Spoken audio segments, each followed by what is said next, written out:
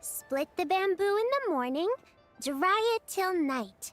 Shape and bend it nice and tight.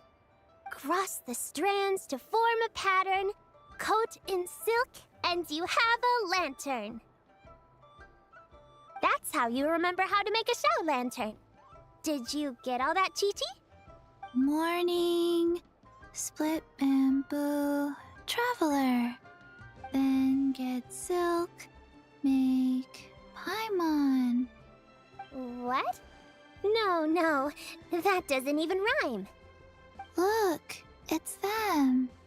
Hey, Yao! Hey, Chi-Chi! Whoa, Traveler! Paimon, you're here!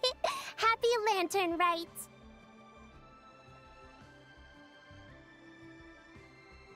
What you up to? I'm teaching Chi-Chi to make show lanterns. It's a real test of finger dexterity, so it'll help keep her nice and loose. Yes, I do finger exercises to be a nimble zombie. Wanna try too, you two?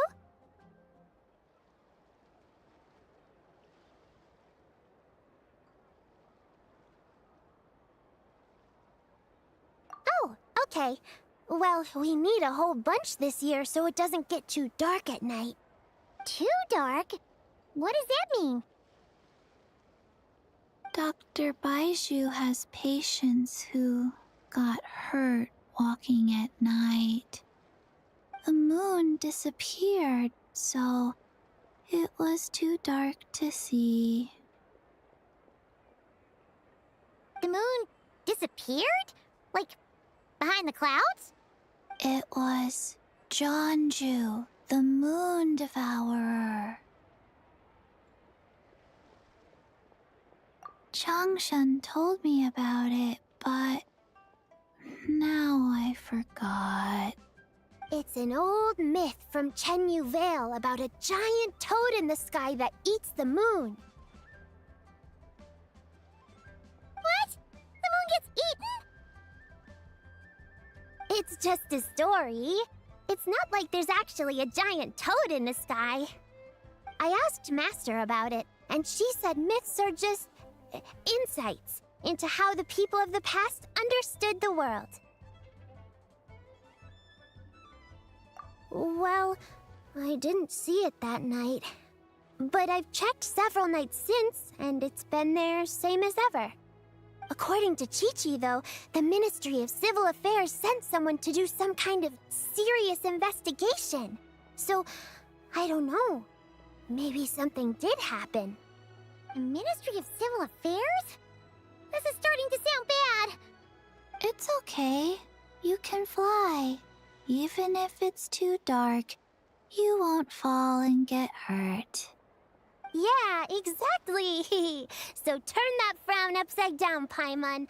Or someday you'll get a whole bunch of wrinkles and wake up looking like an old granny. What? Okay. No more frowning. But the Traveler can't fly. She could still fall and hurt herself, right? Don't worry. That's what the shout lanterns are for. As long as we make enough, Liyue Harbor will never go dark. Yeah, and there's the giant lantern too. Oh, right! I almost forgot. Look! This year's Grand Lantern commemorates the Adeptus who guards the moon. With her watching over it, the moon will be safe for sure. A white horse? Wait! So that's the White Horse Adeptus? Yeah! Legend has it she used to live on the moon. So if it were ever in danger, I'm sure she wouldn't just stand by and watch. Huh! We've heard of the White Horse Adeptus before, but we never heard the part about her living on the moon. Probably because it's a folk legend from Chenyu Vale, so not a lot of people know about it. But recently, some ancient artifacts were unearthed in Liyue, and the archaeological team even found evidence of ancient people worshipping an Adeptus who lived in a palace on the moon. It's kind of like how we write wishes on Shao lanterns and release them during Lantern Rite. The White Horse Adeptus would descend from the moon in her jade carriage and grant people's wishes. Ooh! When did that happen? She sounds different from the other Adepti in Liyue. It must have been a super long time ago, 'cause even Master barely knows anything about this Adeptus. Nope. Kinda unbelievable, right? Yanfei said the White Horse Adeptus might even be a made-up legend, just like Janju the Moon Devourer. Yeah, a made-up horse and a made-up toad. You're mistaken, children. The White Horse Adeptus really does exist. Oh, Mr. Liu from the Baiju Guest House. But how do you know that for sure? Have you ever wondered how the guest house got its name, Yao Yao?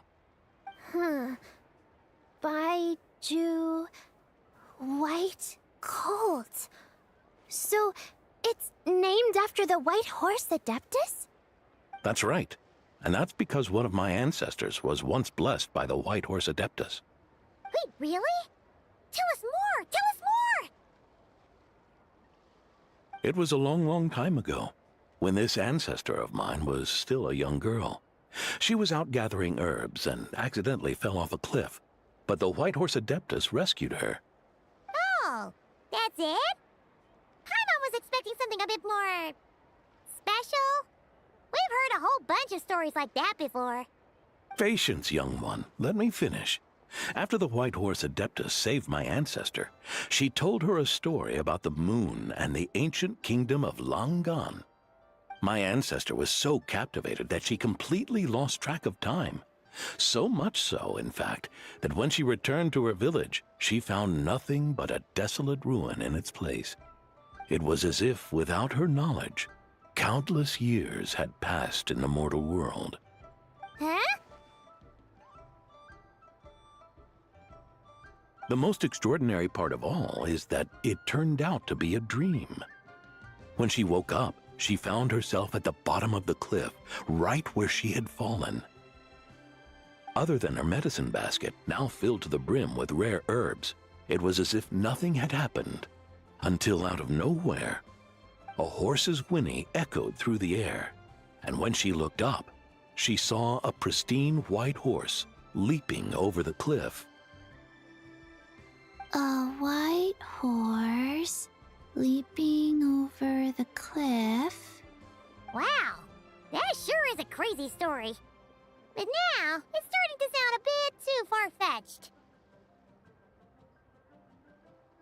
far-fetched.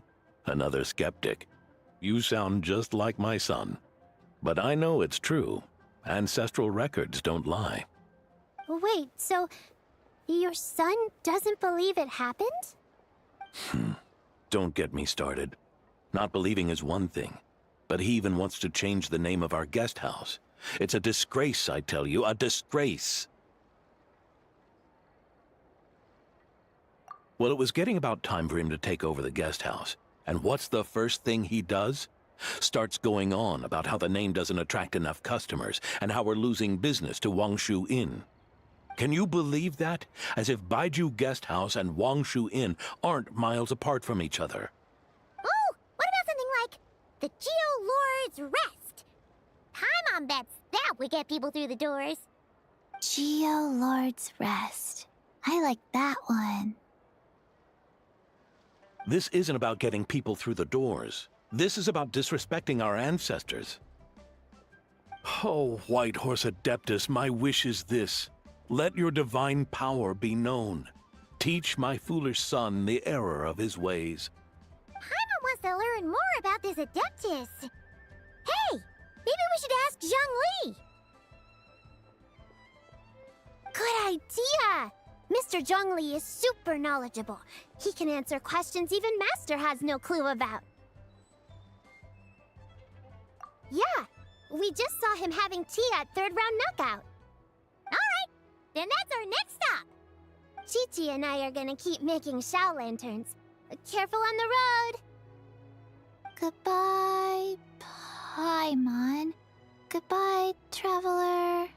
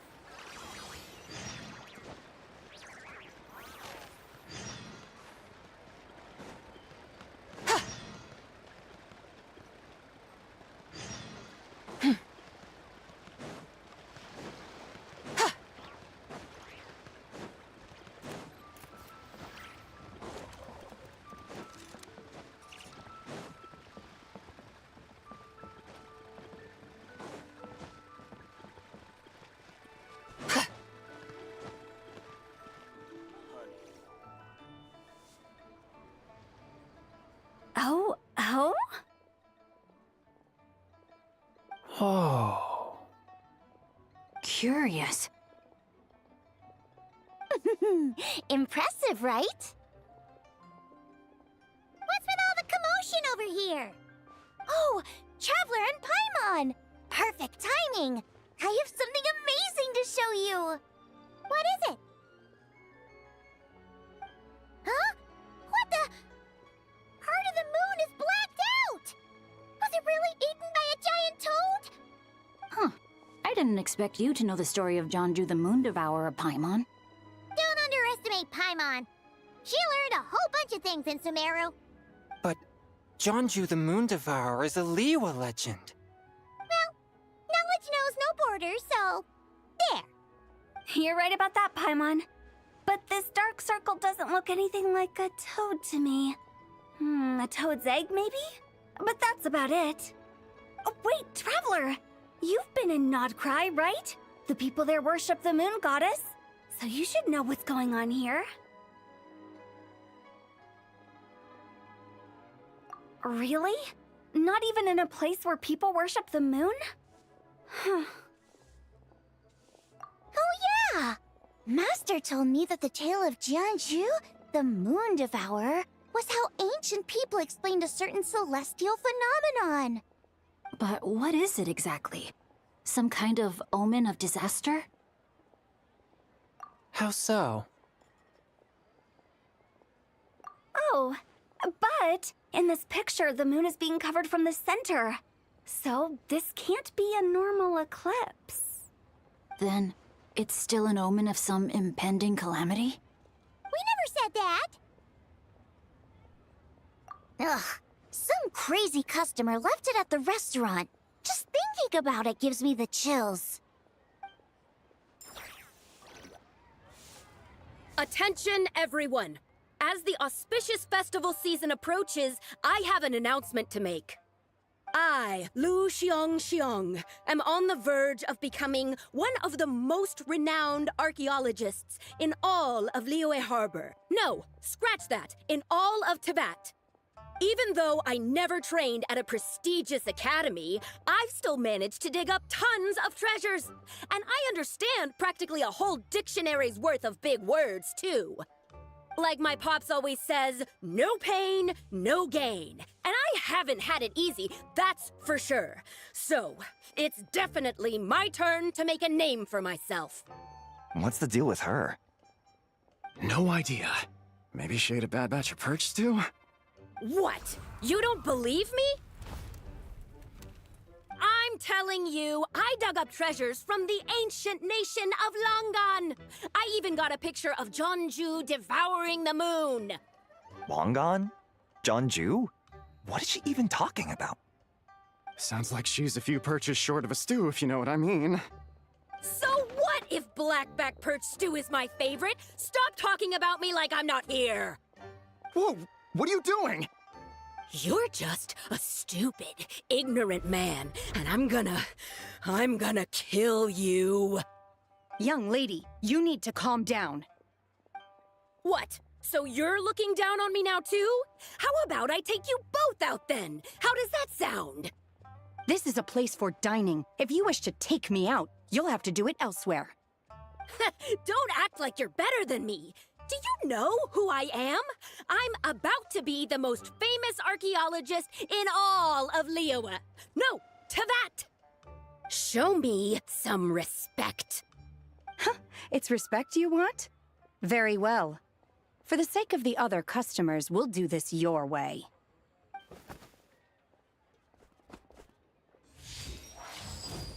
What? So Shen has started the fight? She had no choice. The woman pulled a shovel out of nowhere and started going crazy, flipping tables left and right. She even injured 2 other customers. Shenna did what she had to do to restrain her, then took her to the Ministry of Civil Affairs.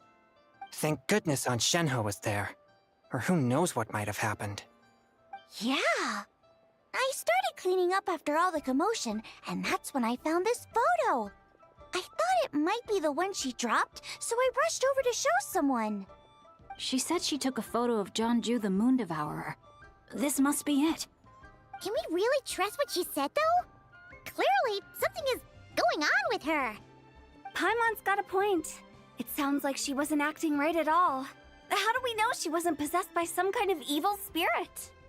Aunt Shenhe would have noticed if she was possessed. All right. But what about the part about Longan and the treasure she found? What about it? What if she raided a tomb and dug up some super special relic, then got herself haunted by an ancient ghost? One so powerful that even Miss Shenhe couldn't sense its presence. Your imagination is something else, Hu Tao. Why would an ancient ghost come to Wanmin restaurant, huh? To eat my blackback perch stew? Hey, it could happen. I'd want to eat your food if I was a ghost. Wait a second. She mentioned the ancient nation of Longan, right? Paimon's heard that somewhere before. You know what? My brother mentioned that some ancient artifacts were unearthed in Liyue recently. Mostly colored glass, fine jade, and bronze relics. Some of the text inscribed on them has already been deciphered. There were some poetic verses, but the word long gone popped up as well. So, does that mean this long gone place is real? Still, Paimon knows we've heard the name somewhere before. Do you remember, Traveler?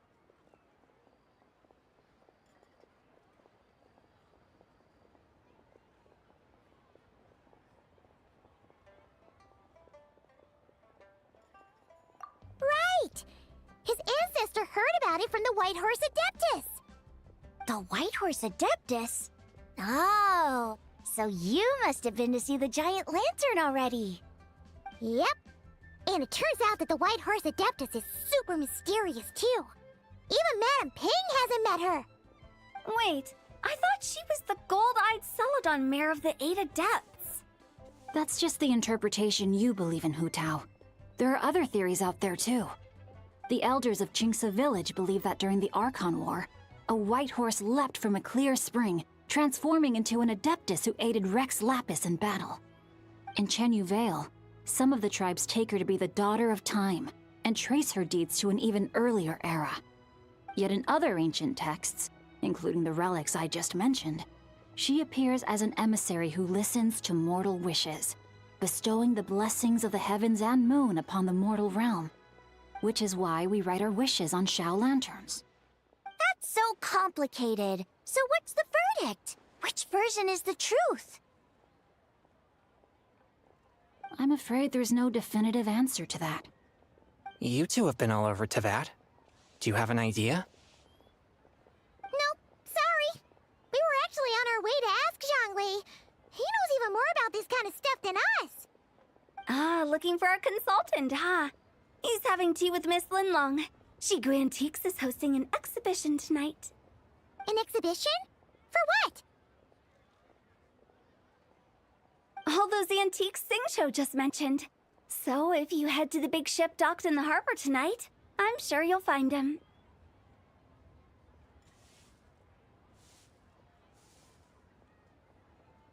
So, where to next? How about we go to the Ministry of Civil Affairs to ask about the White Horse Adeptus? We might be able to find out more about the recent moon situation, too. If you're heading to the Ministry of Civil Affairs, could you give them this picture for me? Since it belongs to that customer, she deserves to get it back at least. It might even help the Ministry with their investigation. Ha! Alright! We're off! Oh wait! I almost forgot! Happy Lanternlit! Come have a meal with us when you're free. We'll be there, or we'll be... square!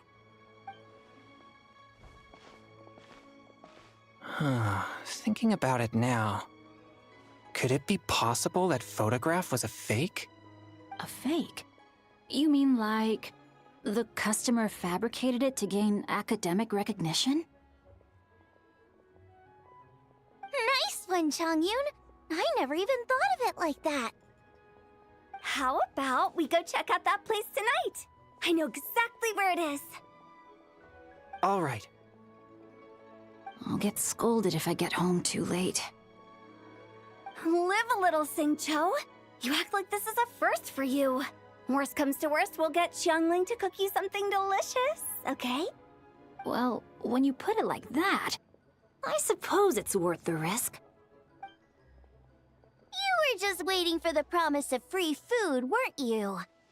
Fine. It's a plan then. We'll meet up tonight. What should I try this time? Try your luck betting on Jade?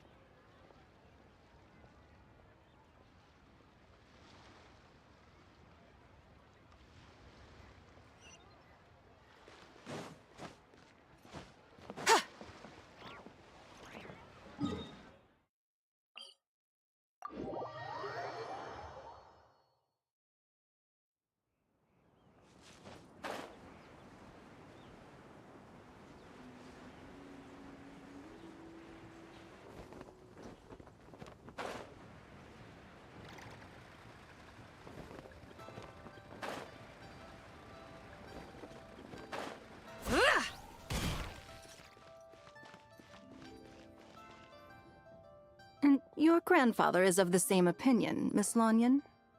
Yes. On Lanternlit, the moon shall go dark. That's what the signs are indicating. Celestial observation isn't Grandpa's strong suit. But he discussed it with several other elders from our clan, and their conclusion was the same. It's consistent with the information we've received from other sources as well. You mean the whole thing? About the legend of Jeonju the Moon Devourer? Happening in real life? Yes, that's one of them. So it's true. I thought it was just a rumor. It's true. But right now, the bigger issue is that all our sources indicate the phenomenon's gonna happen again. I'm not sure this bodes well. Let's remain optimistic for now. We're making progress interpreting the artifacts, and Ganyu is consulting with the Adepti as we speak. Besides, apart from the incident at Wanmin Restaurant, there haven't been any other moon-related disturbances. Ningguang, Keqing, and Lanyan! You're all here! Oh, Traveler! And Paimon! It's been a while. Happy Lanternlit. Yes, happy Lanternlit. What brings you here, though? I thought you'd be in the harbor enjoying the Shao lanterns. You're certainly not the type to visit Yujing Terrace for no reason. Is there something I can help you with? What? We're not allowed to just drop in on our friends during the festive season? I was only teasing. You're welcome to visit us anytime you wish. Happy Lanternlit.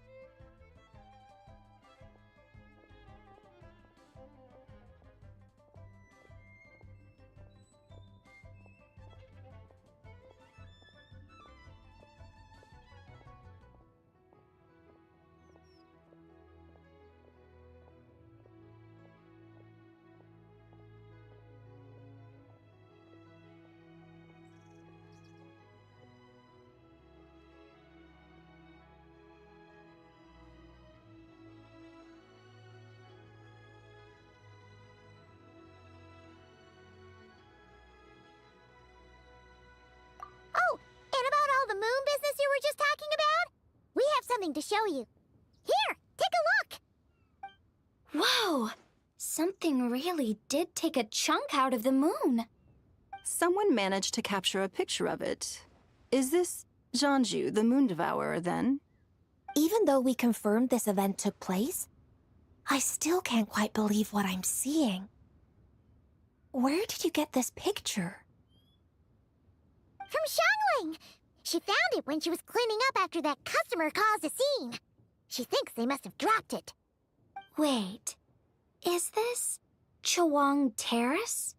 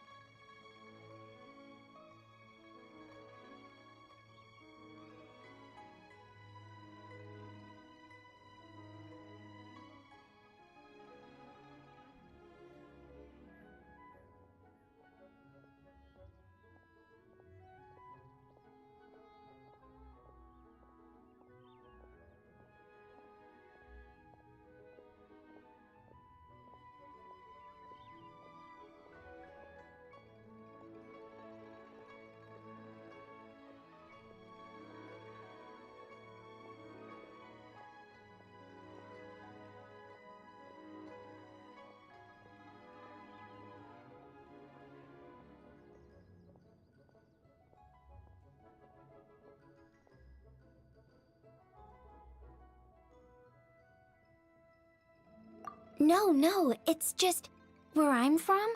It said that Chuang Terrace was where the ancient people of Chenyu Vale communicated with the heavens. And in this picture, the moon happens to be right above Chuang Terrace. I was just surprised, that's all. It's probably just a coincidence. That's interesting because the ancient people of Chenyu Vale migrated there from the chasm area. The chasm? So, that place is involved too? According to our investigation, that customer you just mentioned, Lu Xiangxiang, her father and grandfather are merchants in Liyue Harbor, and her mother and grandmother grow tea in Chaoying Village. A few days ago, she left her home in Chaoying Village to join a civilian archaeological team funded by Hoishan Hall, and ended up excavating some artifacts in the chasm area. These artifacts were then entrusted to Shigu Antiques and are set to be featured in an upcoming exhibition. Then, of course, the incident at Wanmin Restaurant occurred. We suspect something happened during the excavation that left her with quite the shock. And now, it seems like she also went to Chuang Terrace and took that picture of the moon disappearing. The chasm? Chuang Terrace? Things are getting pretty complicated. She's not in a good mental state, so we took her to Boo Boo Pharmacy to get some help. Why don't you come with me to check up on her? At this point, you seem invested in this case too. Then let's head there now.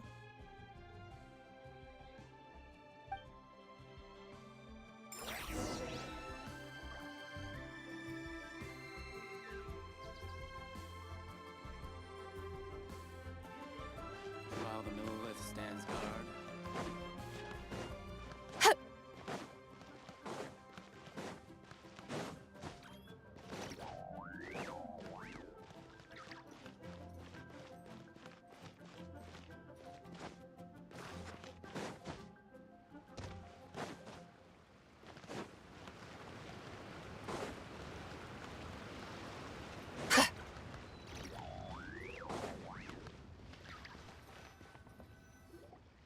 Ah, Lady Yuheng. Oh, and the Traveler and Paimon are here as well. What a pleasant surprise. Happy Lanternlit. I hope we're not interrupting, Dr. Baiju. Not at all. I assume you're here to see the patient? Unless it's urgent, however, it would be best not to disturb her rest. It's quite unstable. She's even more agitated than when she first arrived. And she refused to cooperate when we tried to check her over. I had no choice but to prescribe a calming draught and to have her rest for 2 days. So she's getting worse? That isn't the news I was hoping for. It's just a precaution. Based on an earlier conversation with her, it seemed more like a fixation than anything else. She hasn't lost her mind. That's right. When we asked about it, she kept insisting she was going to be famous far and wide. Well, it might not be far and wide, but she certainly made a name for herself around Yujing Terrace. Even some of the Qixing know who she is. Not often, that's for certain. From my initial assessment, the patient appears to have experienced some sort of shock, and whatever it was seems to still be haunting her. But what could have caused such a thing? The relics from the chasm? Or the moon above Chuang Terrace that night? Come back in 2 days, and you might just have your answer. I suppose that's all we can do for now. We'll take our leave then, Dr. Baiju. Of course. If you need anything else, don't hesitate to stop by. Speaking of those relics from the chasm, aren't they being featured in an exhibition tonight? That's right. Are you planning to attend? Yeah!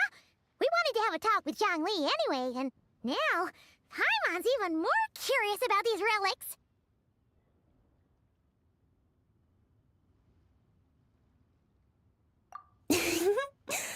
I would, except every item in the exhibition had to be registered with the Ministry of Civil Affairs. So I'm afraid it's been spoiled for me. I reviewed them all myself. There are some rather peculiar artifacts, that's for certain. We're still working on decoding the ancient text that appears on them. Yeah! The word jade appears a whole bunch, doesn't it? Huh? How did you know? Shincho told us. He said there were some ancient poems on them, too. He's quite well informed, isn't he? Well, he's right. We believe they're direct references to the ancient nation of long gone. As for the other text, instead of regular poetry, it seems to be more like ceremonial language used to worship the moon and the gods. The moon and the gods? Well, looks like it's almost time for the exhibition. You two should head over. There's an usher at the harbor who will lead you to the venue. Not at all. The exhibition is free to the public. The people of Liyue have a great respect for our history and are eager to learn from it. Plus, the exhibition is being organized by Linlong, the owner of Shigu Antiques. As far as I know, it's been a long-time goal of hers to hold a cultural exhibition of this scale, where people can learn all sorts of information about the past. Guess we're in for a real treat tonight, then! Yes. Have a great time. There's still more artifact decoding work I need to finish, so we'll have to part ways here. After seeing the picture you brought, there's a few ideas I'd like to follow up on. You're hard at work even during festival season? Ha! You haven't changed one bit, Ka-ching. I'm simply fulfilling the responsibilities of my position. That's all. All right. I should get going. See you later. Well, guess we should head over to the harbor and find that usher.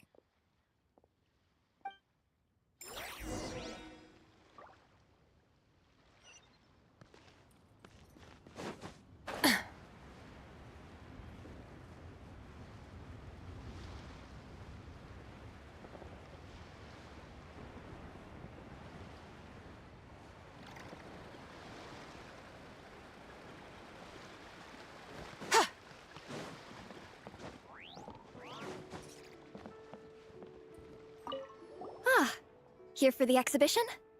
I can take you aboard. After you. Whoa!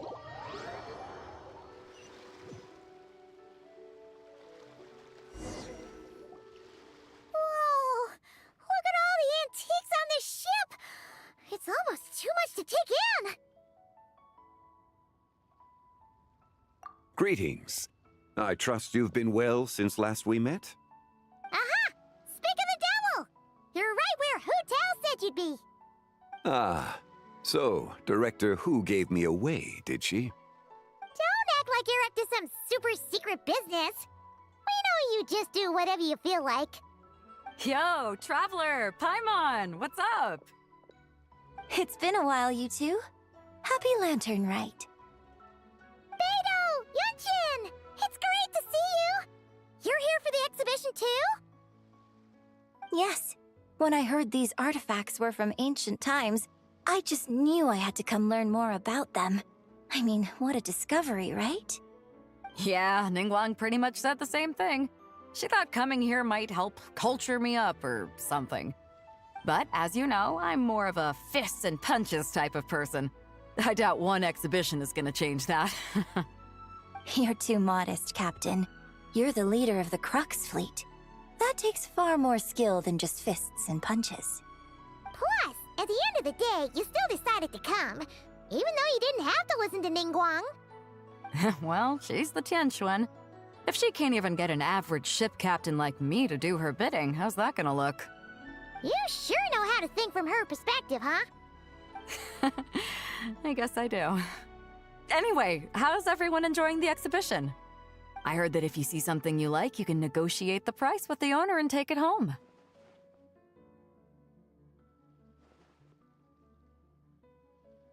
Wait, so we can buy this stuff? Indeed. Although Shigu Antiques is hosting this exhibition, many of the items come from private collectors. As long as both parties reach an agreement, You can make an offer of Mora or an equivalent trade. Well, shall we continue our conversation as we look around? Let's go!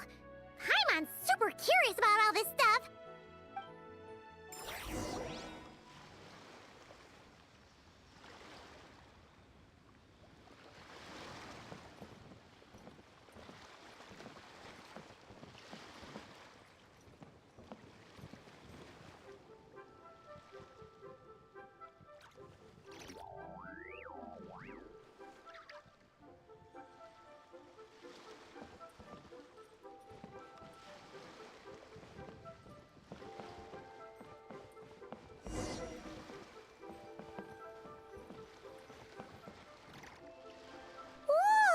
Look at this painting!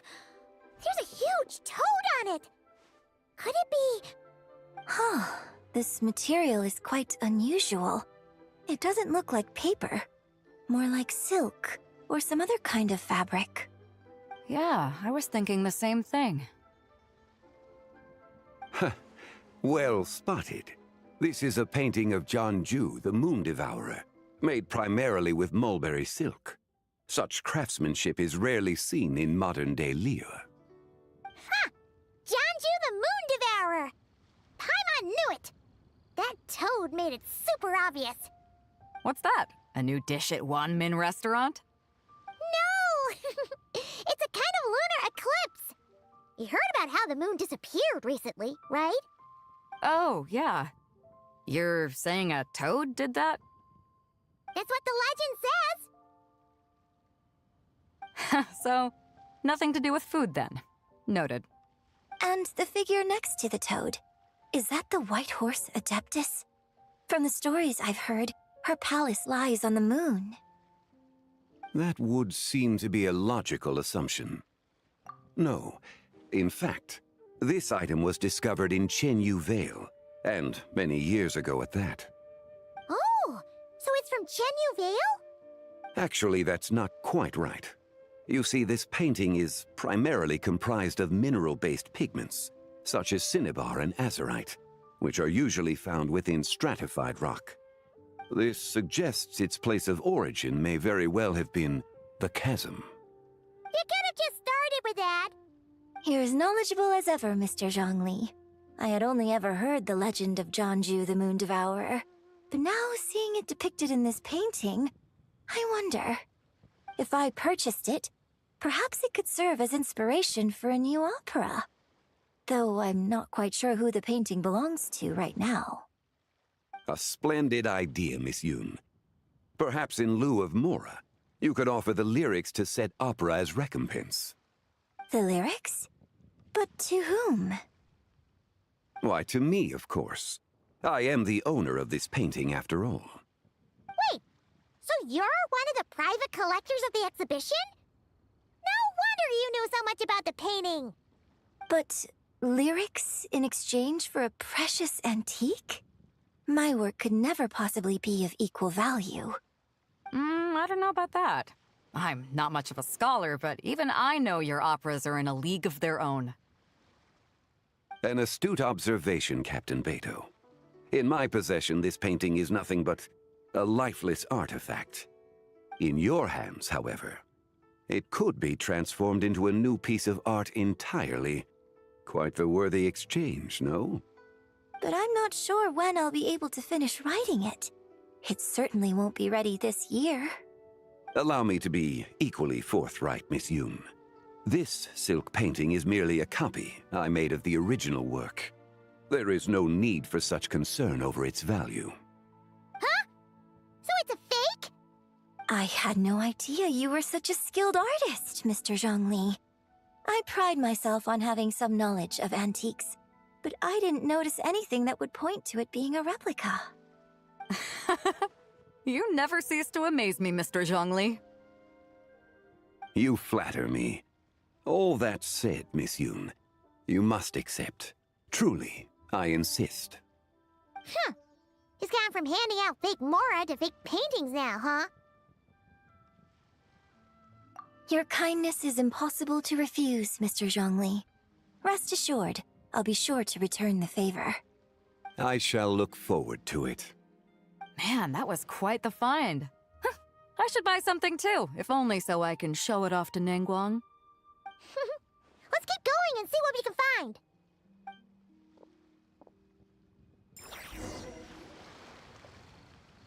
Wow.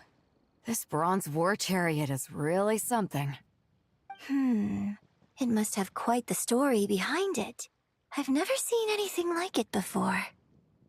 Do you know what this is, Zhongli? Ah. I heard from Miss Linlong that a carriage made of Celadon jade was unearthed in the chasm.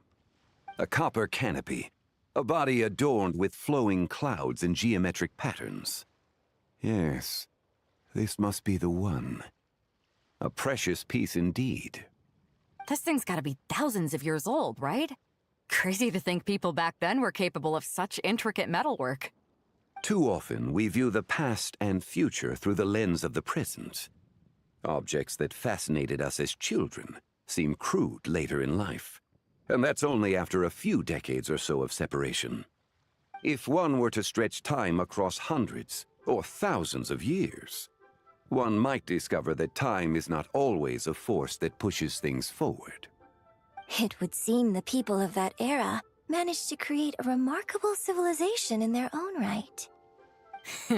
Makes me want to get my hands on this even more. Ningguang's gonna be so jealous, don't you think? Has this war chariot caught your eye, Captain Beto?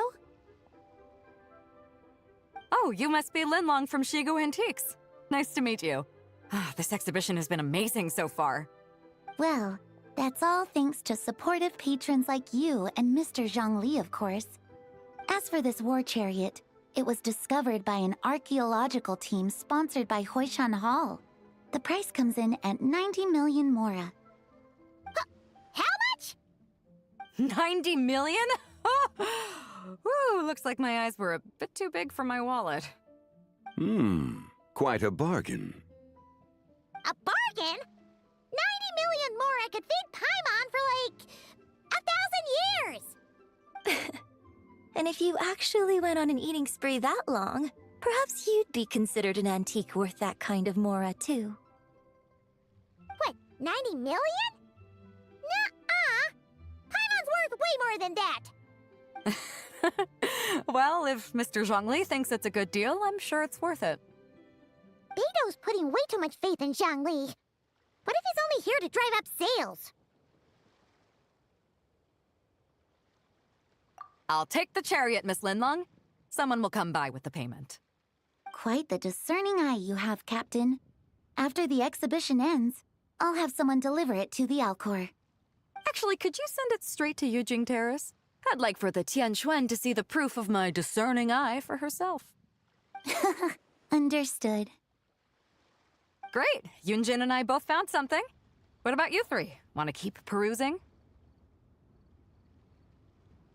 Don't worry about the mora. It's all on me. Nobody's going home empty-handed tonight. I appreciate your kindness, Captain, but I'm afraid I have some private matters to discuss with Miss Linlong. In that case, don't let us keep you, Mr. Zhongli. Right this way. Traveler, Paimon, perhaps you would like to accompany me. What? So you can show us another bargain antique that's so far out of our price range it's not even funny? Other people are always demanding Mr. Zhongli's time, but it's quite rare for him to extend an invitation himself. I wouldn't pass up this opportunity if I were you, Paimon. Yeah, just don't forget to come aboard the Alcor for a drink later. Yeah, guess you're right. Taking a quick look isn't gonna cost us anything. Let's go!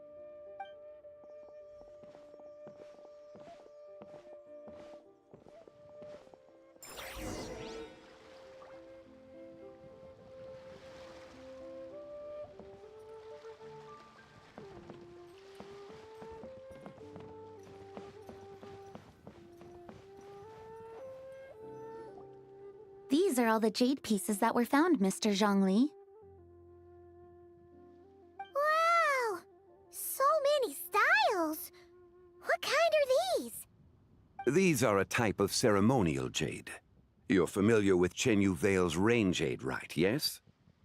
Oh, yeah! these pieces are all used in the Rain Jade ceremony? Well, you may not know, Paimon, but before the Rain Jade rite came into practice, Chenyu Vale was known for a different ceremonial tradition that also involved jade. The bee is used to honor heaven, the Tsong to honor earth, the Gui to honor the east, the Jiang to honor the south, the Hu to honor the west, and the Huang to honor the north. These form the 6 ritual jades. It's unfortunate, however, that Miss Linlong's set is missing both the Gui and Hu pieces. Oh, I know. These jade artifacts are from such an ancient time. It's proved difficult to track them down, even for our establishment. No matter. You happen to have precisely the piece I was looking for. Huh? This broken jade token? I didn't expect this to catch your eye, Mr. Zhongli. It isn't one of the 6 ritual jades. An affect belonging to an old acquaintance of mine. An old acquaintance? One of your collector friends, Mr. Zhongli? You could say that. Traveler, take a closer look.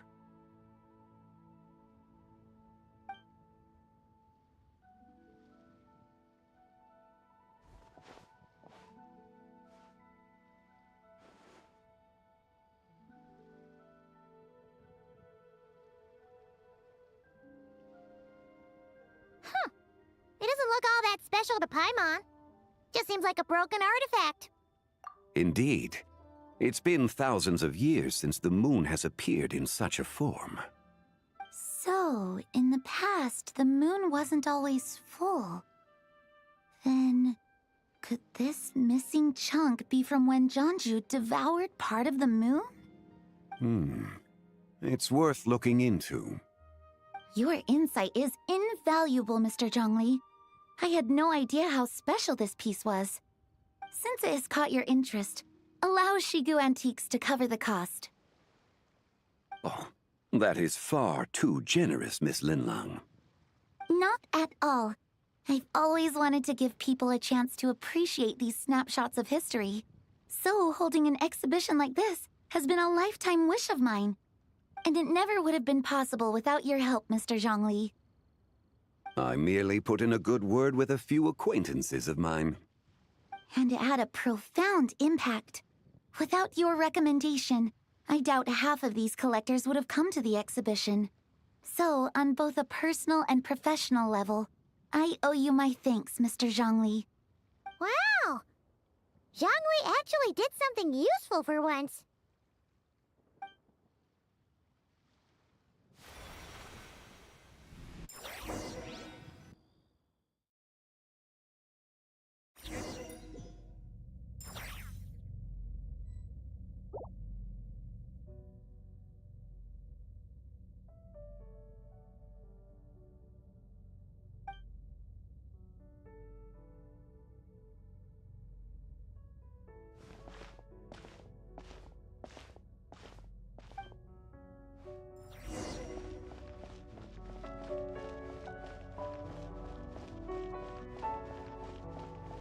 Three, 5, 7.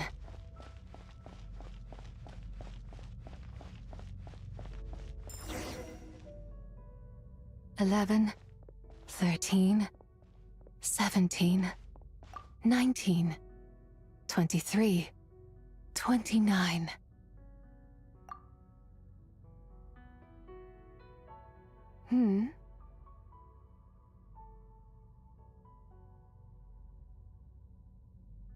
You also enjoy counting in such a fashion, lost child? The same loneliness as them. It seems to exist in your heart as well. Me? I'm sorry, I don't remember. The shadow of the moon? Or a dream of time?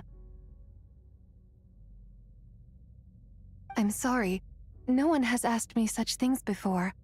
I've been here for so long. There is much I have forgotten. I know nothing of your arrival.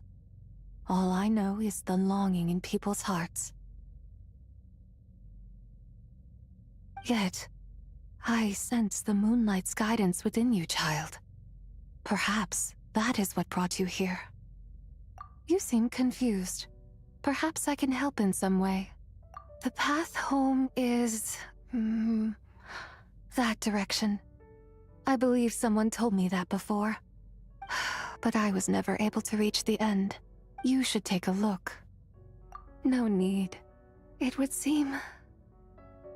my time has already run out. Farewell. May the moonlight ever shine upon you.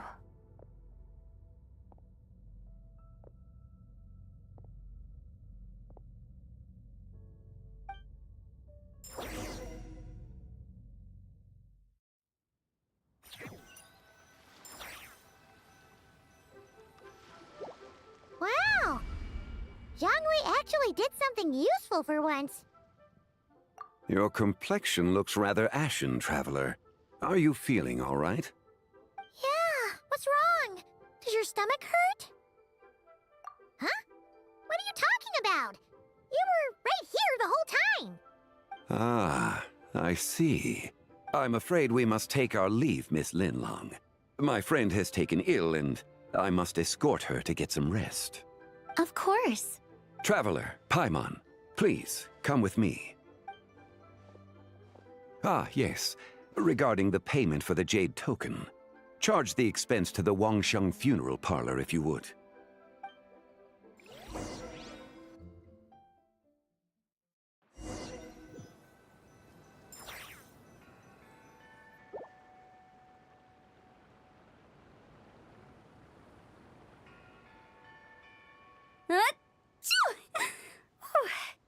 Guess someone's thinking of me.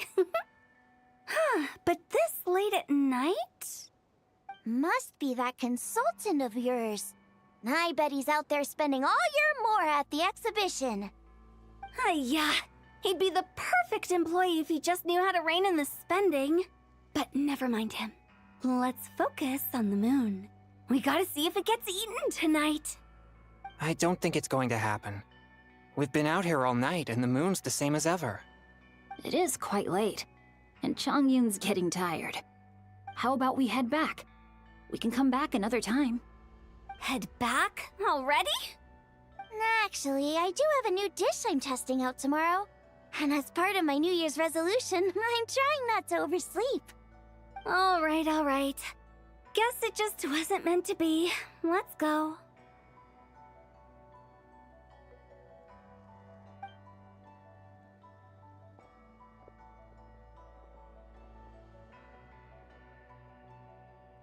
When the sun's out, bathe in sunlight.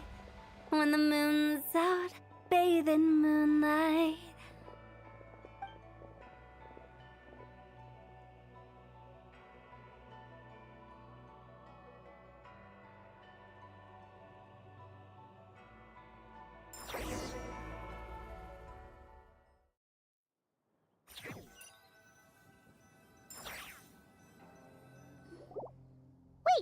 Aren't we going to rest? Why did you bring us here? Because I imagine the Traveler would like to know what just happened to her. Oh, right. Paimon's confused, though. She could have sworn you were there the whole time. Oh, how is that possible? It sounds like her spirit formed an inexplicable connection with the being in that space. Ah, you suspected from the beginning, didn't you? Indeed, the being you met is the fabled White Horse Adeptus, and the original owner of this Jade Token. Her name is Tibai. Wait, does that mean she's inside this token? No, she does not reside within this token, but rather within the moon's shadow. This token is merely a medium. Word has it you accomplished quite the feat in Notcry. You and your friend brought the Frost Moon back to Tevat. Tell me, did you ever wonder about the other moon? The one that hung in its place for thousands of years? We never really thought about it, but it must have been a fake, right? A fake moon! Indeed, it was false. Its true nature, nothing but a projection of the moon. It also happens to be the prison that confines Zibai to this day. Wait, the White Horse Adeptus is trapped inside that projection? Then we need to rescue her! But the moon in the sky right now is the real one, right? Where did the fake moon go? And why can't Paimon see it? With the return of the true moon, the shadow naturally lost its place in the heavens. Now, it is disintegrating bit by bit. It's a process that comes and goes. When it occurs, it looks like the moon is being obscured by a black shadow. But when it stops, the shadow disappears and becomes invisible to the eye. So, you're saying there's an invisible fake moon blocking the real moon right now? Indeed. Okay, this is not what Paimon was expecting. My hypothesis is that people's wishes could be what trigger the periods of disintegration. After all, when you experienced that episode just now, it was precisely when Miss Linlong spoke of her own wish. Wait, is that because the White Horse Adeptus answers people's wishes? The legend must be true then. So, that means the more wishes we make, the faster the fake moon will disintegrate, right? Then it won't be long before the White Horse Adeptus is free! Quite the contrary. After countless years trapped inside, the two have merged into one. When the moon shadow is gone, Zibai will cease to exist in this world. Oh no! So, by bringing the moon back, we actually hurt the White Horse Adeptus? Do not burden yourself with such thoughts. Because of your actions, a promising opportunity has presented itself to us.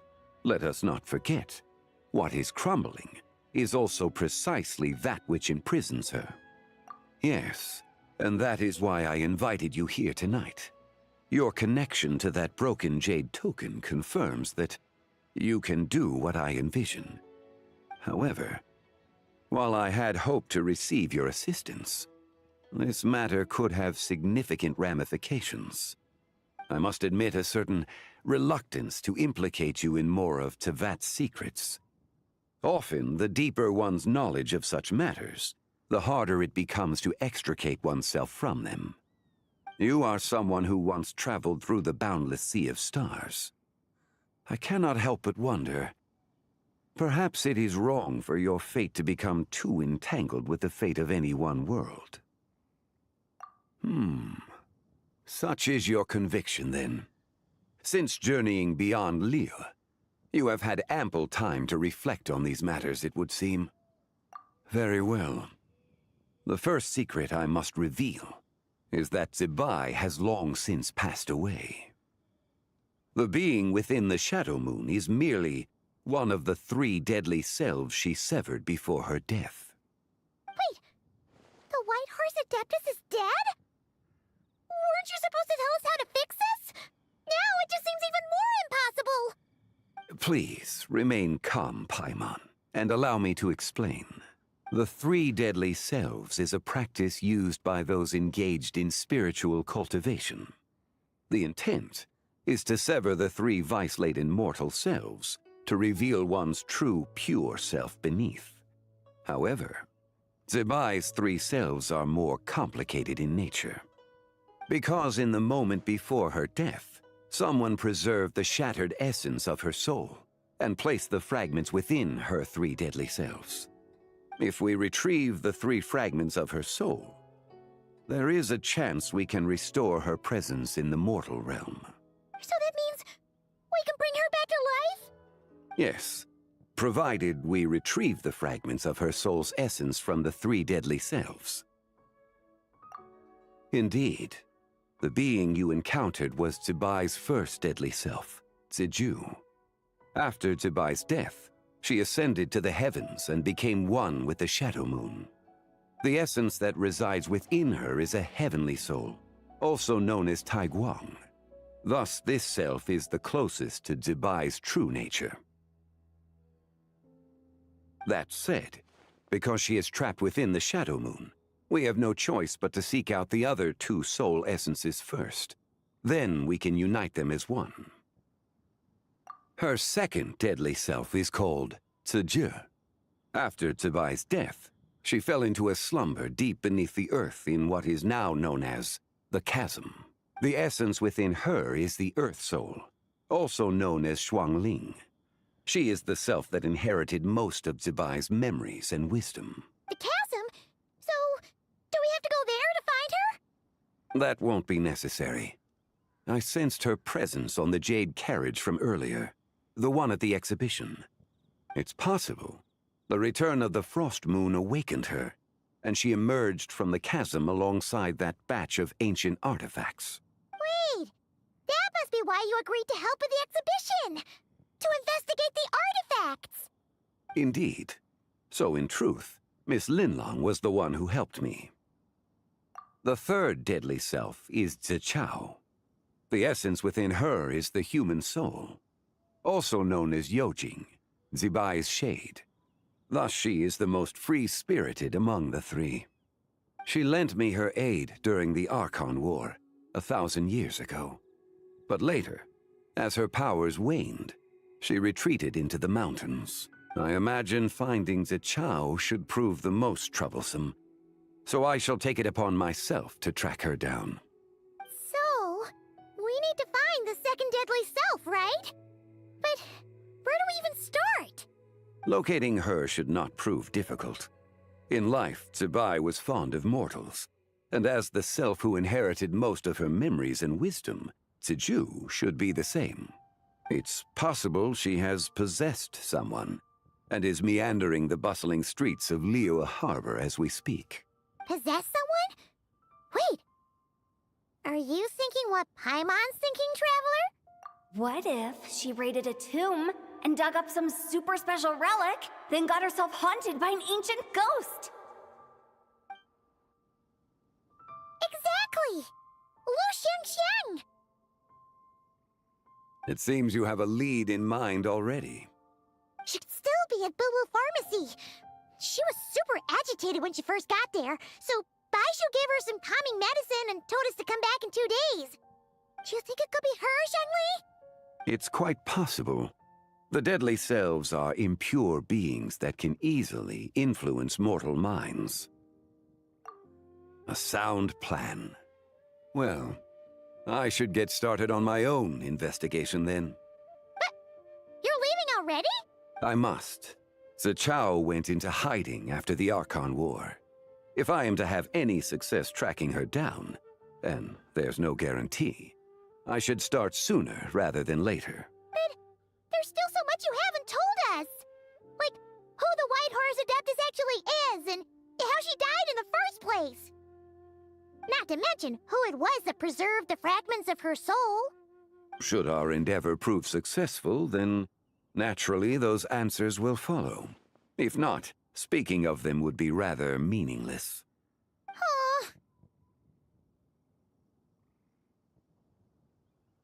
It would seem that this is a question you are unwilling to set aside.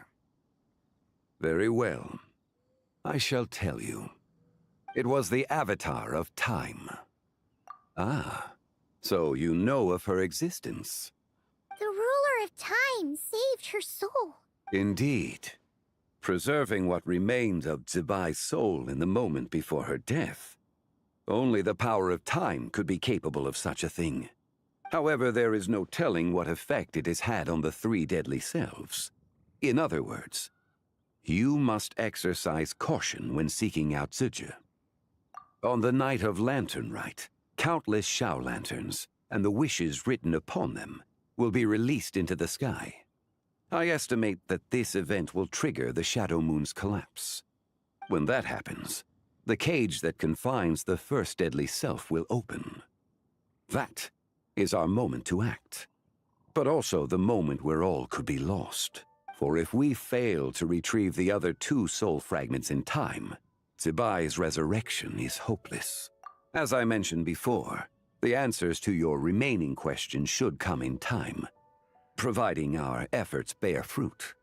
Let us hope that all proceeds smoothly in the days to come.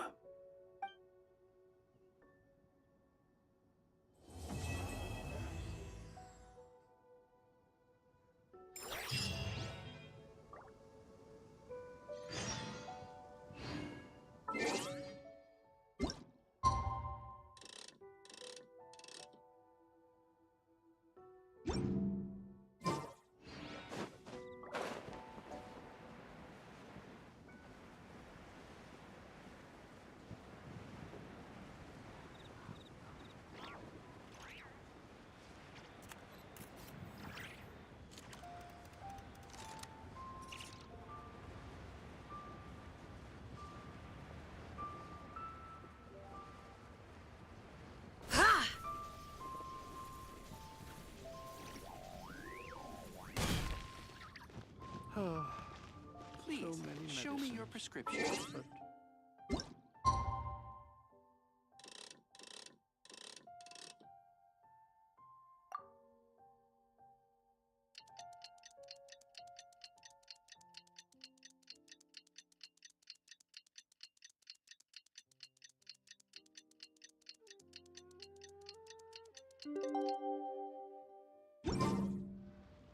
So let me get this straight. The patient disappeared right as you were delivering the medicine. I know it's hard to believe, but that's exactly what happened. It's true. 1 minute she was there, and the next she was nowhere to be seen. Hey, it's Yelan! Fancy seeing you here! Oh, is this a bad time? Not at all. Just a small roadblock in the case I'm working. Ningguang asked me to investigate a patient named Lu Shangshang. If you're here to find her too, then you're out of luck, I'm afraid. She went missing this morning. What? According to Dr. Baiju, the patient vanished right under his nose. But it just seems like that should be impossible. There 1 second and gone the next? Pretty sure Xiao can do something like that. Then you're suggesting this Lu Shangshang is the vigilant Yaksha in disguise? Or some other adeptus? Guess not. But this is so weird. How can a living person just vanish into thin air? Unless Linny decided to take his act to Liyue? Who is this Linny you speak of? He's... Oh, never mind. Paimon's just grasping at straws. Let's set aside the how for now, and focus more on the where. You mentioned this patient has a strong obsession with achieving fame and recognition? Yes. She kept talking about becoming a renowned archaeologist and making a name for herself. So, are we looking for a place where it's super easy to become famous? I think we should check out the Xiao Lantern crafting stalls. Because it's easy to become famous by making Xiao lanterns? Not exactly. When the people of Liyue need a solution to a problem, their first thought would be to pray to the gods and the Adepti. If her wish is to become famous, she might write it on a Xiao lantern in the hopes that the fabled White Horse Adeptus might make it come true. That certainly sounds probable. Turns out, the White Horse Adeptus might be a lot closer to home than she thinks. Hmm? What was that? Nothing! Let's go check out those stalls!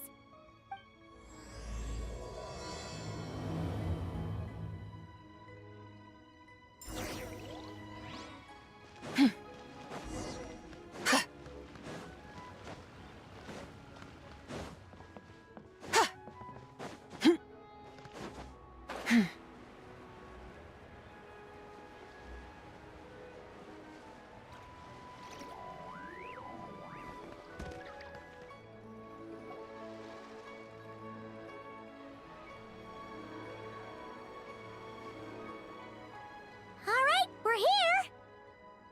Still no sign of Lu Shangshang, though.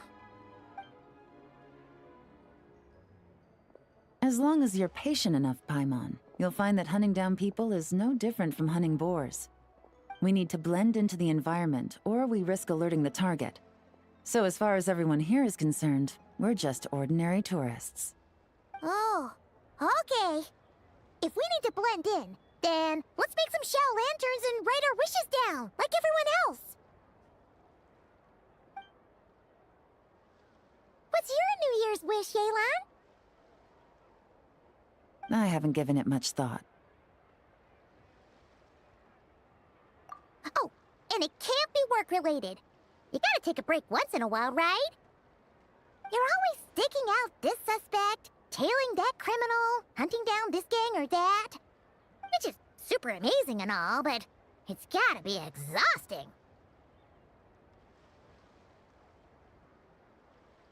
Really getting into this, huh? You said to blend in, right? Come on! It's all part of the act! So you gotta think of something! Then, I suppose, it'd be to go traveling, the next time I get the chance. Traveling? traveling. That's our bread and butter. Wanna join us?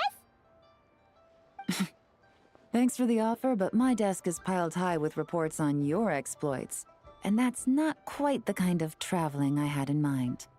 I was thinking more the lie down and do absolutely nothing kind of travel. Ah, something a bit more easy and breezy, right?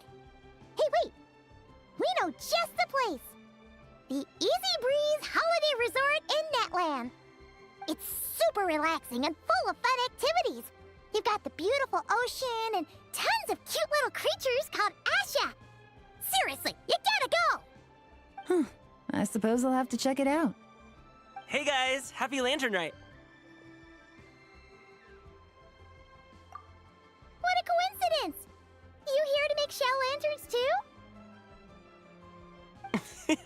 Well, it's that time of year, am I right? Thought I'd join in on the fun. You can't have Lanternlit without making one of these. What you gonna wish for?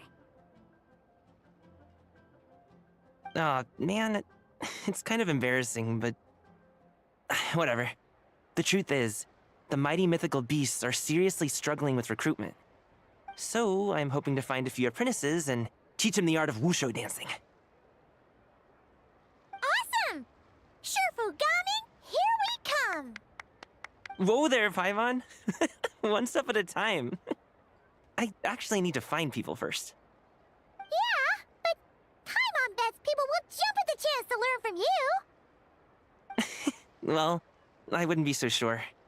Wushu dancing is super physical and takes a lot of hard work to master, so it's not easy to find people. At this point, if the Adepti can't help me, no one can. I'll do it! Huh?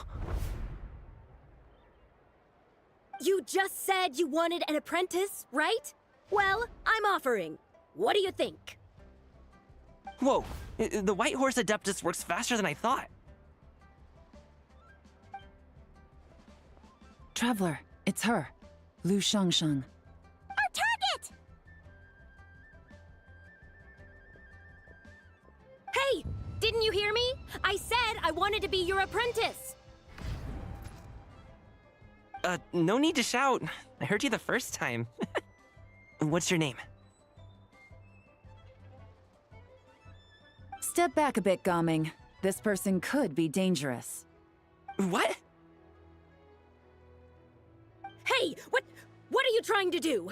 Do you know who I am? Get back! Lu Shangshang, we have no intention of harming you. We just need to ask you a few questions. Get back, I said! Try to remain calm. If you come any closer, I'll...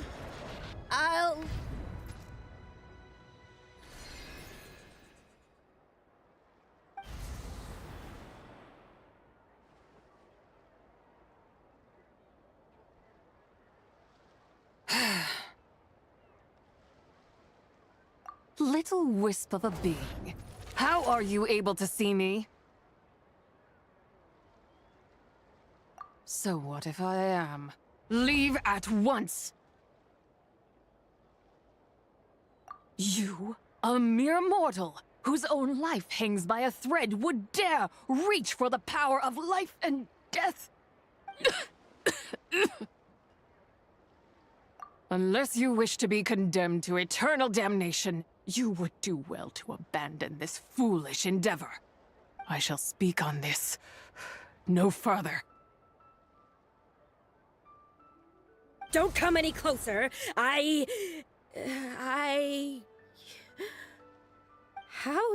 did I get here? Who are you people? Playing dumb, are we? Save it. We know you attacked those people at Wanmin Restaurant. What? No, I would never. You must be mistaking me for someone else. You don't remember. Of course not. How could I do such a thing? What about the photo you took near Chuang Terrace? What photo? What's going on? It's like she lost her memory or something. Well, this complicates things. I'll take her back for questioning and let you know what I find. Take her away. But I I didn't do anything. I swear. That's weird. She seems so normal now, but she doesn't remember anything. This is just great. An apprentice falls right into my lap, and now she's gone! Don't worry, Gaming. This is a special case. Paimon's sure you'll find one soon. Unless you're gonna pony up and offer a real solution, Paimon, I don't want to hear it. Gaming? What's up with... I'm done here. I'm gonna go find an apprentice, and I won't take no for an answer. Gaming, wait! Is it just Paimon, or was Gaming acting super weird just now? What? How do you know? Whoa! So you saw the second deadly self? And you think she moved from Lu Xiangxiang to Gaming?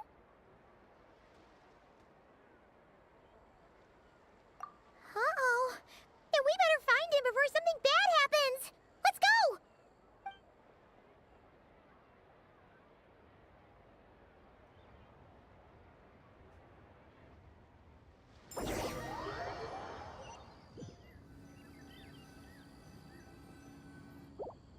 Alas, why must Cloud Retainer inflict such woe upon us, Mooncarver? By the order of Rex Lapis, we were supposed to make haste to the harbor to stand watch. Yet we arrived late, for you, in your inscrutable wisdom, chose that very moment to tend the mint. It is no wonder Cloud Retainer banished us to the wilderness in anger. A pity only that I, blameless as I am, was made to share in the punishment. Blameless indeed. You speak as if it was not you who decided to plant all that mint in the first place. Yet now, in its wretched state, overrun by blight and vermin, you would turn away? Utterly heartless, I say.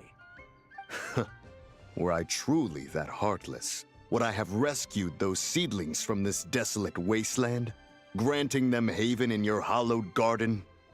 Alas, if blame must be laid, let it fall upon Cloud Retainer for failing to recognize the virtue of our plight. Ah, at last a sentiment with which I can agree.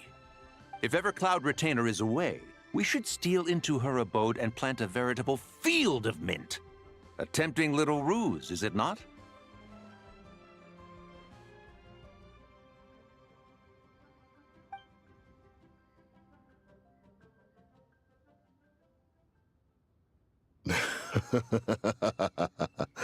Positively ingenious.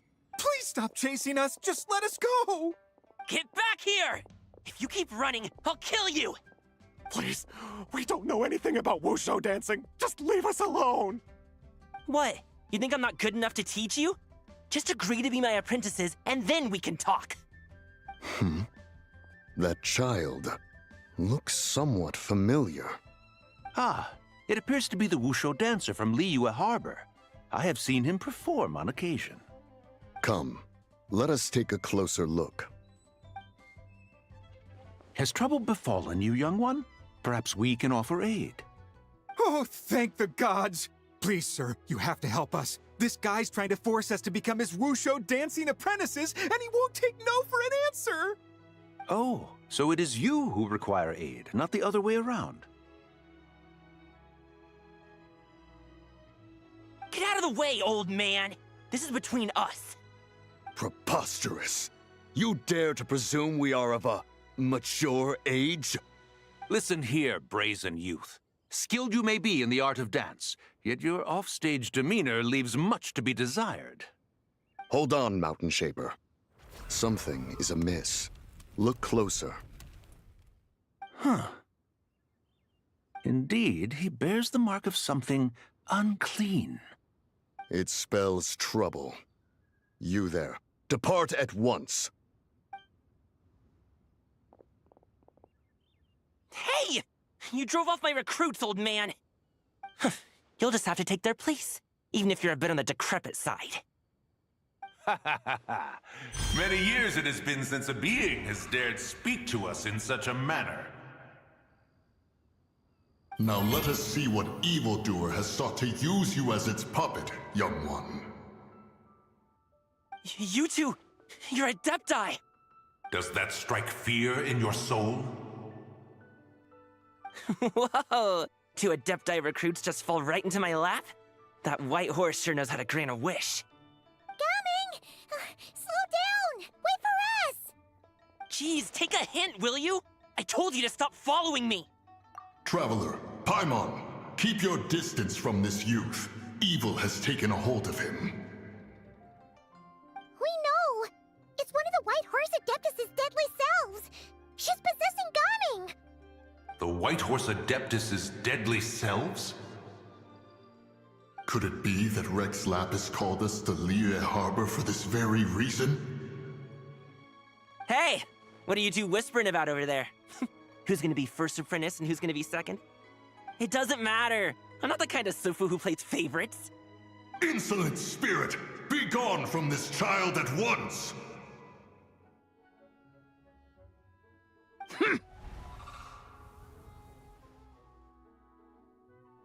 Little mite of a mortal.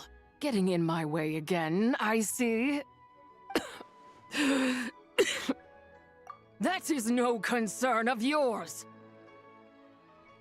No.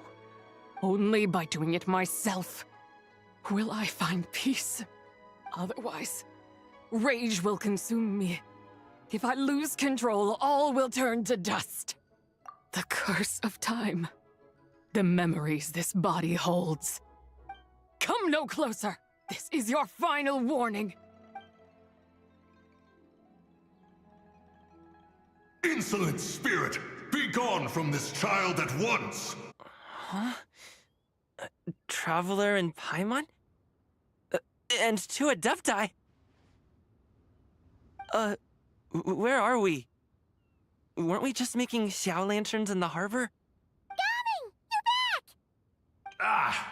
The sun is most scorching. Agitation stirs within me. I require cooling mint to beat this heat. And speaking of, Cloud Retainer has scorned this verdant wonder long enough. It is time for her to feel its wrath. The wrath of mint! Mountain Shaper, where are you going? Oh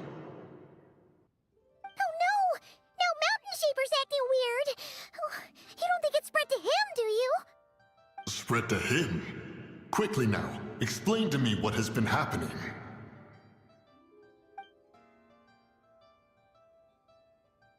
What? Was I really that rude? Jeez, someone get my dad to throw a slipper at me. I'm so... Whoa! You okay, Gaming? He is fine. It is simply exhaustion. But to think Mountain Shaper would succumb to something like this, it is most unexpected. So, what do? We can't just leave Gaming like this, but we can't ignore Mountain Shaper either, right? My cultivation level rivals that of Mountain Shaper. Were I to give chase, Zizha would but flee from his form and take refuge in mine. Seek out Streetward Rambler. Cloud Retainer and the Conqueror of Demons should be with her. I shall take this child back to the harbor and join you post-haste. Whoa! What are all the Adepti doing together? Rex Lapis charged us with keeping watch over Liyue Harbor should danger rear its head. I dare say this is the very crisis he anticipated. Come, we must devise a strategy before confronting Zizha.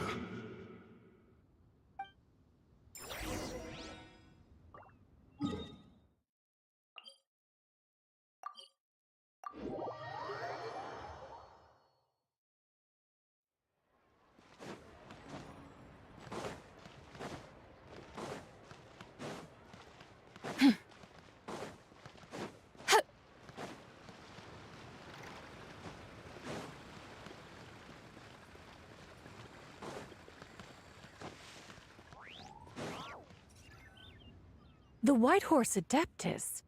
You mean the mysterious white mare that aided Rex Lapis during the Archon War? Even if it's not her, there must be some connection. She always avoided us back then, and I never knew why. Rex Lapis's recent trip seems to be related to this person as well. Xianyun! Madam Ping! Xiao! Great! You're out here! Ah, Traveler. It has been quite some time. Oh, happy Lanternlit, Paimon. You're as lively as I remember. I trust things have been well. Sorry, Madam Ping. No time to catch up. Something terrible has happened. What is it? Has Mountain Shaper gotten himself into trouble? Mooncarver is here with you, but he is not. The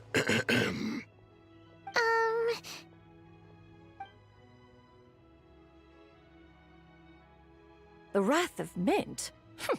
That old fool dares to utter such nonsense behind one's back. Yeah, that's not really our biggest concern here. So, even a mere deadly self of the White Horse Adeptus was able to possess Mountain Shaper and affect his mind. No wonder Rex Lapis told us to gather here and await his orders. Mountain Shaper's cultivation is inadequate. He was caught unprepared. Were it one of us, Zizhi would hardly have found a vessel quite so ready for the taking. Hey, that's not what you said earlier. Where is Mountain Shaper now? A question that hardly bears pondering. Obviously, he intends to plant mint in the vicinity of one's abode. Ah, then he poses no great threat. We might as well let him be. Once he fulfills his wish, it's possible that Zizhi will relinquish him of her own volition. Your ulterior motive is most obvious, Mountain Shaper. You two hope for Mount Outsong to be covered in mint. One can see it clear as day. Not to mention, deadly selves are born of malevolent human desires, and naturally pose a great risk to the form and mind of all living beings. We cannot let this go unchecked. Let me handle it. I have relevant experience and know how to deal with such situations. One has no doubt of that. Yet your involvement would likely end in armed confrontation. In one's own estimation, the time for such measures has not yet come. Before his departure, Rex Lapis knew that Zizhi was active in Liyue Harbor, yet told us only to wait. It would seem, then, that Rex Lapis did not believe extreme measures were warranted here. Yes, this is quite a peculiar case. After all, Zizhi's possession does not seem to come with ill intent. It's more like she's guiding those she possesses to fulfill their own wishes. There is another matter of import, however. I sense tremendous resentment emanating from her. What could be its source to render her so unable to find peace? She was talking about the White Horse Adeptus memories, right? From what the Traveler said, it seemed like she was about to explode with rage. But why? With Rex Lapis away, if we wish to understand that which occurred in the past, we shall have to ask her directly. She also mentioned the Curse of Time. What could that be about? Perhaps erosion. Indeed. We are of the same mind. I heard that ancient clans in the mountains once regarded the White Horse Adeptus as the daughter of time. It seems there was some truth to that, after all. The Daughter of Time. Cursed by time? Time does not treat everyone equally. The longer you dwell in this world, the more it takes from you. Then what do we do? One has devised a solution.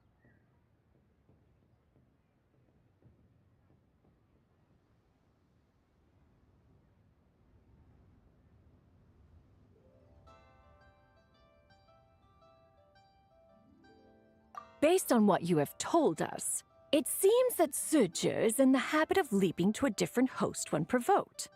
One's plan is for us to block all escape routes while you confront Mountain Shaper, forcing Suja to reveal herself. Then, if prior experience stands, she will have no choice but to possess you. However, not only are you able to sense it, you are also unaffected by the peculiar state of stasis.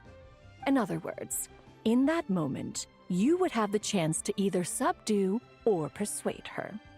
That is akin to walking straight into the lion's den. Allow me to go instead. Yeah! Isn't this plan a bit too risky? Why doesn't Paimon try first? After all, even if she got possessed, it's not like she would pose a danger to anyone. Paimon's wishes aren't all food-related, you know. One would not suggest this course of action if one had any such reservation. Time and again, the traveler has proved immune to Suja's influence. Consider for a moment why that might be. Oh yeah! That's what the first deadly self told you, right? Perhaps your time in Nodcry left you with the blessing of the newborn moon goddess, traveler. And this Whitehorse Adeptus clearly has a profound connection to the moon. Indeed. Indeed. I see. Have you other concerns, Conqueror of Demons? I was just trying to fathom why Rex Lapis left without explaining the situation in detail. But now I think I understand. Rex Lapis entrusted this matter to the Traveler, which means in his estimation, the Traveler must be the key to its resolution. So I have no other concern. I trust Rex Lapis, and I trust you. Then we are all in agreement on proceeding with this plan? Very well. We should depart at once, lest we lose our chance. Let us see whether that old fool truly dares to face one's abode with Mint.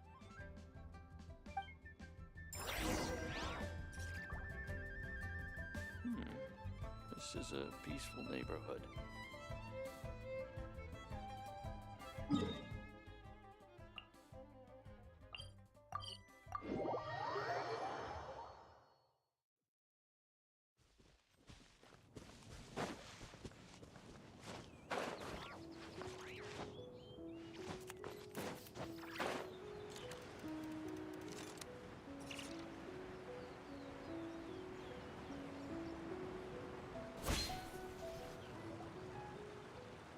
One mint, two mint, let us plant a whole slew of mint!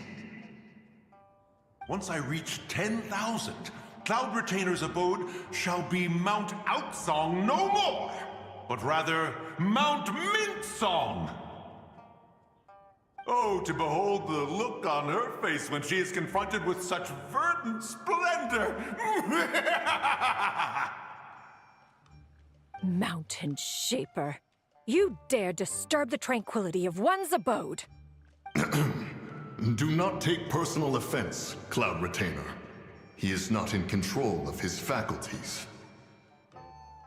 Exactly. Let it go this once. Zidja is the one driving him to do this. Huh? But Zidja just helps people fulfill their own wishes and desires. Not now, Paimon.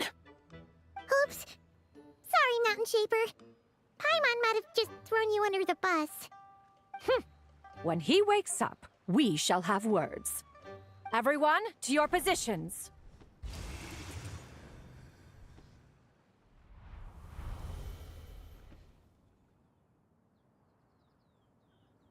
Be careful. A pest? I must catch it! Again!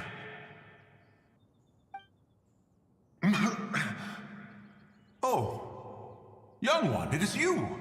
Don't tell me. Cloud Retainer sent you? Ha! Such brazen insolence. Such presumption. Such boundless avarice. That wretched adept's impudence knows no end. If she dares lay a finger on my garden, I shall smash her cuisine machine to pieces! You think I am one to fold so easily?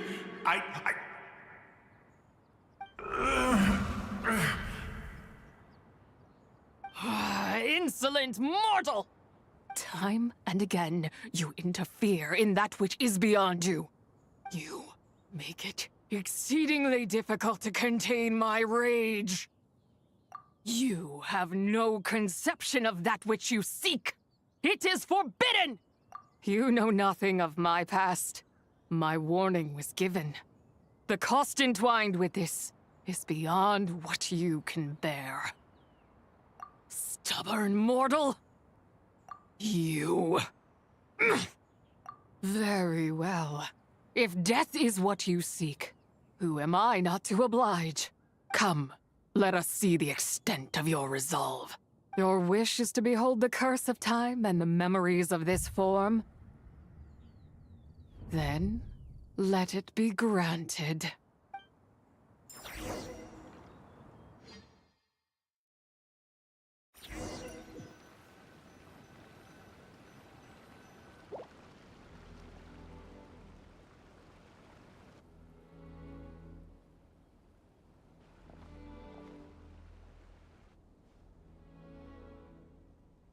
You who seek death, stand before me. My prison. I was merely a trace of impure energy within Zabai's immortal body. When her soul was shattered, it should have been the end of me. But then, the one who governs time descended from on high and froze the moment of her death. And so, I remain in this world, unable to find release. A mortal who knows of her existence and would dare to speak her name. Who are you? Help. No, there is nothing we can do for each other.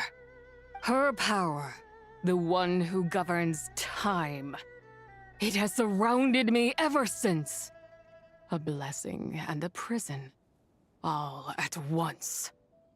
No, I have been asleep in this prison for countless years, until a familiar presence woke me. Then, through that mortal girl's eyes, I saw it. As pure and bright as ever, unchanged across the millennia. It was the moon. That place is called Chiwang Terrace. Did later generations rebuild the altar in a new location? It looks just like the one used to honor Tsupai. Could it be that traces of what happened back then still remain in this world? That memory is embedded deep within the essence of Tsubai's soul. It is one that should have been forgotten. Yet, it is precisely that which haunts my every waking moment, fuels my rage, and denies me a modicum of peace. Now you, a mere mortal, come to seek that which is forbidden. So, let us see whether the fire that fuels your ambition is a hero's wisdom, or a fool's courage. I shall relinquish control over this body's curse, and let it devour everything within sight. Run as fast as you can, lest this prison become your grave. Look, it draws near. The river of time, come to sweep all into oblivion. A torrent of tears for the dead and departed. I shall wait for you at the end, mortal. Evade being swept up in its waters, and I will show you everything. Fail, and we shall sink into oblivion together.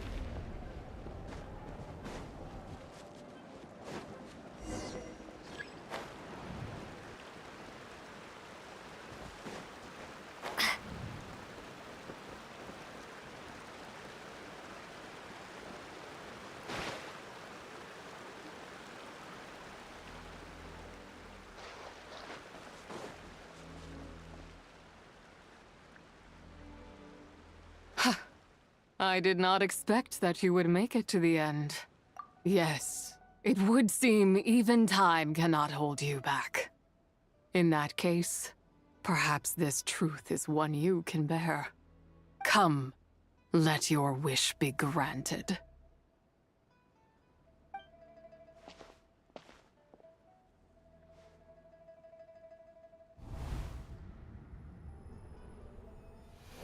Under moon eternal, in radiant night, a maiden grants silk, soft and light. Under moon iridescent, in night divine, a maiden grants fiber for cloth so fine. Under moon of frost, in night so great, a maiden grants tools to divine our fate. What are Mom and Dad doing? Shh, just make a wish. The kind Adeptus on the moon is listening.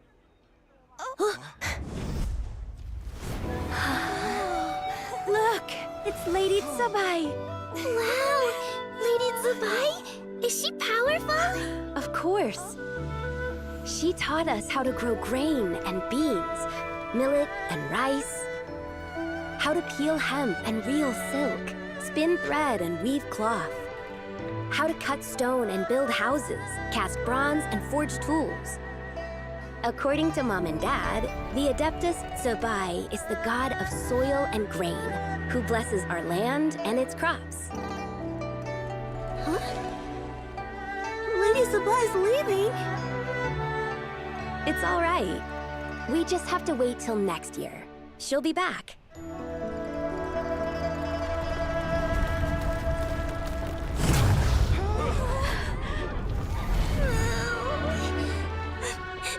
Mom and Dad are gone. Why hasn't Lady Tsubai returned? She'll come. We just have to believe. What is that?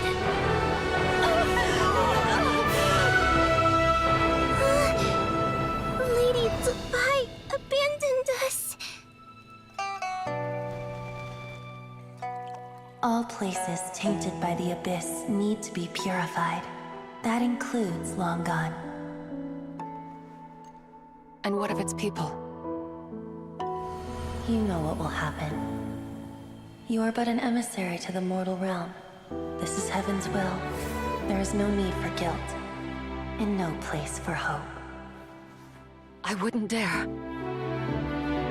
But the people of Langan honor me, worship me, pray to me. If I do not answer, the guilt will be too much to bear. And if you do, you will meet the same end. Then as their god, I shall die among them. Look!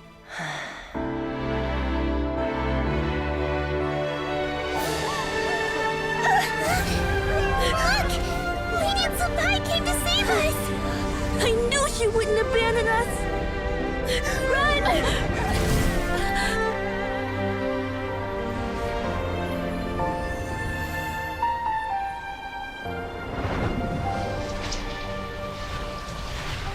You have done enough.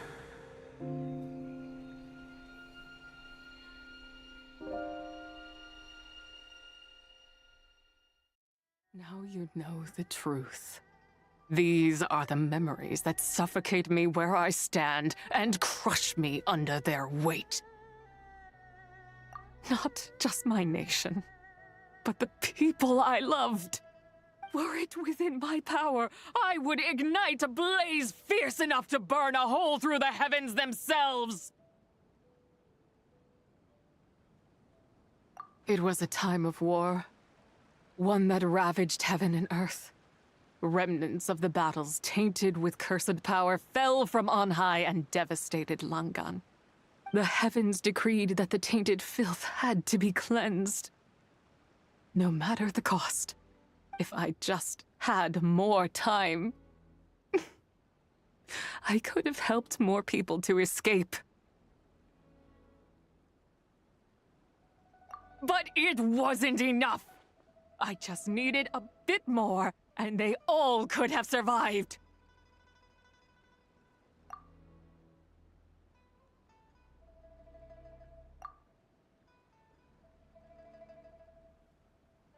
I never imagined there would come a day where I found peace.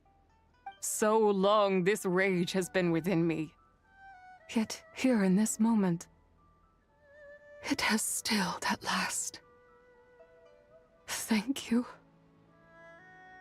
If you wish to bring Tsubai back to life, mortal, then you may take the part of her soul that lives in me. Just remember, from this moment onward, the fate of Langan's fallen rests on your shoulders, and that cannot now be changed. As I said before, I am but a remnant of Tsubai's adeptal form, a manifestation of her wrath that was not meant to linger in this world. By taking away this fragment of her soul, you take away my shackles as well. So, let it be done. Ah, it's your turn to grant one of my wishes, is it? Very well. In regard to my fate, and that of Langan's fallen, I know there is little I can demand of you. However, should another raise a war banner against the heavens someday, let my name be set upon its cloth. I ask for this, and nothing more. Now, take what you came for. I was a lone moon, shrouded and dimmed in cloud-veiled night. Now darkness breaks, free and unburdened. I reclaim my light.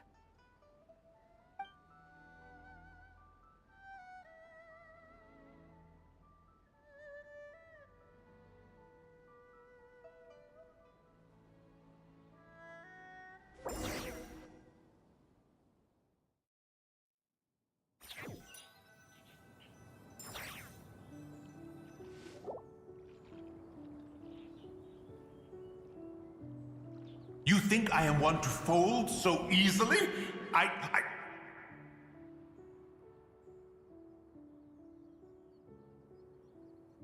Ah, young one. What brings you here? My, what exquisite mint seedlings. Was it you who planted them? I had not taken you for one so versed in the horticultural arts. I must insist that you visit Mount Hulao. There is much we could learn from one another. Ah, but this is Cloud Retainer's abode. She does not appreciate the verdant wonder that is mint. We should leave at once. If she sees us here, there is little I can do to protect you. You weren't? Was it Mooncarver then? My, what nerve he has.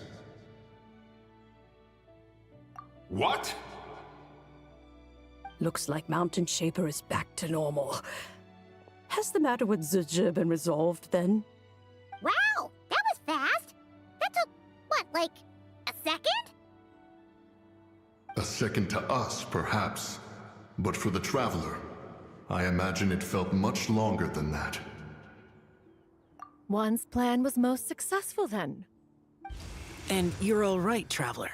You don't feel strange in any way?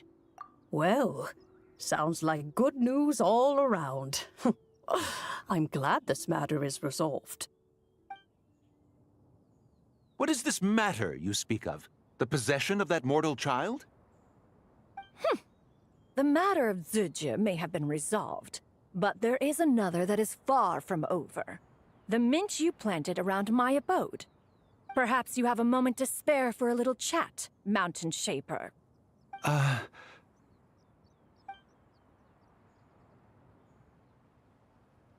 You seem reluctant to talk in detail about what happened with Zizhi.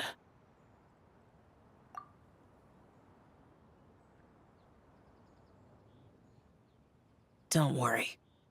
I won't ask you to reveal her secrets to me. And I doubt the other Adepti will either. Huh? You don't want to know what happened? The expression on your face. I know it well, Traveler. It's one I've seen Rex Lapis wear on many occasions. Whatever you learned, it must be too heavy to share. But you're okay, right, Traveler? That deadly self didn't hurt you, did she? Well, as long as you're not hurt, Paimon doesn't need to know anything else. Even so, I hope you feel like you can entrust me with it. If I learned anything from our time together, it's that one should not have to shoulder such a weight alone. Not to mention that certain knowledge brings danger in its wake. I would never want you to feel forced to be the sole keeper of such secrets. Yeah, kind of like how one person can't finish a whole slime, you know? Better to grab a bunch of friends and eat it all together. Exactly! Wait, no! Paimon's just saying we've got loads of friends who'll be more than willing to lend an ear.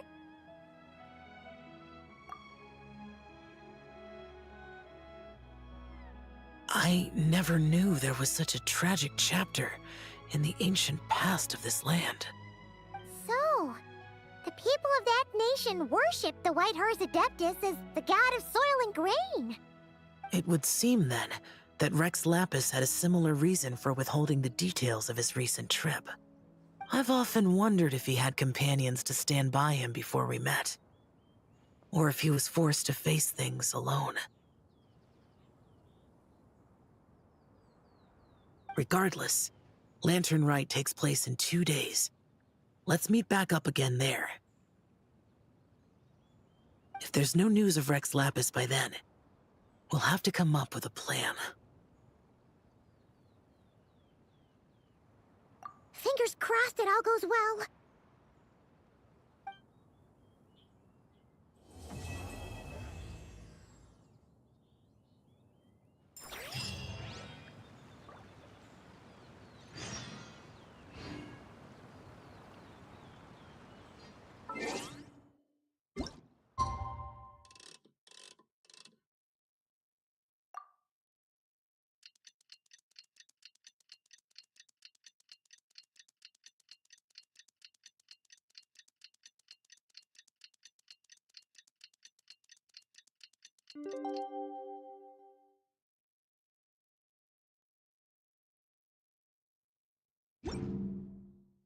The Adeptus arts are most miraculous. It's time to meet back up with Xiao. Let's head to Mount Outsong. It will be like the moon's reflection on water, shattering at the slightest touch.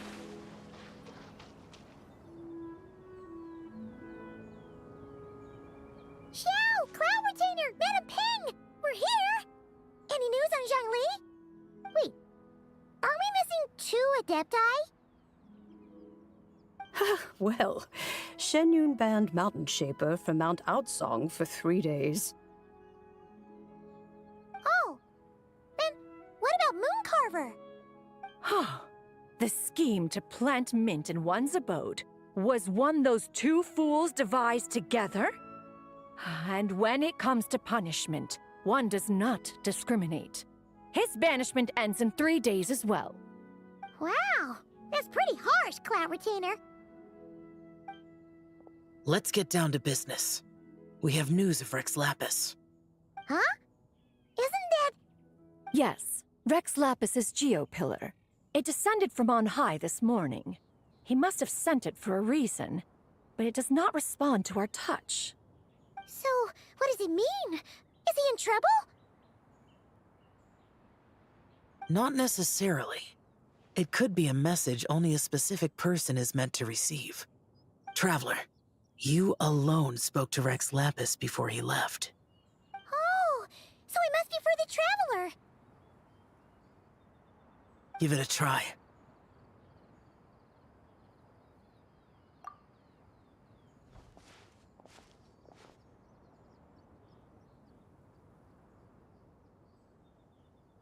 Come to the spring on Mount Qingse.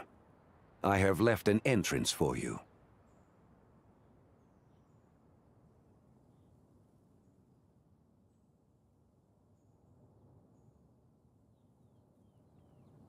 Well?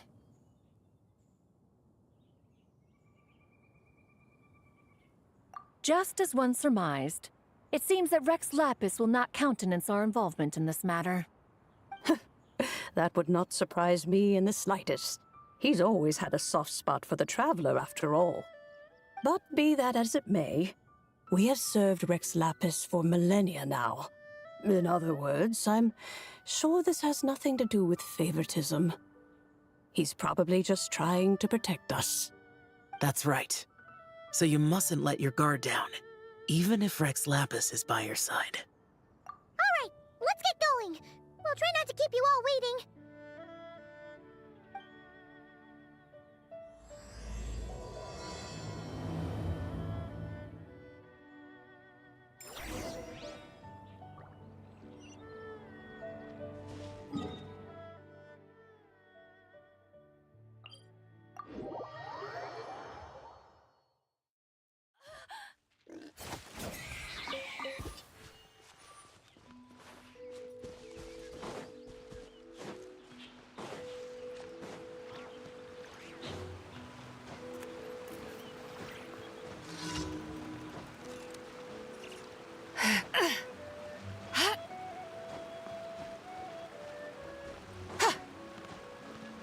Keep your eyes peeled. He should be around here somewhere.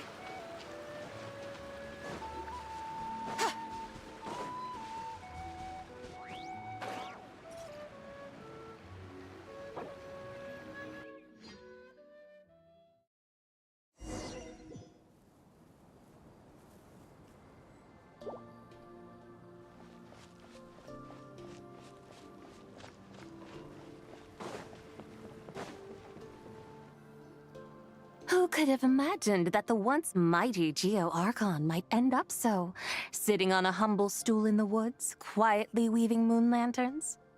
You really do look like an old man now. This is a Shao lantern, not a moon lantern.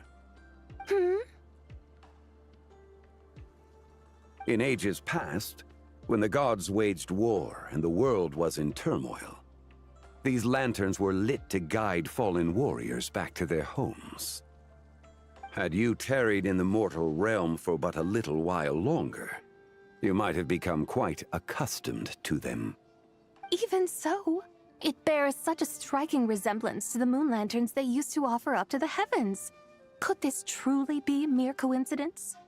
Perhaps in some sense it is, yet in another, it isn't. For instance, who is to say that some of Langan's magnificent jade did not become part of the very foundations upon which Liyue Harbor now stands? It is conceivable that this ritual was transmitted in such a manner too. Now, let's not let ourselves get carried away. For all its splendor, do not forget that, in the end, even Langan could not escape its heaven-sent fate. Alas, it is just a pity that the little creatures of this world may never again lift their eyes to the moon, even should misfortune befall them. But you, Geo-Lord, now that you rule this realm, why take the trouble, not to mention the risk, to visit one who bears such profound guilt as I? Are you not afraid that you might be sullied by the curse of time that was laid upon me? There is no risk to speak of. At least, not in comparison to that which you took when you defied the heavens all that time ago. As I have stated, time and again, it was not I who defied the heavens. Geo-Lord, the ancient affairs of Langan have nothing to do with me, for I am but one of her deadly selves, severed before her demise. My name is not Zebai, but Zichao. Surely you did not take us for one and the same solely on the basis that we may all assume the form of white horses? Sorry to break it to you, but you seem to have found yourself the wrong white horse. Anyway, do tell me, what urgent matter brings you here? Very well then. I have come to ask for Zebai's shade. Oh? So, the Geo-Lord has set his sights upon Zebai's human soul. And what is it that you intend to do with it? The world outside is changing. With the new moon's birth, the confines of the Shadow Moon are gradually disintegrating. In other words, the heavenly soul is set to return. Consequently, strange phenomena have manifested within Longon's former domain, leading to the earthly soul's reappearance as well. The last of the trio, the human soul, is in your possession. Most intriguing. My intention is to gather all three together, so that an old friend may finally make her return. I must admit, it seems that some remarkable affairs are coming to pass in the outside world. Yet there is one thing you seem to have overlooked, Lord of Geo. Back in the day, it was you that freed me from that painting. And afterwards, I took up arms in your name. Together we first subdued Chenyu Vale, then brought peace to Mount Qingse. It was for this cause that the contract between us was made.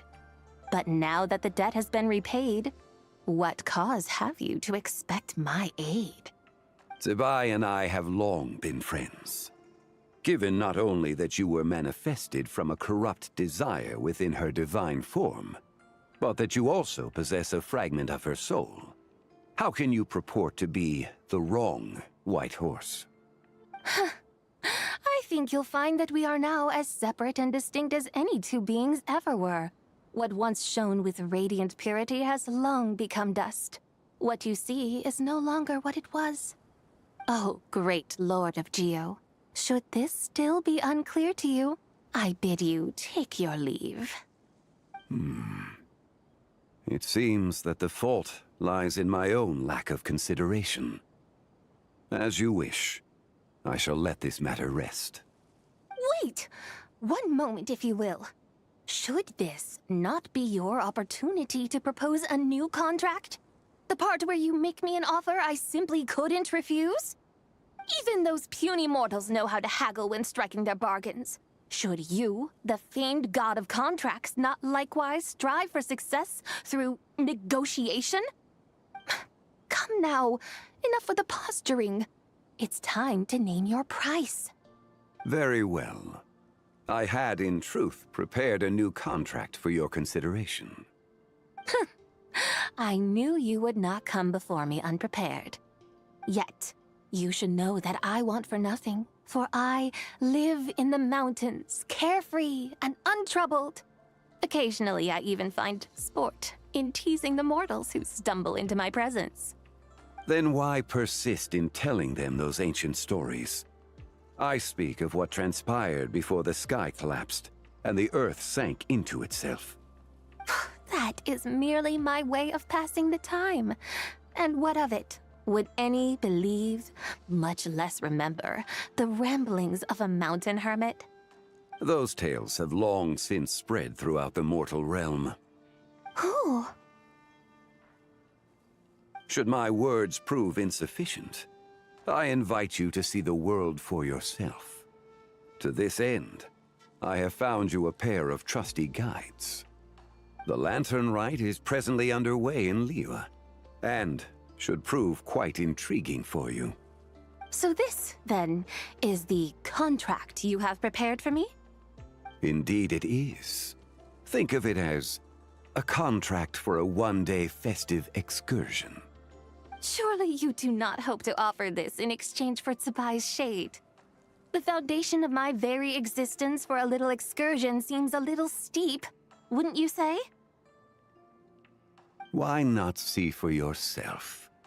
You can always decide afterwards. The final determination, of course, shall rest with you. Is that so? Then perhaps this deal might not be entirely off the table after all. Where then are these guides of which you speak? Hey, it's Xiangli! Oh, we've been looking for you everywhere. You're here. So these are my guides. Well, well. They certainly look the part, I'll give you that. Guides? Oh, you poor innocent little creatures. The benevolent Lord of Geo has sold you to me, which means that for the rest of this day, you belong to me. Sold us to you? Just what have you gotten us into, Xiangli? The situation is not quite as dire as that would sound. I ask only that you accompany my Adeptus friend on a tour of Liyue. I would suspect that depends on how well you entertain me. Entertain you? Let us start with this Liyue harbor of which I have heard so much. Nowhere is quite so fascinating as a place teeming with little mortals. How come this Adeptus sounds so different from what Paimon imagined? Okay, we'll take care of it. Get ready to find out why they call Paimon the best travel guide in all of Tibet.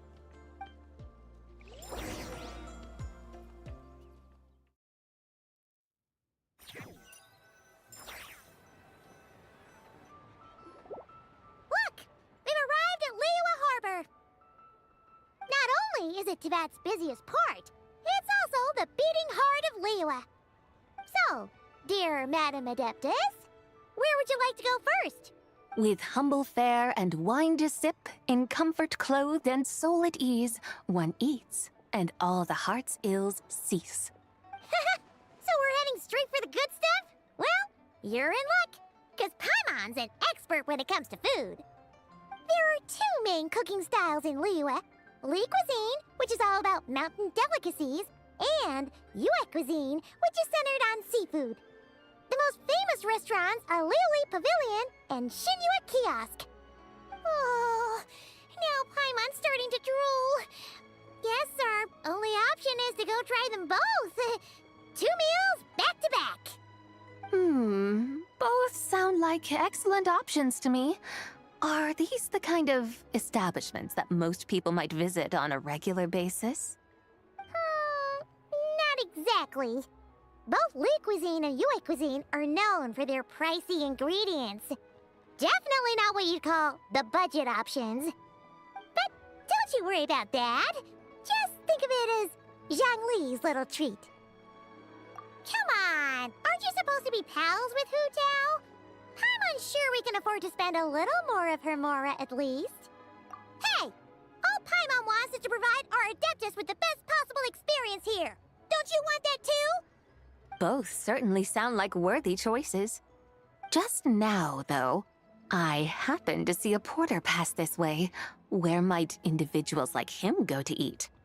A hungry porter, huh? Yep. Nothing fancy schmancy there. Just tasty dishes made with simple ingredients in a variety of different styles. Most importantly, it's great value for money, too. No wonder everyone loves it, huh? Oh, and the owner happens to be a good friend of ours, too. One mean restaurant. Yes, even the name itself feels lively and down to earth. All right, let's make it our first stop. Yippee! That's a great choice, too. Alrighty, let's head over there right away. Paimon can't wait to dig in. Wamin Restaurant, here we come.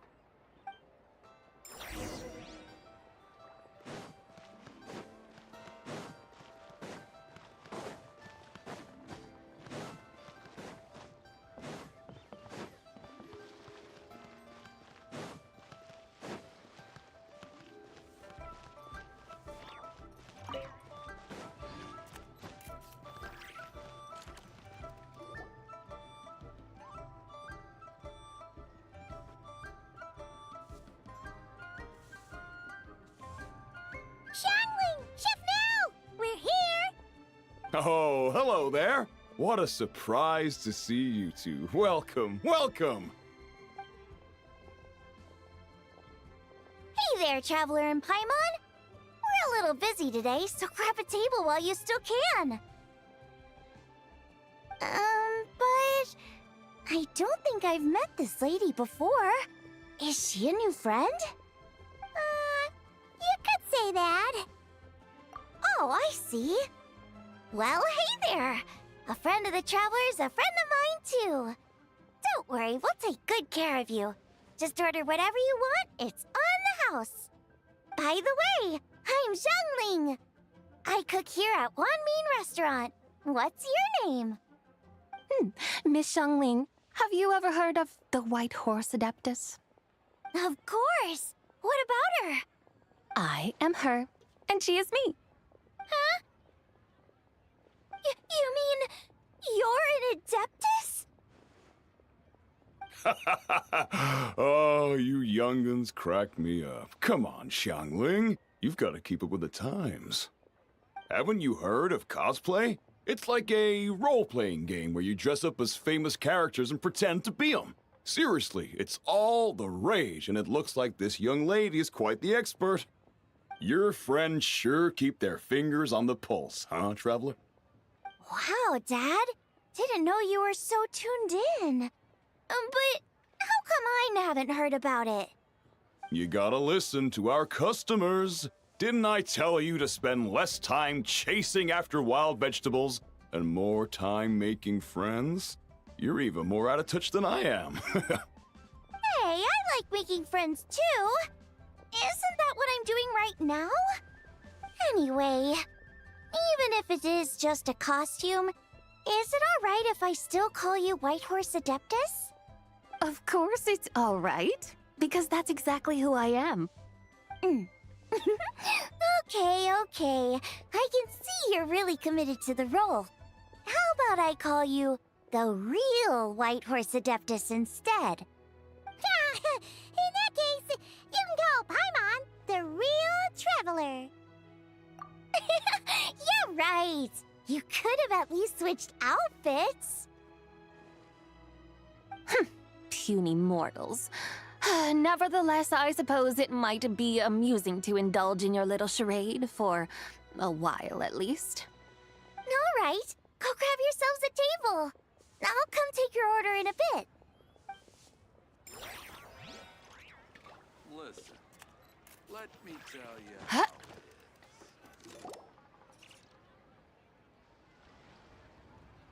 Hello.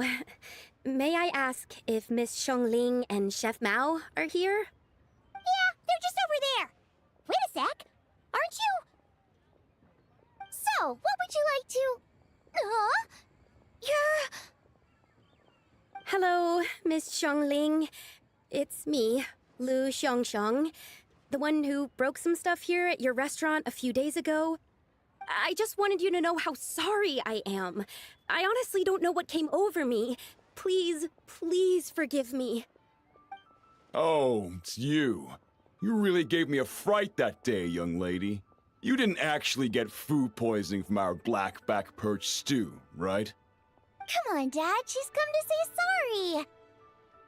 It's all right, Miss Lu. You must have been feeling a bit off that day.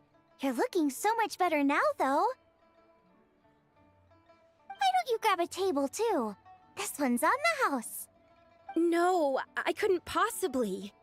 Hey, it's totally okay. We all feel under the weather sometimes, especially when we're away from home. Go on, find yourself a...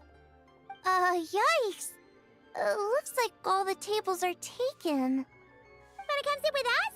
We've got an extra seat over here. Thanks, guys. So what would you like to eat today? Feel free to order anything you like. I should very much like to sample your renowned poisonous blackback perch stew.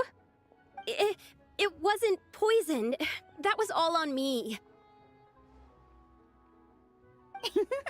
So that's one portion of blackback perch stew. How about you guys?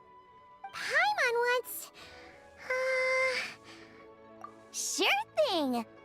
Looks like Paimon's having trouble making up her mind. Anyway, I guarantee you'll love it. Let me think. Well, since the blackback perch stew is on the spicier side, I guess it makes sense to balance it out with a serving of stir-fried shrimp.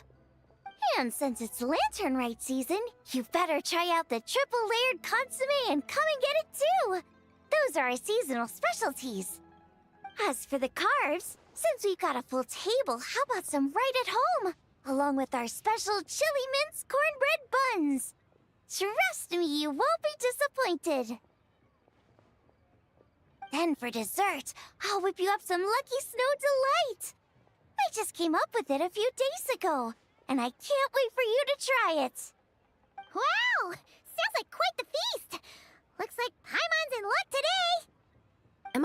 one who thinks that's way too much? Not at all. Don't worry, I know what I'm doing. And to top it all off, our star dish, Adeptus Temptation. You should know that we don't often serve this here at Wanmin Restaurant. But since this is my first time cooking for the White Horse Adeptus, I'm pulling out all the stops. Okie dokie, just sit back and relax. I'll have your dishes out in no time. Hold on. Did I just hear Miss Xiangling mention the White Horse Adeptus? You did indeed. And you're looking right at her. That's a joke, by the way. She's cosplaying. Oh, I see. Phew, almost believed you there for a moment. Tell me, little one, what business might you have with the White Horse Adeptus? It's a long story. Basically, a while back, I took part in an archaeological dig over at the chasm. While we were there, we discovered a number of relics. Our findings show that they date back to the era of Long Gone, an ancient nation whose people are said to have been the ancestors of some of the modern-day inhabitants of Chenyu Vale. And why might such matters concern the White Horse Adeptus? Because some of those relics not only seem to contain textual references to her, but even depictions of what she looked like. There have long been legends claiming that the White Horse Adeptus was a deity of that era, but there are plenty of other theories out there too. If I could just locate some more detailed records, I'm sure we'd be able to find out so much more. So you're into history? Well, to tell you the truth, I actually joined the archaeological team by sheer accident. But once I'd started down this path, I knew that I wanted to make something of myself. Recently, though, things seem to have taken a turn for the worse. Still can't believe I caused such a mess and even ended up hurting someone. Oh, so you're considering becoming a martial artist now instead? No, I mean, they weren't seriously hurt. It was just a few scratches, and they let it go after my mother compensated them.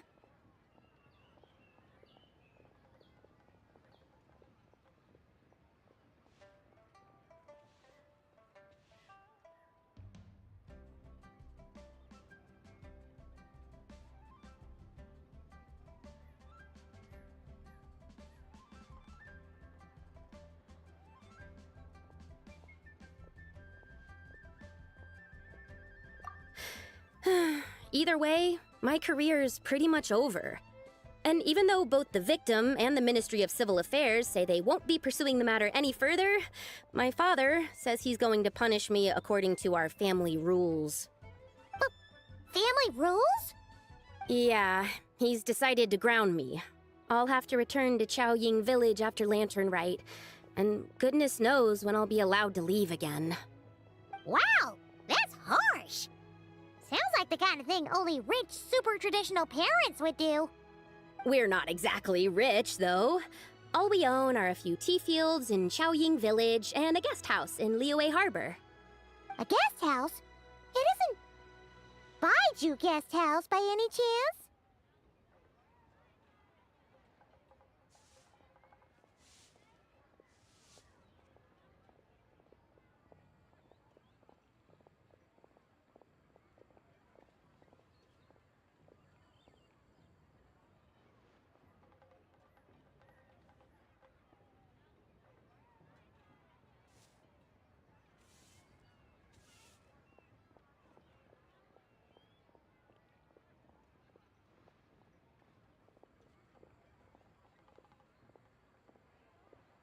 Yep, he's my grandfather.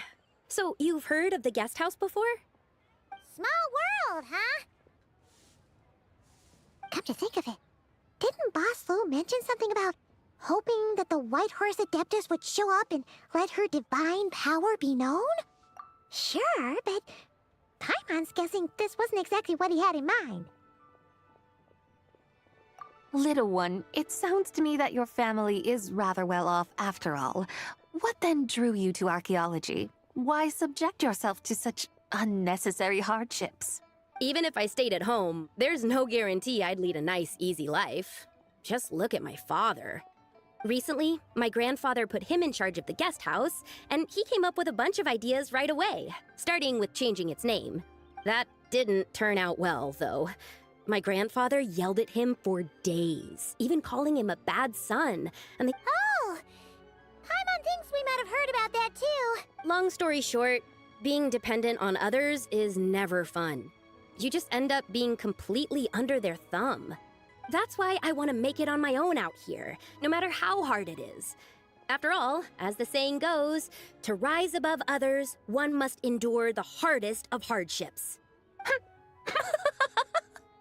What's so funny about that? You poor, innocent little creatures never fail to amuse me. To think you would endure all manner of hardships in your brief time on this mortal plane, and all that merely to rise above others. I would have thought that the wiser path would be to simply roam this world as I do. Huh? Tell me, what is it that you truly delight in? Archaeology? Martial arts? Tea planting? Or perhaps the keeping of a guest house? What I delight in? Yes. Surely there must be something you don't find quite so exhausting. Whatever delights you should not feel like a burden. But do things like that really exist? Of course! Take Miss Xiangling, for instance. I defy you to detect even a hint of hardship on her face when she wields her walking spatula. So, since it seems you are resolved to tread the rocky path, you should strive with all your might to pursue that which brings you delight. You mean, like cosplay? I suppose you might say that. Looks like the White Horse Adeptus is really getting into her role. I think I get what you mean, then. Maybe I should have a chat with Miss Xiangling before I head home. Okay, everyone. Sorry to keep you waiting. Here's your food. Wow. It all smells so good. Oh, finally! I get to try that famous poisonous stew. Hey! Didn't you hear what Shang said? It wasn't the stew.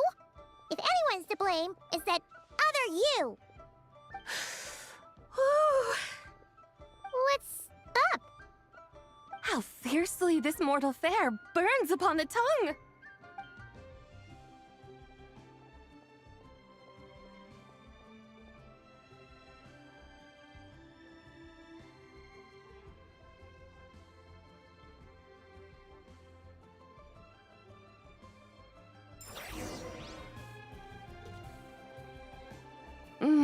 Most satisfying as poisonous stews go.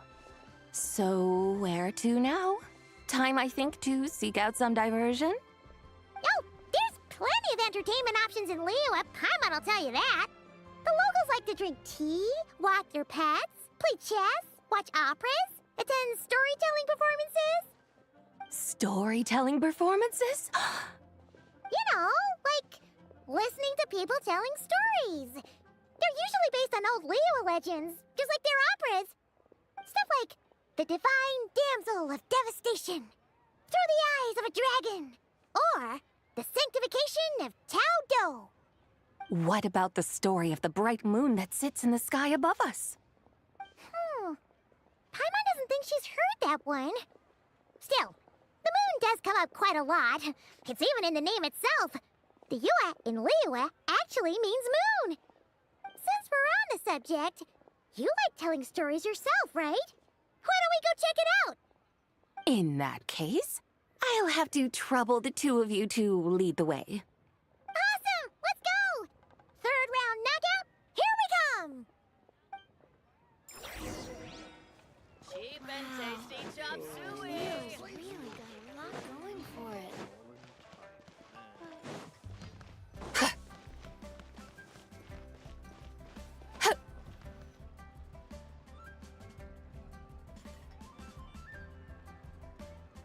What a tongue twister!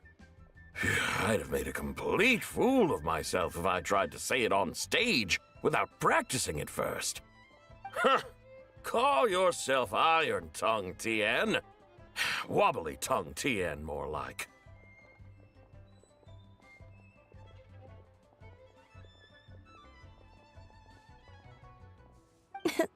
I used to have that problem a lot.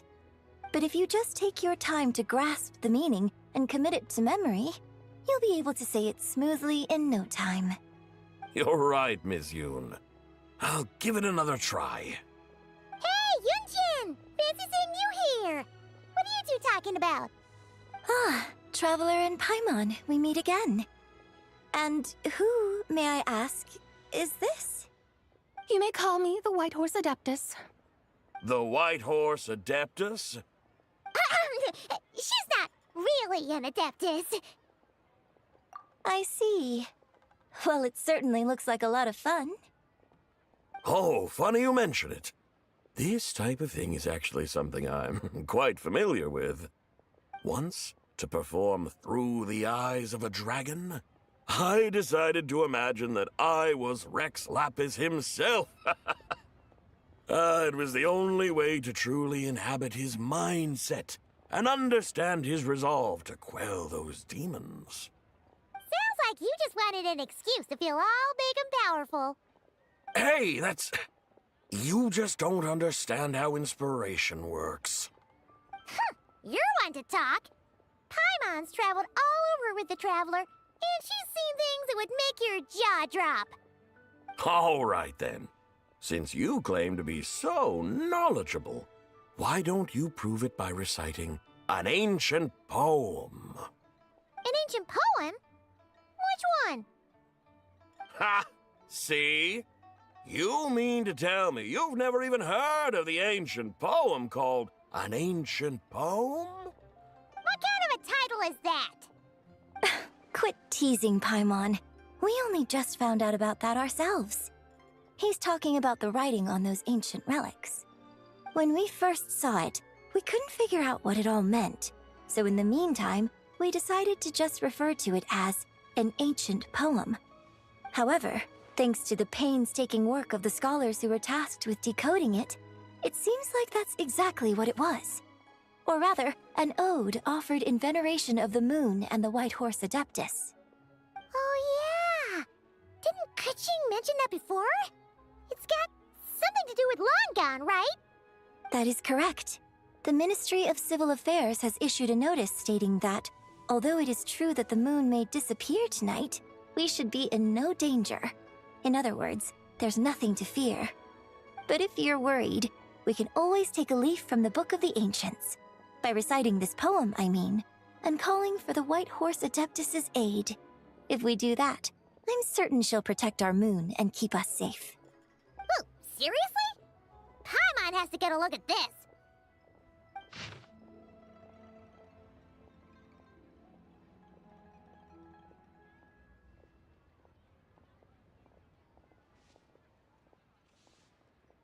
Under moon eternal, in radiant night, a maiden grants silk, soft and light? What in Tivat's that supposed to mean? Under moon iridescent, in night divine, blah blah blah, something cloth so fine. Something about fields being plowed, something else about seeds being sown from the earth. Seriously? What is this? The fields are plowed, the seeds are sown, and from the earth, life is grown. Whoa! You did that without even looking! Bravo! Bravo! We have an expert in our midst. Looks like this young lady really does know her role inside out. If I didn't know any better, I'd have taken her for the real deal. That's because I am the real deal. That's the spirit. This is exactly the kind of mindset I was talking about. Behold, mortals, I am none other than the indomitable Rex Lapis himself. Kneel before my godly splendor. Believe me, young lady, I know exactly why you do it. Back in the day, I was just like you. I must say you are rather amusing as mortals go. Miss White Horse Adeptus, it is a great pleasure to make your acquaintance today. I have some questions regarding the poem, and I was wondering, perhaps, if you might be able to shed some light on it? You want me to explain the full meaning of its verses? Your guidance would be much appreciated. Fascinating. Huh. Tell me, do all the people of Liyue still express such reverence for the ancient ways? Well, it's true that we hold a deep fondness for our history, but it is hardly our only pursuit. One of my good friends, for instance, is even more devoted to the modern Fontanian art of rock and roll. Exactly! And don't forget, great practitioners of the role-playing arts walk among us too. People like me and you, young lady. Yes. So rather than placing too much emphasis on our reverence for the ancient ways, it might be better to say that here in Liyue, 100 passions bloom, each with a voice of its own. I see. Then, I suppose it wouldn't do any harm for me to enlighten you. In truth, it is but a simple poem of blessings. Its meaning is this. As the eternal moon rises in the night sky, a maiden adorned with lustrous jade descends upon the earth. She blesses the kudzu vines and mulberry leaves, so that they may be used to make coarse cloth that is nevertheless soft, light, and comfortable to wear. As the iridescent moon rises in the night sky, a maiden adorned with lustrous jade descends upon the earth. She blesses the kudzu vines and hemp, so that they may be used to make fine, luxurious cloth. As the frost moon rises in the night sky, a maiden adorned with lustrous jade descends upon the earth. She blesses the mugwort and artemisia, so that they may be perfect for divination. So she really did come down from the moon? She shows the people how to use the plow and spade to purge the land of weeds, till the soil, and heap up the earth to make it fertile. Then with the hoe, she teaches them to sow their grain, bestowing the promise of life upon every seed. She blesses the millet and the beans, ensuring that their stalks and vines stretch forth without end. She graces the wheat and the rice, so that their heavy heads are filled with plump, glistening grain. Sounds like she's a real pro at all this farming stuff. The fruits of the field are harvested and brewed into sacred wine for honored guests.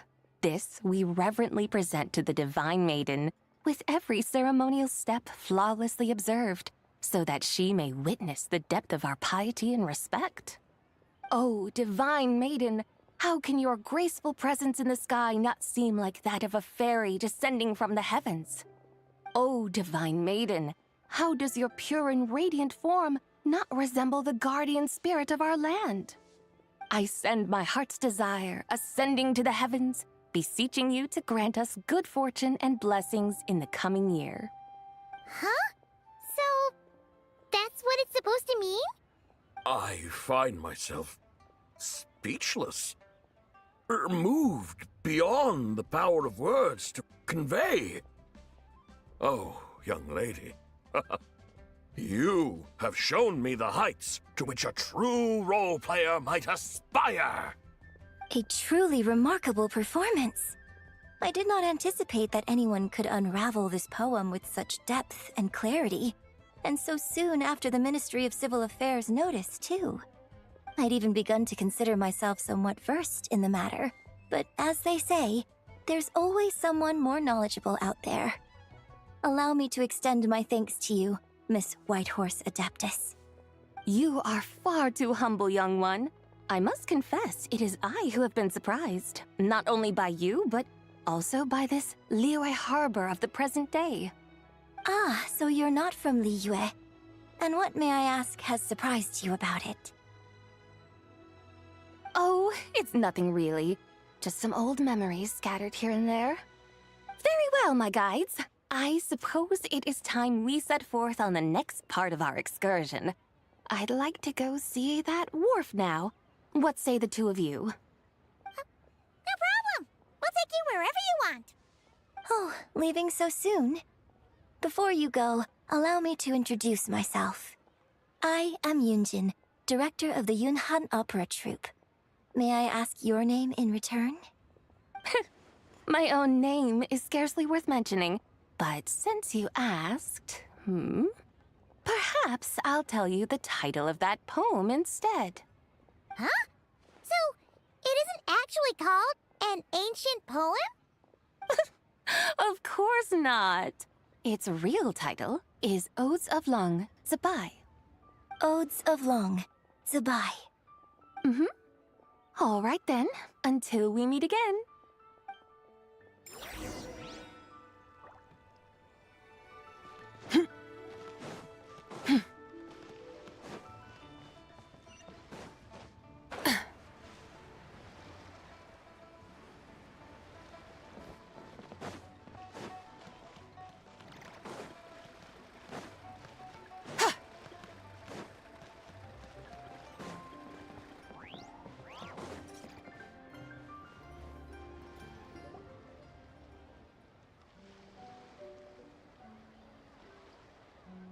Hey, Ganyu! I almost forgot to mention.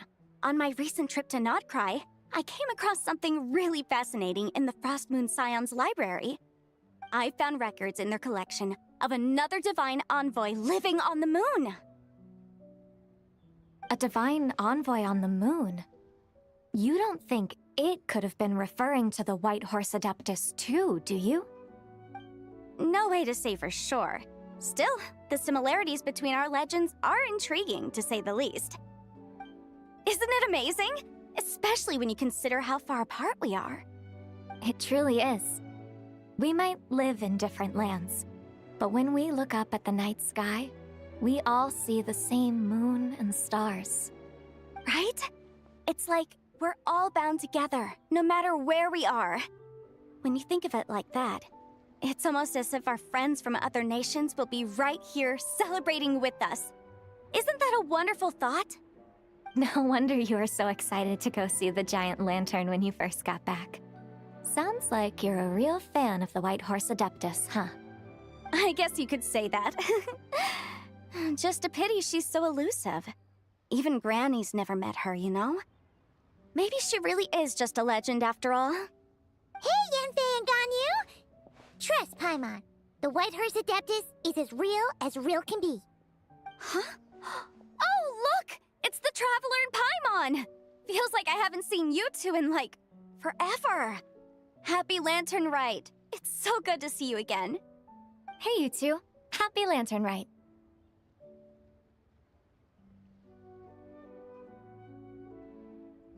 Did I hear you right just now, Paimon? Does that mean you've actually seen the White Horse Adeptus? She has indeed. And now, so have you. And you are? Why, who else? The White Horse Adeptus, of course. Could you maybe start with something else next time? You're the White Horse Adeptus? That's right. Allow Paimon to introduce you to our new friend, Zichao. She's been low-key obsessed with cosplaying the White Horse Adeptus ever since we met her. I see. Well then, greetings, Miss Zichao. My name is Yanfei, and recently I've been low-key obsessed with learning everything I can about the White Horse Adeptus. I'm sure the two of you will get along like a house on fire. Oh, and by the way, I'm Ganyu. So, Miss Zichao, you must be here to see the giant lantern too, right? A horse-shaped Zhao lantern? Is that what I think it is? That's right. A lantern made to honor the White Horse Adeptus herself. Isn't it gorgeous? Huh? What are you laughing at? Both the lantern and myself. What do you mean? Oh, this lantern truly is an artistic masterpiece. But tell me this, have any of you ever seen a horse before? Paimon can't remember ever actually seeing one herself. What about you, Traveler? Oh, this horse appears to be mid-trot, but it has adopted what is called a lateral gait, where the legs on one side of the body move together in unison. A rather rare sight indeed. Just now, I suddenly pictured myself, I mean, the White Horse Adeptus running the same way. The image was so absurd, I could barely contain my mirth. Oh, really? I never knew that. You learn something every day, huh? Oh, come on! It's basically a giant piece of fan art! Who cares if it's different than the original? I was merely laughing at my own ignorance. I came here thinking that the White Horse Adeptus's tale had been long forgotten. Yet here I am, gazing upon a lantern made in her honor. Well, you couldn't have been more mistaken. There are so many tales about the White Horse Adeptus, I'm starting to lose count. Just off the top of my head... Just so you know, Yanfei, we've heard it all like a million times before. Aha! But there's one thing I can guarantee that you haven't. Huh? You mean like a new chapter of her stories come to light? Mm-hmm. And I heard it from Ganyu just yesterday. Hey, why don't you share it with the others? Sure, no problem. Where to begin? Do you guys still remember what Liyue's Moon Chase Festival is about? Of course! It's a festival held in honor of the Stove God! That's right. But it took a really long time for the Stove God Festival to become what it is today. In its earliest form, it was actually an adeptal ritual known as the Moon Chase Rite. Paimon remembers Madame Ping mentioning that before, but she never explained exactly what it was. According to Cloud Retainer, the Moon Chase Rite was originally a ritual meant for communicating with the moon. Communicating with the moon? But for what purpose? At first, Cloud Retainer wasn't entirely sure either, as it was always Rex Lapis who performed the ritual. Whoa! Rex Lapis did it himself? Must have been a really important ritual. That's right. Unfortunately, despite numerous attempts, they never actually received any response from the moon, which is why they eventually stopped performing it. But then, just yesterday, Keqing took a picture of the moon being obscured by a dark hole to Cloud Retainer and asked if it had anything to do with the Moon Chase Rite. The moment Cloud Retainer saw it, it suddenly dawned on her that the rite might have been an attempt to reach the White Horse Adeptus all along. Does that mean Zhongli's been trying to bring back the White Horse Adeptus all this time? So how about that? Bet you never thought there might even be a link between the White Horse Adeptus and the Moon Chase Festival.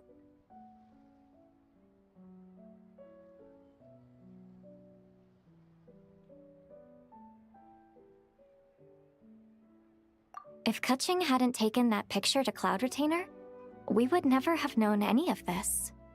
This is probably what Keqing was referring to that day when she mentioned there were some ideas she wanted to follow up on. So, Geo Archon. All this time, you've been striving to awaken her. Huh? What do you mean, awaken? Nothing. What I truly meant to say was, this new insight you've provided has been truly eye-opening. Oh, by the way, my trusty guides, I've been meaning to ask, where in Liyue Harbor might one enjoy an expensive scenic view? Huh? We're off to the next stop already? But Paimon's barely done digesting that lore bomb just now. All the more reason to find the right spot to let it sink in. Oh, so that's what you're up to. A tour of Liyue Harbor? In that case, if you're looking for a spot with a panoramic view, I'd recommend Yujing Terrace. That's a great idea. Since the terrace is on higher ground, the sea view from up there's so much better. Great! Well, the lantern rite's about to start, so we should get back to Granny's now. Hope to see you all at the festival tonight. Oh, you're off too?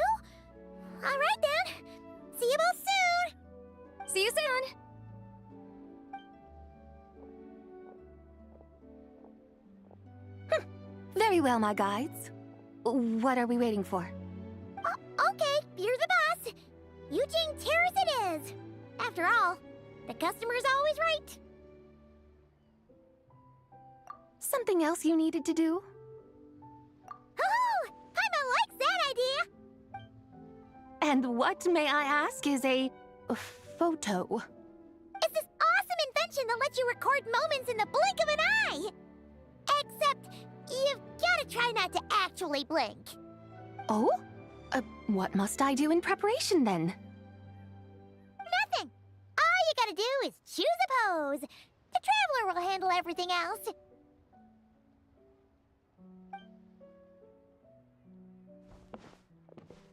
Come on, let's give it a try. Look!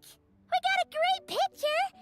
Paimon's gonna call it The White Horse Adeptus Meets the White Horse Adeptus in Liyue Harbor. Huh. They've even discovered a way to preserve moments in time.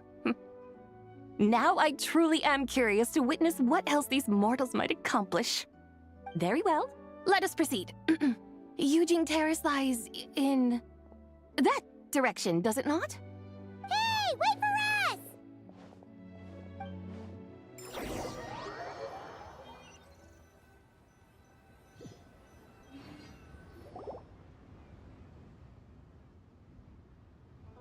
Truly a marvelous view if ever there was one. It seems the charm of this Liyue Harbor is only heightened by the sun's dying light. And soon, people will start releasing their Xiao lanterns to mark the most important day of the year. Practically everyone will be with their friends and family, eating a big meal, chatting, and even setting off fireworks. Trust Paimon, it'll look even more amazing then. What do you say? Want to stay to see that? No need.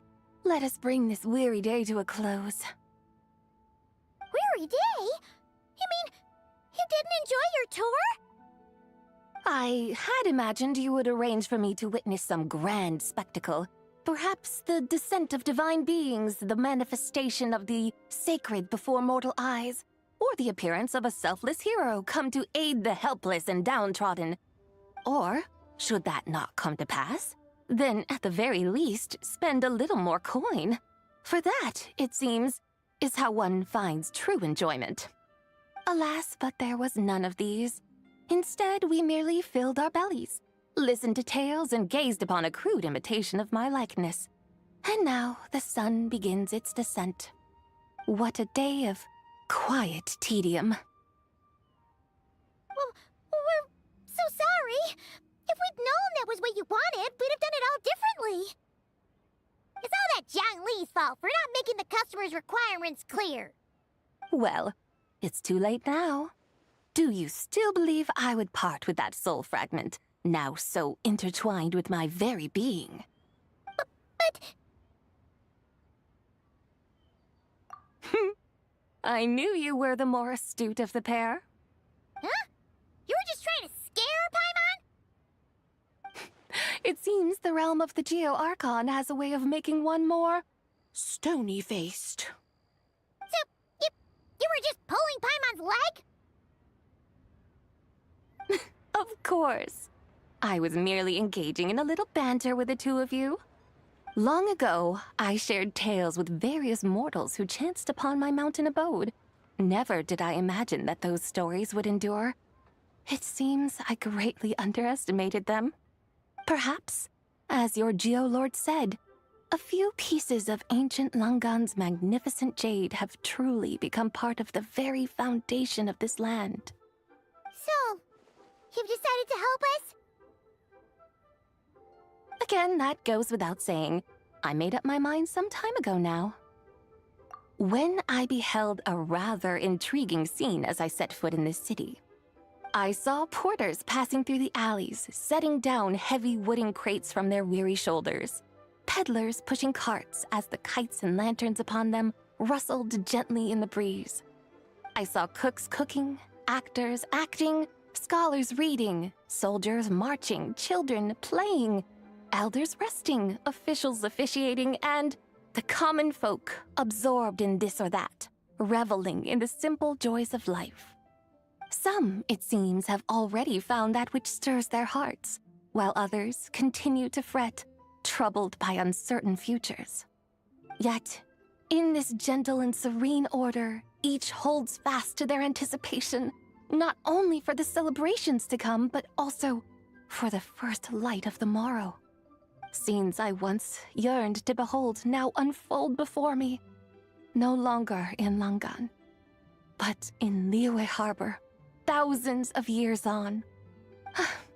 How wondrous is this mortal realm! Thank you, Whitehorse Adeptus! Thank you so much! Adeptus, Adepti, perhaps the singular art in which we are truly proficient is that of sequestering ourselves within the high mountains. But once we leave our mountain refuge, we find ourselves drawn back to mortal ways all the same. So, it is I who should offer my thanks to the two of you. Traveler, Paimon, you have made this day more delightful than any I've known in a long, long time. Come now, and take what it is you need. You mean, like, right now? But don't you think we should wait for Zhangli? That won't be necessary. All things shall meet again in their time, for the waters know no rest, and the flowers their appointed season. One need not fear that life is but a journey of goodbyes.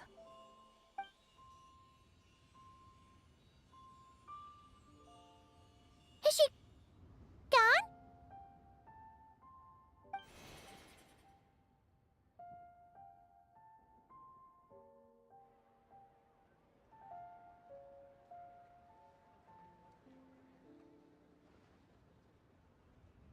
Yes, she's gone. A deadly self is formed from the body's impure vapors, so naturally it cannot survive long in this world. Had it not been sustained by the remnant of Zibai's soul, it would have faded away a long time past. Now that the remnant is gone, it has severed its ties to the mortal world. Zhangli! When did you get here? A while ago. Paimon would have thought you'd at least want to say goodbye. Though mountains endure, the ceaseless waters will, at last, wear away their sharp edges. Thus must I meet the marks wrought upon her by the ruler of time with great caution. It may be goodbye for now, but someday we will meet again. Really? And when might that be? Who can say for sure? Years and years from now, perhaps. Or maybe tonight, at the Lanternlit. Are you saying that if the Whitehorse Adeptus were to be resurrected, she'd still have the memories of the three deadly selves? That she'd still remember us? We will find out soon enough.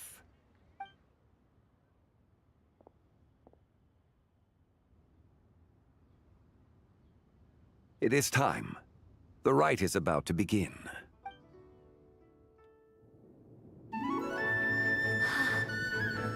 The rite is about to begin. Is the moon really gonna disappear? Got your lanterns ready, everyone? All set. Might be about time to put eyes to the sky. Wouldn't you say, Tianquan? Look!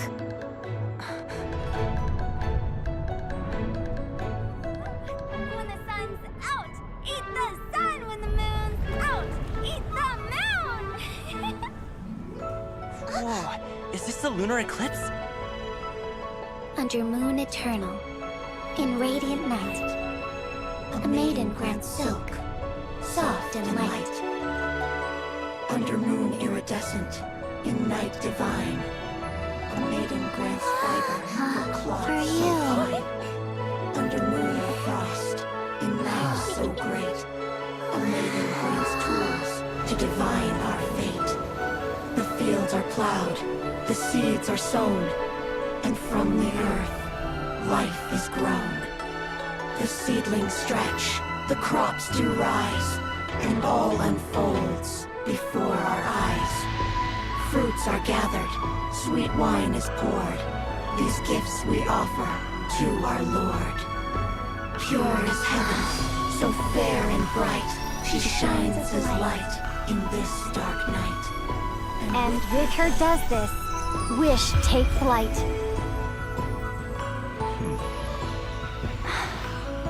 Devoted soul, scattered and unbound. Let this lantern guide you home. By its light be found.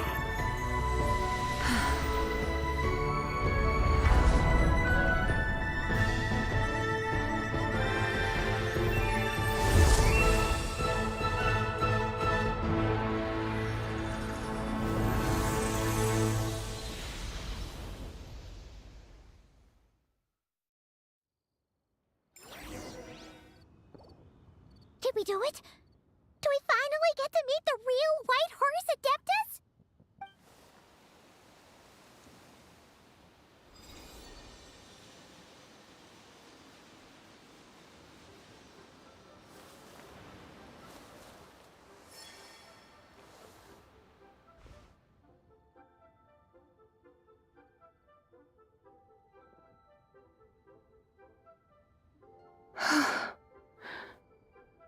This place. Where am I? A familiar land, now known by the name of Liyue. Liyue? The peaks adorn the clouded moon. Then, who might you be? Oh no! She seems to have lost all her memories after all. And those countless lights in the sky. What are they? These lights, each like a dwelling in glad accord, usher in this day of joyous rebirth. And whose rebirth might that be? That of my old friend, Zibai. Zibai? Yeah, that's you! Don't you remember anything at all? That's... me? Oh, yes. The envoy of the Lunar Palace. My name is Zibai, indeed. Then you must be... the Lord of Geo, Heaven's Star. Many years have passed since we last saw one another. Zibai, my friend, welcome home. Home? But why does this place, this Liyue, feel at once so strange and yet so familiar? Who you are? Who are you? Ah, yes, I remember now. You are that treasure-hunting damsel, the one stricken by the poisonous fish stew.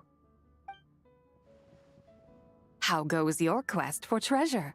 You must have achieved both fame and fortune by now, I trust. Hey, you've got it all wrong!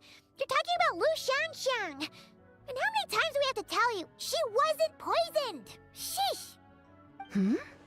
But I could have sworn... Oh, that's right. You're that impudent blonde youngster who kept meddling in my affairs. And to think you even had the audacity to presume yourselves worthy of being...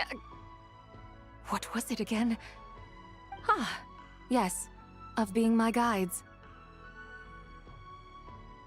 How very wonderful to see you again, my most faithful and beloved guides. I trust all has been well in my absence? Well, she finally got it right. But that sudden mood swing felt even weirder. It's like her head's packed full of slimes.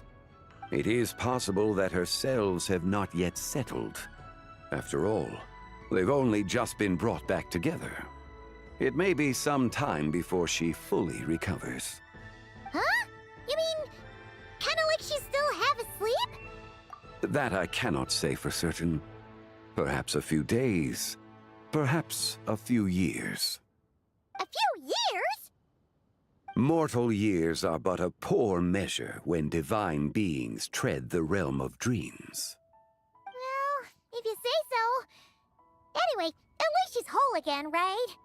That already seems like a pretty good outcome to Paimon. Yes, there is little cause for worry. We need only wait and let time take its course. Say, what are those little creatures over there up to? Celebrating Lanternlit, of course. And those lights up in the sky? Those are all Shao lanterns. This year, each and every one of them carries a little wish inside. Lanternlit.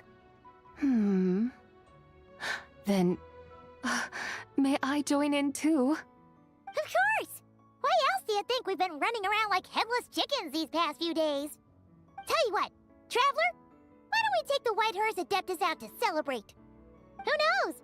Maybe seeing some familiar faces might help her find her feet?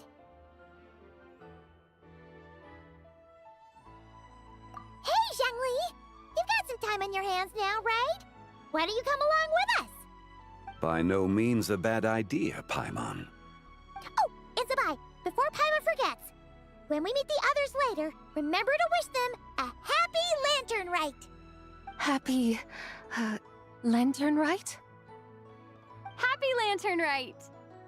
Yes, happy Lanternlit indeed. Well then, let's go!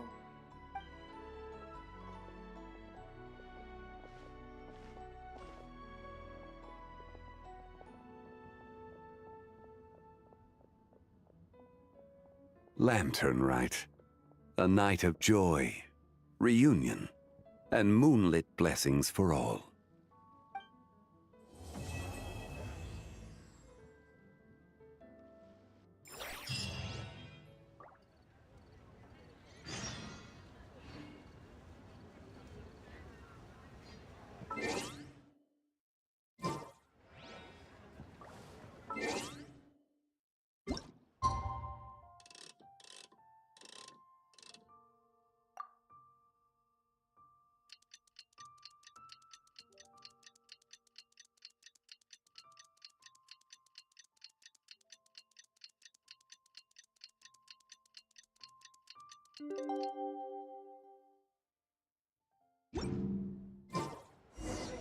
Paimon wonders how the White Horse Adeptus is getting along.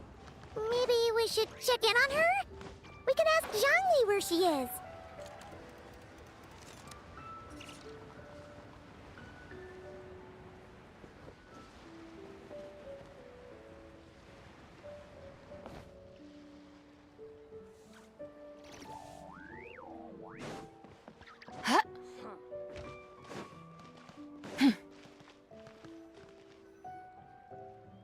Oh, looks like Zhangli hasn't stopped by for tea today.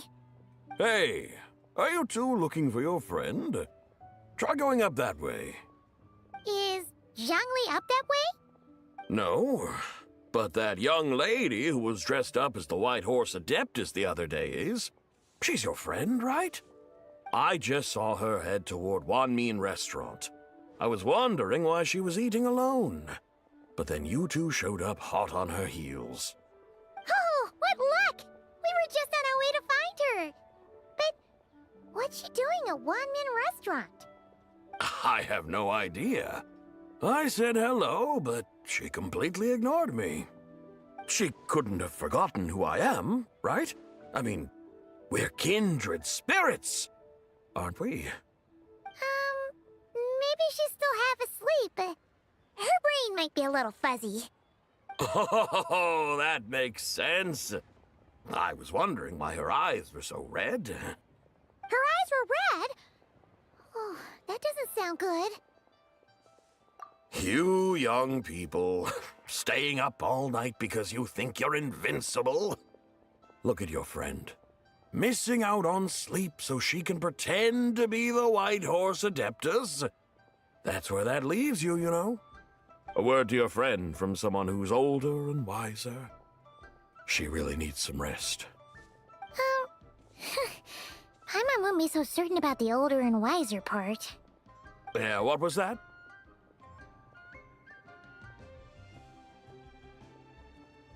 Hurry along, then.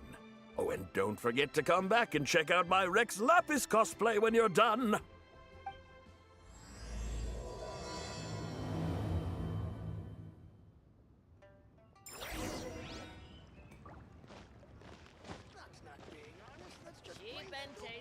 Chop suey! Where's the proprietor? Come out and see me at once!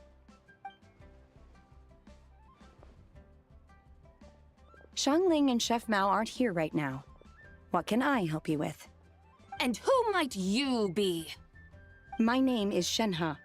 I work here at Wanmin Restaurant. Shenhe. Shenhe. Are you that crane adeptus who loves planting mint?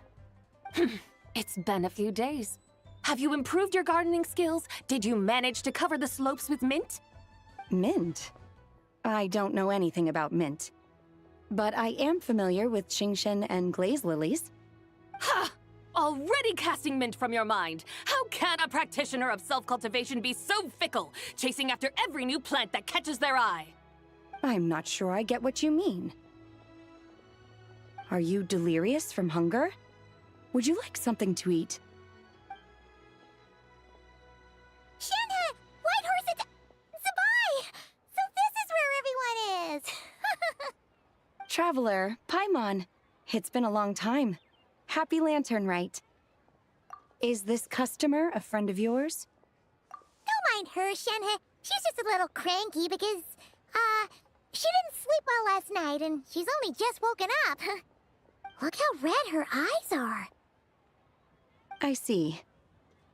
In that case, Miss Zabai, I have a tonic here infused with Qingshen. It's cool and soothing when applied to the eyes. Would you like to try a few drops? Stop right there! Who are you two noisy children? Hey! Have you forgotten about us already? Guides.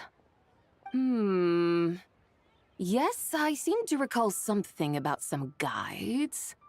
Ah, yes, now I remember. What luck! I was just looking for someone to show me the way to Elong Wharf. Huh! Is she starting to come around? Someone requested my help in purchasing some tea leaves. I was informed they have discounted prices during the festival and that I shall get a good deal there. Tea leaves? This sounds like Zhongli's doing. He sure knows how to get people running errands for him. Your friend Rex Zhongli initially requested the most expensive tea, but then a young lady in a hexagram hat mentioned he'd burned through the Wangsheng funeral parlor's yearly expenses at an exhibition a few days ago. As such, he is only permitted to buy items that are discounted this month. Oh, that's his boss, Hu Tao. It's about time she realized the problem and put a stop to his spending sprees. Oh, I see. So that's why you're here. Unfortunately, Wanmin Restaurant doesn't sell tea leaves. If you're truly in need, I could gather some wild tea from the mountain slopes. You don't sell tea leaves? But I remember your boss, Miss Lu, saying that she owns tea fields. You really should get some rest. The person you're talking about isn't the boss of Wanmin Restaurant. She's just like you. She came here to eat. Is that so? Life really is full of surprises. What surprises? Your brain really is as gooey as a pack of slimes. Paimon can't believe Zhongli entrusted you with going all the way to Yilong Wharf and buying tea. That would be excellent, my dutiful guides. Ah, yes, Miss Crane. I apologize profusely for my improper behavior just now. Please forgive me. I completely understand. Master often says that the human body is like a mechanism in need of regular maintenance. When a person cannot rest at night, they are sure to become irritable and on edge. Miss Crane, you appear reasoned and compassionate on the surface, yet I sense dark forces churning within your spiritual core. Those red ropes you wear are what bind them, am I correct? Oh, you can sense that? Indeed. I also sense that with your strength, you might try undoing one or two of those bonds when training. Untie Shenhe's ropes? Wouldn't that be risky? Though the use of red ropes to bind the soul is a wondrous technique, practitioners must eventually learn to break free from external aids and look within themselves for restraint. Master has told me similar things, but I am not ready yet. Your self-cultivation has progressed far enough. Then I will seek further guidance from my master. If you still have doubts, you can find me at the Baiju Guest House. I'll be taking up residence there for a while. For now, my dutiful guides, let us be off.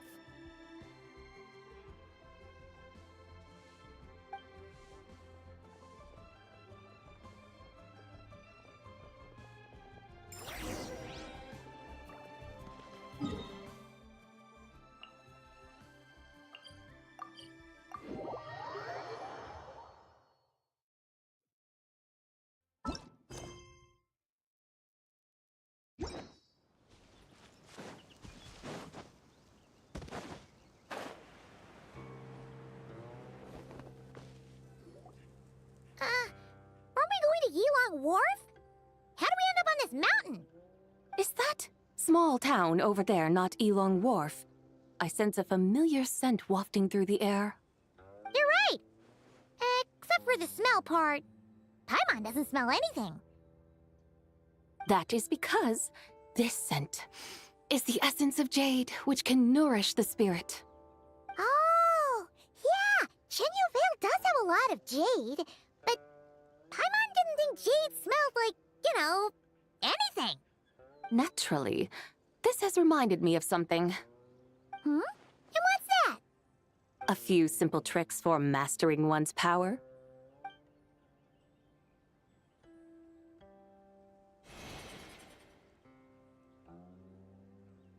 What is that thing? I'm sure you've been to Elong Wharf many times before, but I wonder if you've done so while cruising through the air. You've been such dutiful, dedicated guides, so allow me to offer this fresh experience as recompense. Please step in.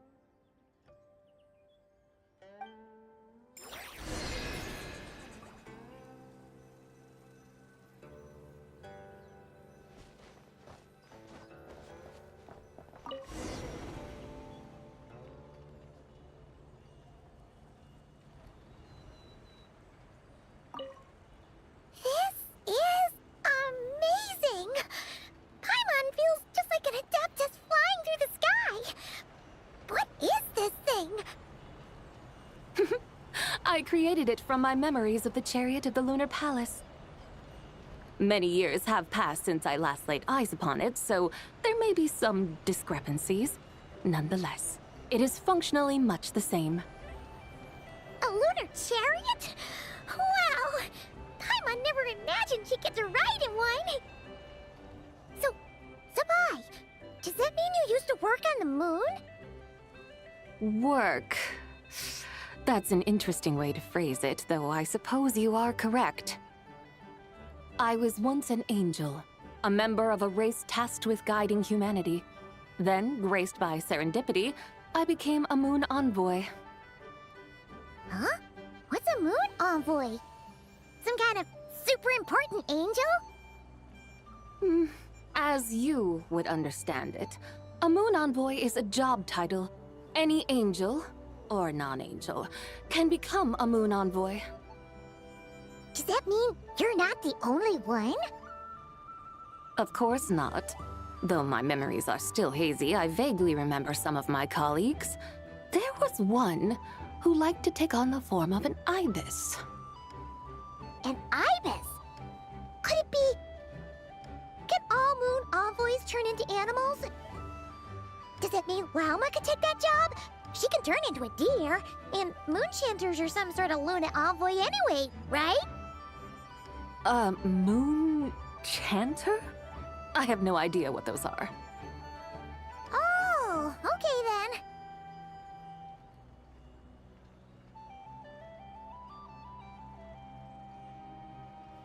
Look! Paimon thinks she saw a tea vendor over there! Very well. Let's take a look.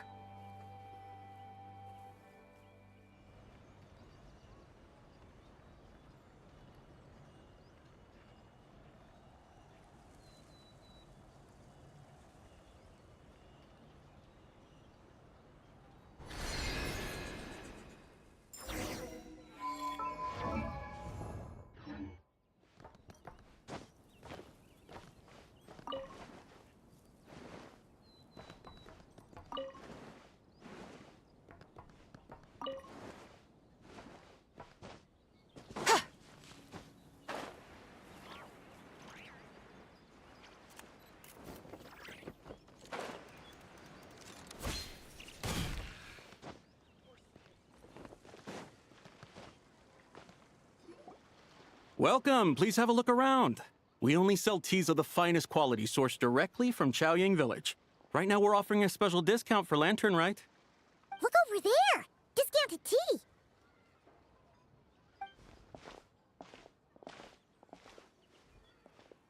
Dear customers, are you looking to purchase some tea leaves? I can see from your bearing that you are no ordinary customers. My humble shop has some exquisite teas that should satisfy your more refined tastes. We're not here for quality. We're looking for a discount. A discount? Well, that's a coincidence. Our Sungla tea is on sale right now. A special festive offer. Something about the name of that tea sounds familiar to Paimon. Buy 3 boxes of Sungla tea during the festival to get 10% off. Buy 4, get 20% off. Buy 10, but... That's right! 10 boxes at half price. Have you been to our shop before by any chance? Oh, Paimon's definitely heard this spiel before. 3, 4, 10, 10, 20, 50. Zabai, what are you muttering about? When purchasing 3, 4, or 10 boxes, the corresponding discounts are 10, 20, and 50%. The intervals between the two sets of numbers are 1 and 6, and 10 and 30. Look! Her eyes turned blue! That's gotta be a first! If the differences between intervals remain equal, the interval after 6 should be 6 plus the difference between 6 and 1, which is 11. Similarly, after 30, the next interval should be 50. Therefore, extrapolating upward, the next two numbers in each set should be 21 and 100. You're making Paimon's head spin! Those numbers, what do they mean? They mean that if we buy 21 boxes of Sungla tea, we should get a 100% discount! 100% discount? You mean we'll get them for free? Oh, there was a pattern to the discounts. Is that right? The pattern we speak of is mathematics, little one. A pattern that is always right. That's amazing! You're a shopping genius, Zabai. Oh, wait. Something feels off here. I had no idea our shop's discounts were tied to the laws of nature. I've learned so much from you, dear customer. No need to thank me. Now, please give us our 21 boxes of free tea. Wait! What's the matter? Paimon just realized what it is that's not right. It took you long enough. We got the short end of the stick! Think about it. If we don't have to pay when buying 21 boxes, then if we buy even more, the vendor should be paying us money instead, right? Huh? Hey, Zabai, work this one out. If we buy 100 boxes, we'd make loads of money, wouldn't we? It stands to reason. Wait a moment, dear customers. Don't you think you're haggling a little too hard? You are the one dictating the discounts. We're simply extrapolating the numerical patterns within. As such, we are hardly haggling. You have a point. However, that's right. I'm so sorry. I just remembered. My supplier didn't come today, so we don't have any tea after all. Such a shame. Terribly sorry about this. Awful, awful luck. Where can we find your supplier? Well... Not to fret. We'll save you the effort and go straight to the source ourselves. Well, you see, dear client, the supplier's discount isn't as generous as ours. You won't be able to get the same price from them. Huh? Does that mean they won't pay us for taking their tea? They might not even offer you 100% discount. How very unfortunate.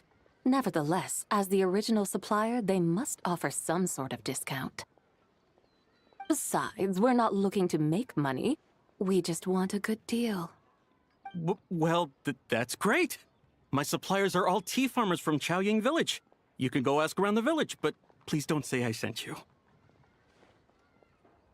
not worry. We appreciate your generosity.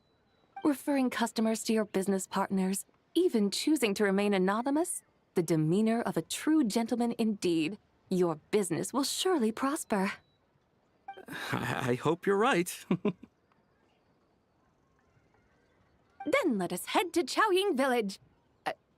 Do you know the way, my guides? Of course! Just follow us!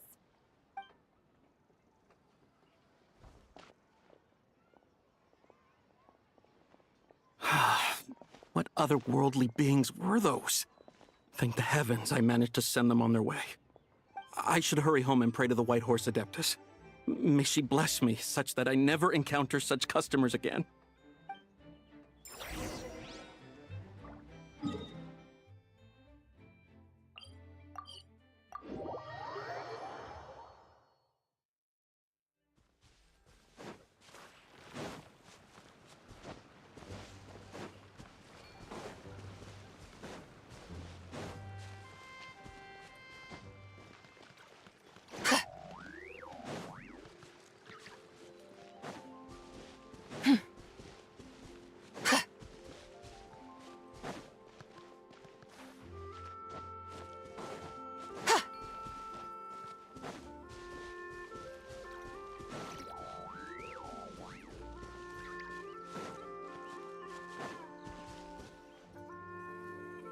Here we are! Chaoying Village! The mountains and waters are pristine. They embody the beauty of heaven and earth. It's a good-looking place, all right. But it's hard to enjoy the scenery when Paimon can't stop thinking about all that tea-buying Mora we're missing out on. Should fate dictate, Mora will find its way to you sooner or later. Well, Morak certainly finds us often enough. He even sought us out in person this Lanternlit. For now, let's look around and see if any tea farmers are selling their crop. We'll be able to see more clearly from up high. Let's take to the sky and enjoy the beautiful scenery while we're at it.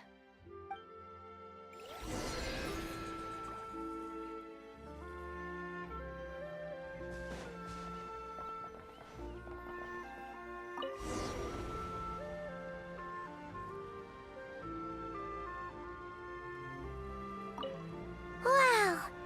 Chaoying Village looks beautiful from up here.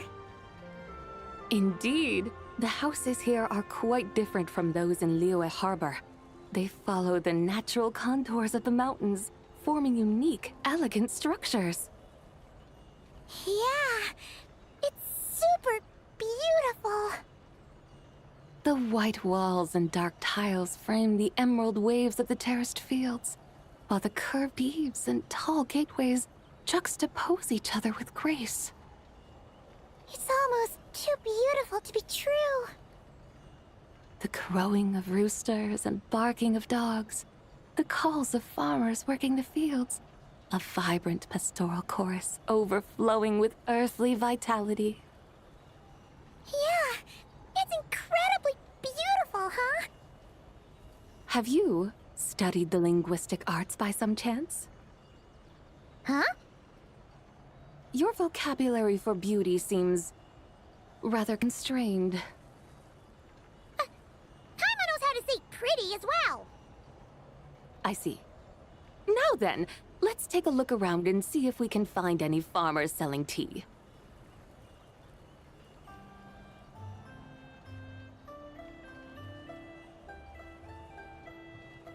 Look! There's someone in that tea field! And they look kind of familiar. Wait, is that Lu Xiangxiang? And who is that? Oh, you'll remember her once you see her up close. Hey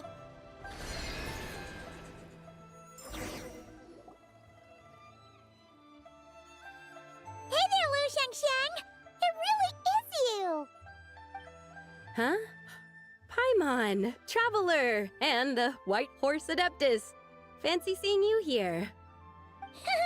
The White Horse Adeptus has a name now. You can call her Zabai. And you are... Wait. I remember now, you're... Don't say anything about food poisoning or fish. You're the young lady who wanted to rise above the rest, are you not? Yes, that's me, but I'm in a bit of a state right now. At best, I can say I've fallen below them. Fallen below them? What happened? Like I said the last time we met, I'm being punished according to family rules. My father, mother, grandfather, grandmother, other grandfather, other grandmother. Oh, that's a lot of family members. Yeah, and on the night of Lanternlit, they held a family meeting to discuss my situation. So, they do care about you. There's no doubt they care. But they think that since I caused all that trouble in Liyue Harbor, it shows I can't be trusted on my own. They decided to ground me. Ground you? Yeah, though they're not confining me to my room. Instead, I have to personally nurture a tea seedling until it grows big enough to be sold at market. Aw, a tiny little tea baby. Do they want you to experience what it's like to be a parent?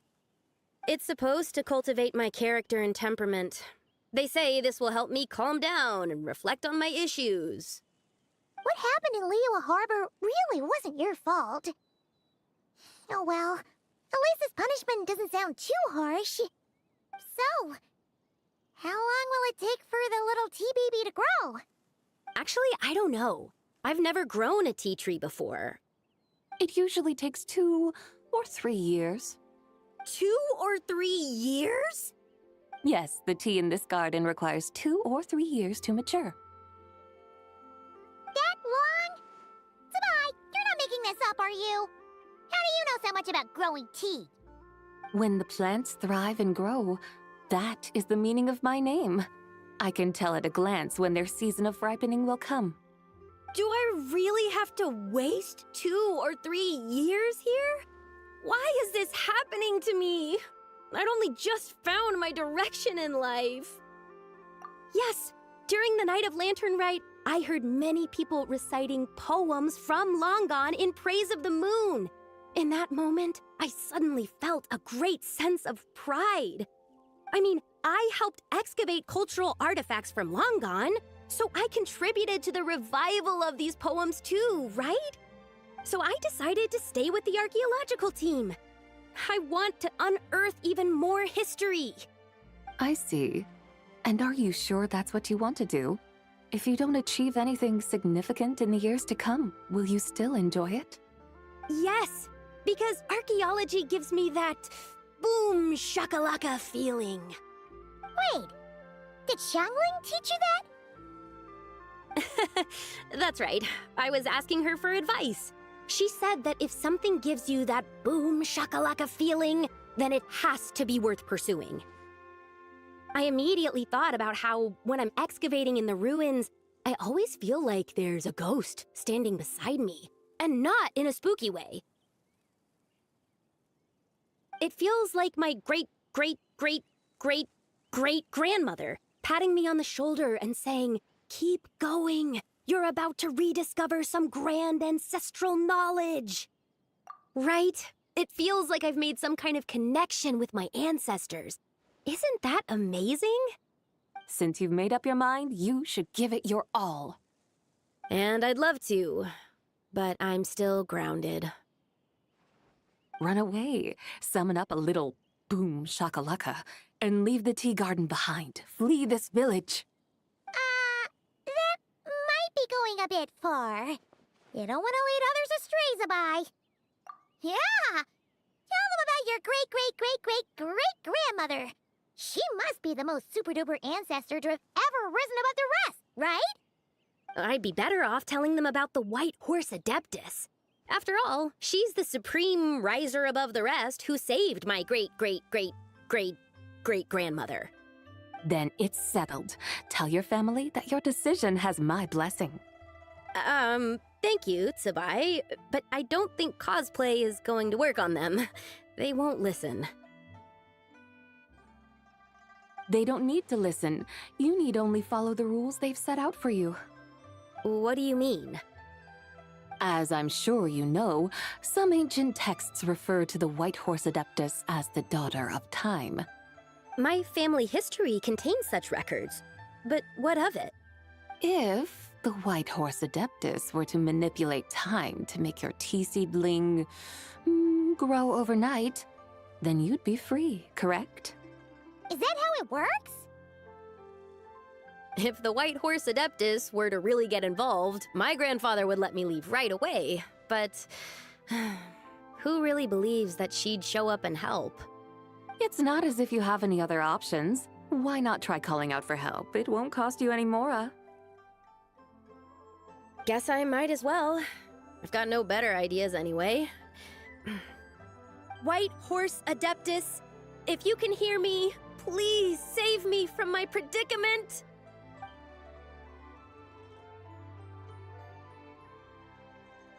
Ugh. Nothing happened, as expected. Perhaps the White Horse Adeptus has already heard your prayer. Why not come back here tomorrow and take a look? By then, the seedling you planted may well have grown into a thriving tea tree. Thank you, Tsabai, for trying to comfort me. I do feel better now, kinda. But can't you really do something like that?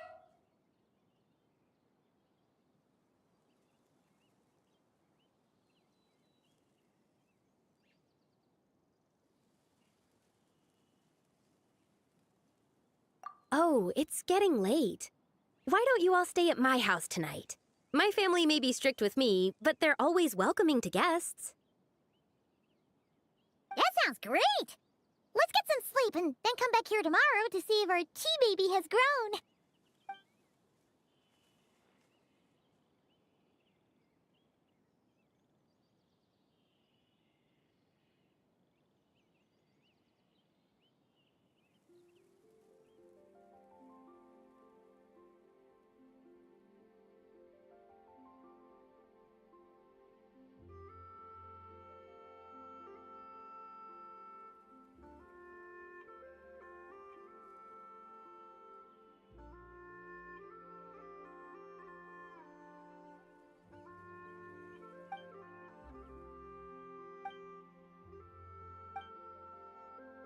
Oh, the tea tree! Whoa! Your tea baby is all grown up! Indeed, it has grown into a mature tea tree that can stand tall in the face of wind and rain. How is this possible? It must be the work of the White Horse Adeptus. Her prayer must have moved her. Are you sure? Perhaps she heard your prayer and chose to answer the call. She once saved my great-great-great-great-great-grandmother. This time, she saved me. That's incredible! Your family must be blessed by the White Horse Adeptus. I guess so. I need to tell everyone the news right away.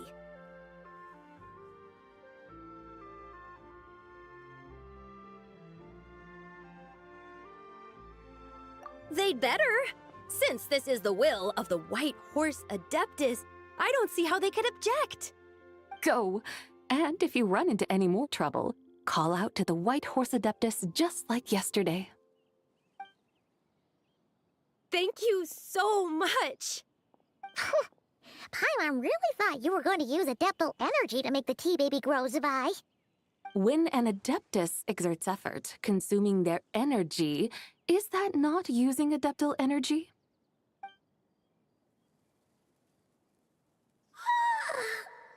All right. What are we doing out here in the middle of the night? We're here to help Lu Xiangxiang fulfill her wish, of course. Can you really make the tea baby grow? It won't be easy, but there are ways.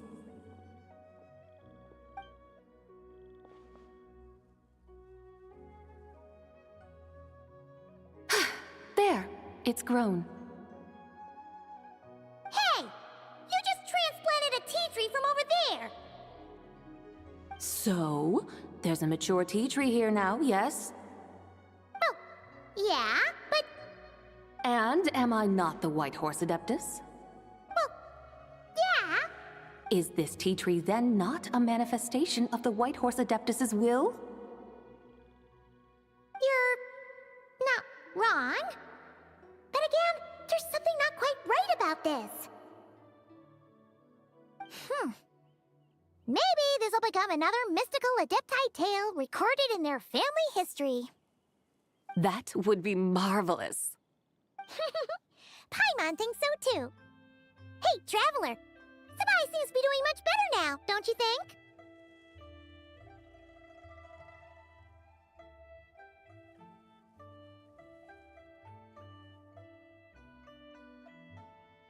Oh! Paimon bets that's why Zhongli chose to send her on this errand.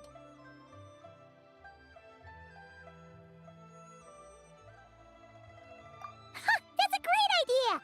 We've already shown her Liyue Harbor, Yilong Wharf, and Xiaoying Village. How about we head to Qingce Village next? Qingce. That name sounds familiar. The scenery there is really pretty, too. It's the perfect sightseeing spot. How about we show you around? I must say, I have been mightily impressed by the mountains and waters of Liyue. Please lead the way, my dutiful guides. Alright, let's go!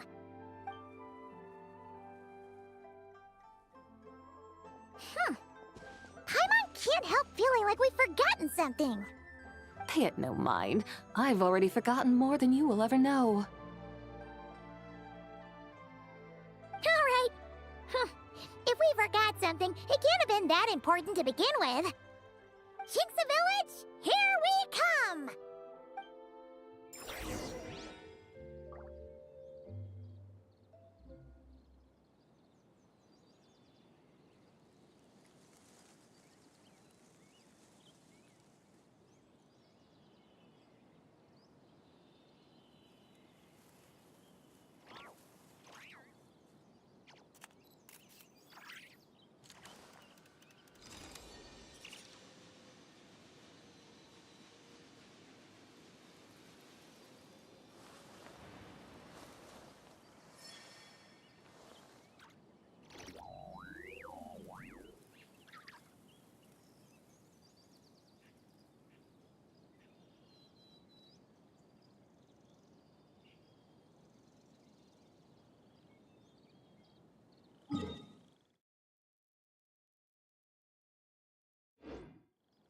The whole world shares the bounty of the skies, the rain, and...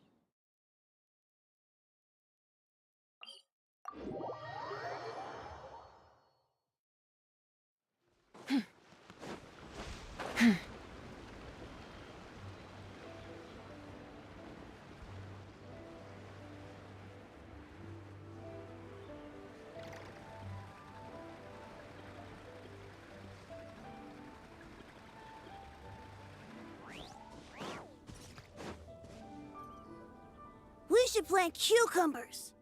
We should plant canolas. We should plant cucumbers. They're easy to sell. We should plant canolas. The flowers are pretty. What are you arguing about, little ones? We're deciding what to plant in our field once Lanternlit is over. Yeah. Dad gave us a small plot of land to grow our own crops. He said we can keep all the more we get from selling them. We should plant cucumbers, right? Dad plants cucumbers every year. We should plant canolas. We can press the seeds for oil. It smells good and sells for a good price. Ah, an agricultural debate. This should be easy to sort out. Granny, are you a farmer? Could you tell us what to do? Granny? What did you just call me, you rapscallion? Oh no, her eyes are gonna turn red again. It's just, my granny smells really nice, and you smell nice too, so... Sorry. How about we call you Auntie instead? Auntie?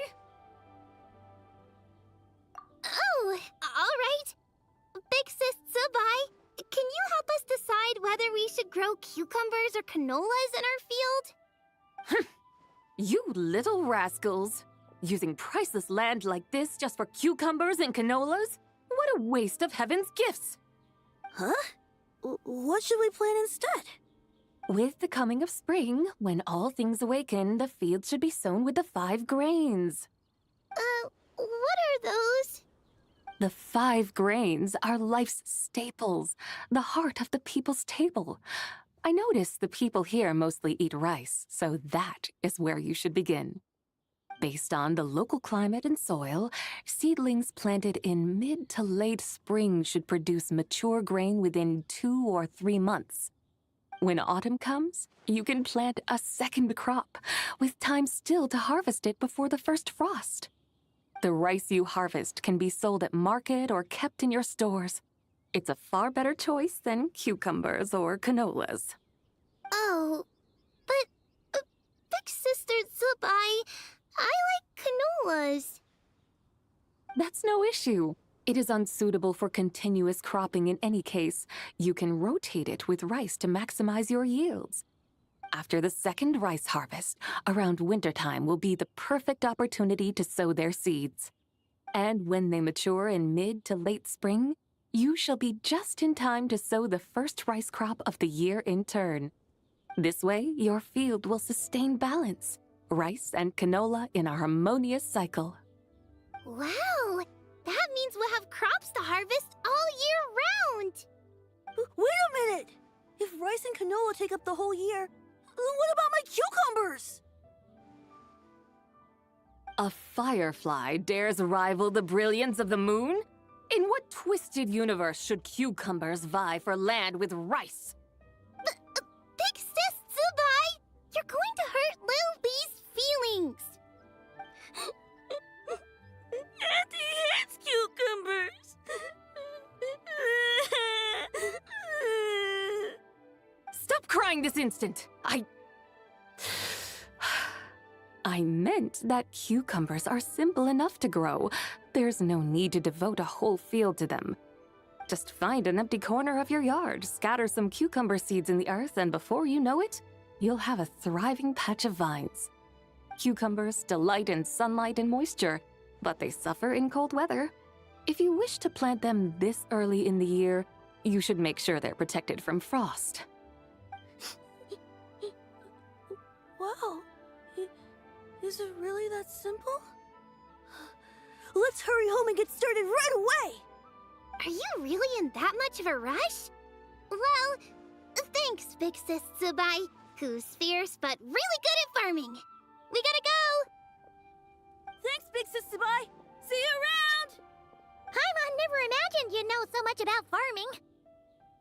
What's so strange about that? The people of Longon called me the god of soil and grain.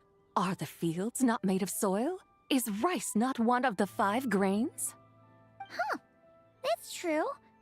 So, if the god of soil and grain is a farming god, that means the White Horse Adeptus must be a farming adeptus, right?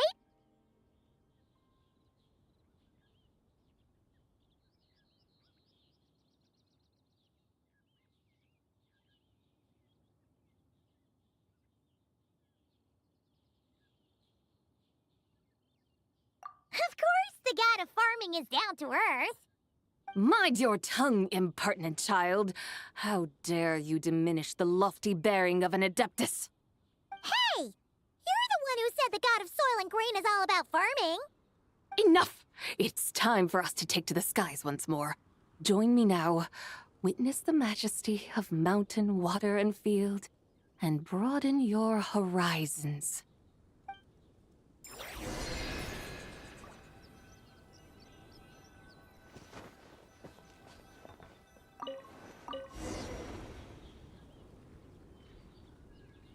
Wow! The terraces look so pretty from up here. The mountains tower like pagodas, the hills coiling at their feet like shells. Layers built upon layers, rising and falling in harmony. A truly unique and mesmerizing sight. Thinking about it, you have a special connection to this place, you know. A special connection? Yeah! There's a local legend about a white horse leaping from a pure spring to follow Rex Lapis into battle. Don't you remember? You must have been living in seclusion around here. That does sound somewhat familiar. Oh, and if we keep going up this way, we'll reach a super-duper spooky spot. You might have a connection to that place, too. There's an ancient array that seals away the remains of a fallen god. A god's remains? Yeah! The people of Liyue turned that story into an opera called The Sanctification of Tao Do. Does that ring any bells? Tao Do. Huh. The 7 and 8 gates array. That's right, that's right! You do remember! Bune, the god of the underworld, who could pacify the forces of life and death. Huh? So, Tao Do had another name? Let's go take a look.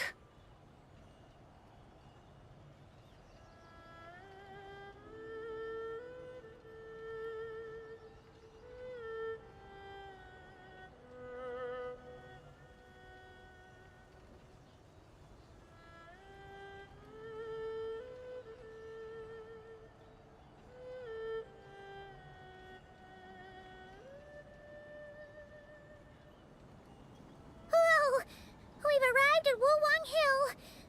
The atmosphere just turned spooky. I can't help but feel there's something strange about this friend you haven't seen in ages. Huh? Paimon thought she heard someone's voice. Let's head down and check it out.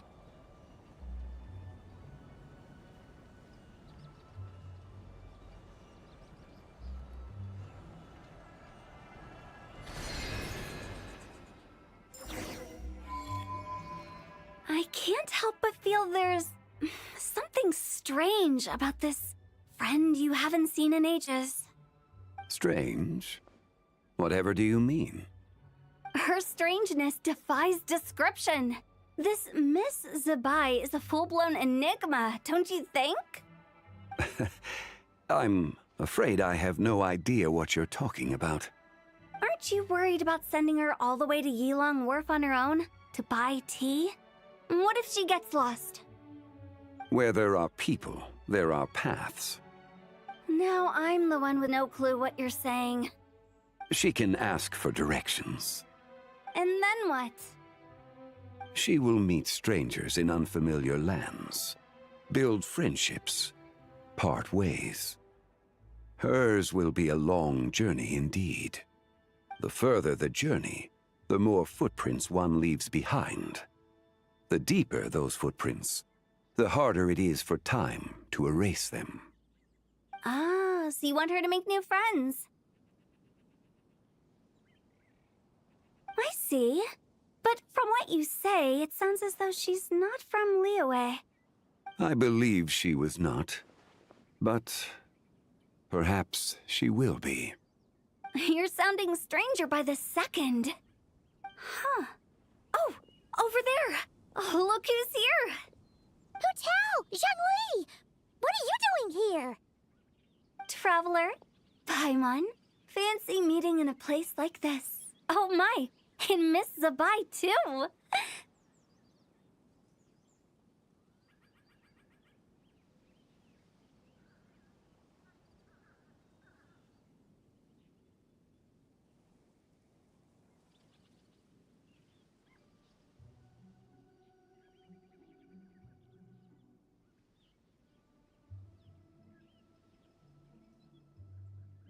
Sounds like fate to me.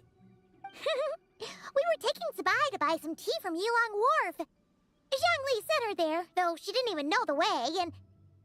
Oh, drat! We forgot the tea! Oh, Paimon knew we were forgetting something!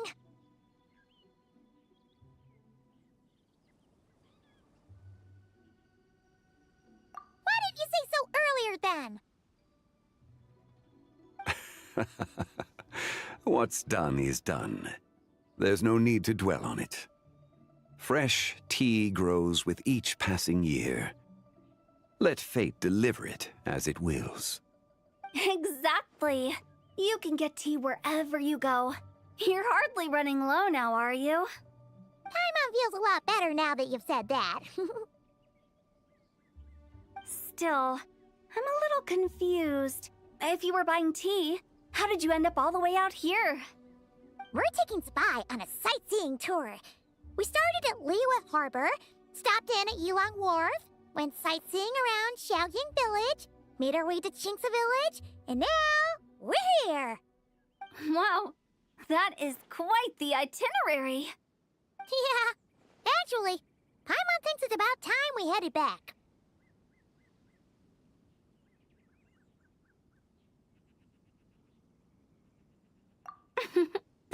I'm here to pay my respects to my ancestors. My dear consultant kindly agreed to join me. It is Lanternlit, after all. Adepti and ancestors should be venerated alike. Ancestors? Wait, could you be? Are you heir to the Wu-Wong kid? Or perhaps the lone butterfly of the Crimson Flame? Whoa, have you got all your memories back? Huh? Miss Zabai, you know about the Wangsheng funeral parlor and the 8 adepts? I happened to hear a storyteller expound on the sanctification of Taodo. Lots of people know that story, sure, but very few can discern my family lineage from just a glance. Well, Zhongli, your friend here really is quite something. Unfortunately, there's no time to dally right now. We have a hill to climb. Perhaps once today is done, we can find time to chat over tea, recite poetry, and admire the moon? That would be wonderful, Director Hu. Oh, and before we go, you've been traipsing around all day. I suggest you stop off at the Wangshu Inn on your way back for a good night's rest. Wouldn't do to exhaust yourselves,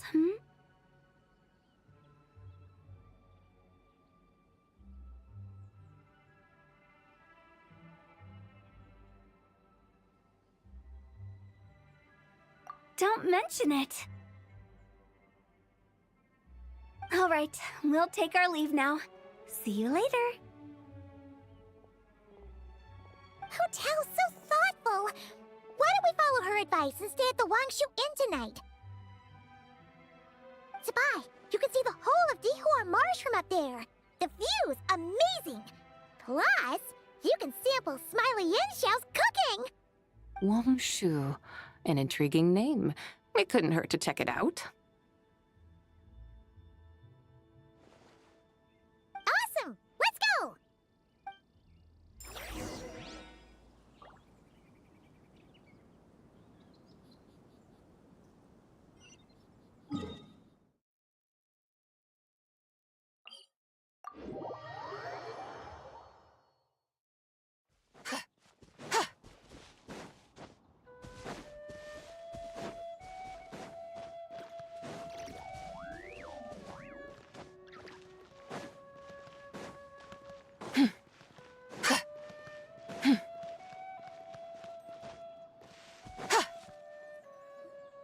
Is that towering structure Wangshu Inn? Sure is. We can take the lift up from over there. Always walking the path long trodden. Does retracing others' footsteps not tire you? Come on, get in. We'll fly to the top.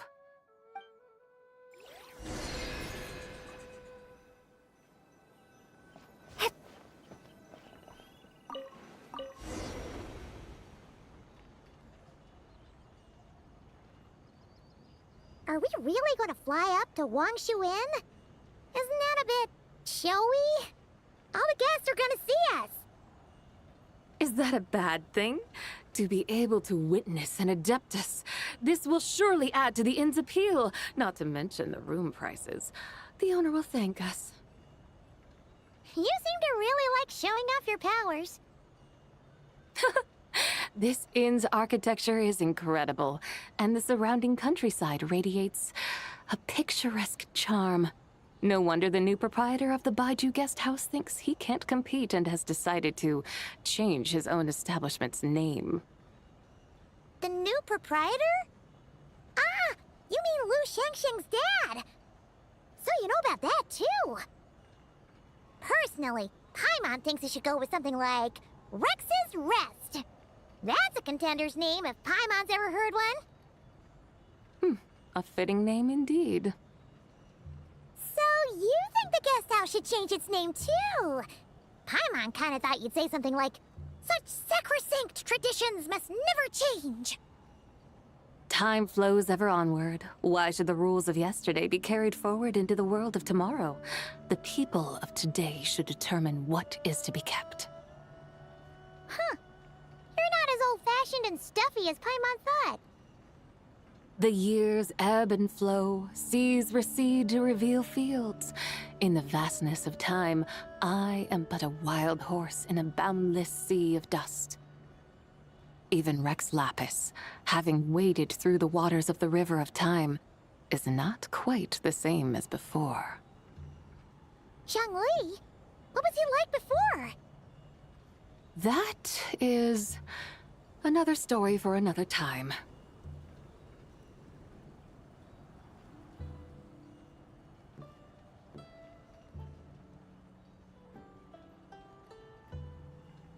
We have arrived.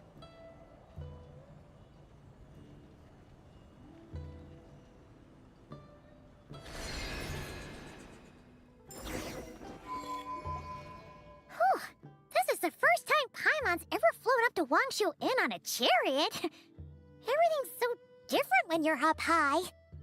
Wangshu. Like moon lanterns and shao lanterns. Might it all be a coincidence? What's a coincidence? Do you not know what Wangshu means?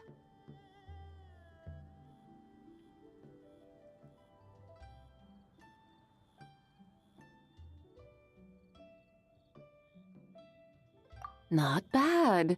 You're clearly much sharper than your diminutive companion. Wangshu can refer to the moon, but its original meaning is actually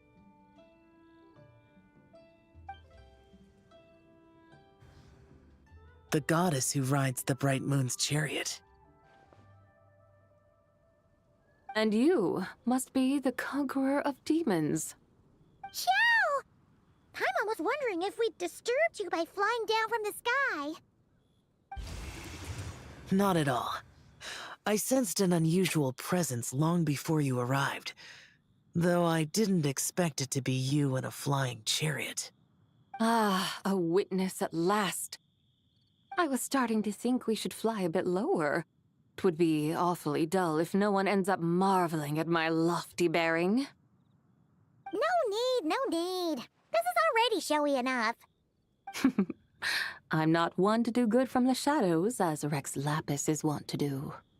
Then you must be...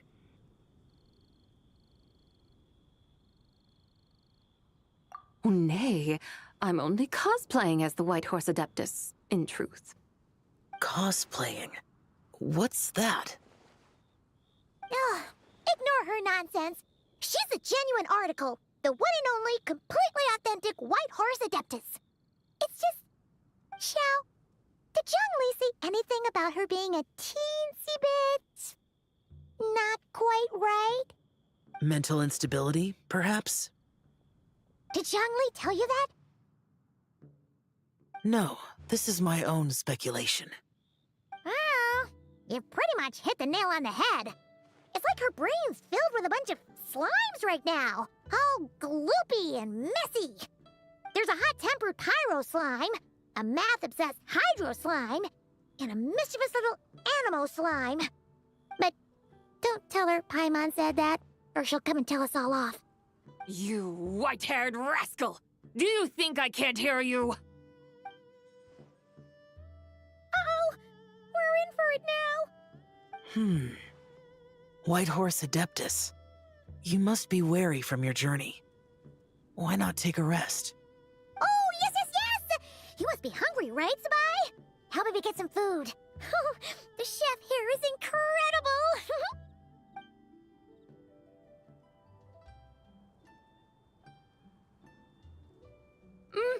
It's so hot! So spicy! Are you okay? Do you want Paimon to get you some water? Don't worry about me. I just need to pace myself.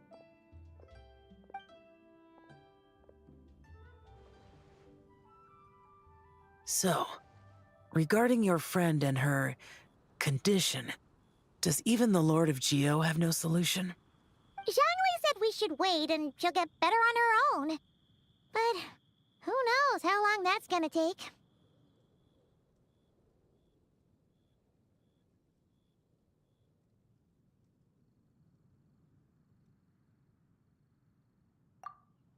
Is that why her personalities change so easily?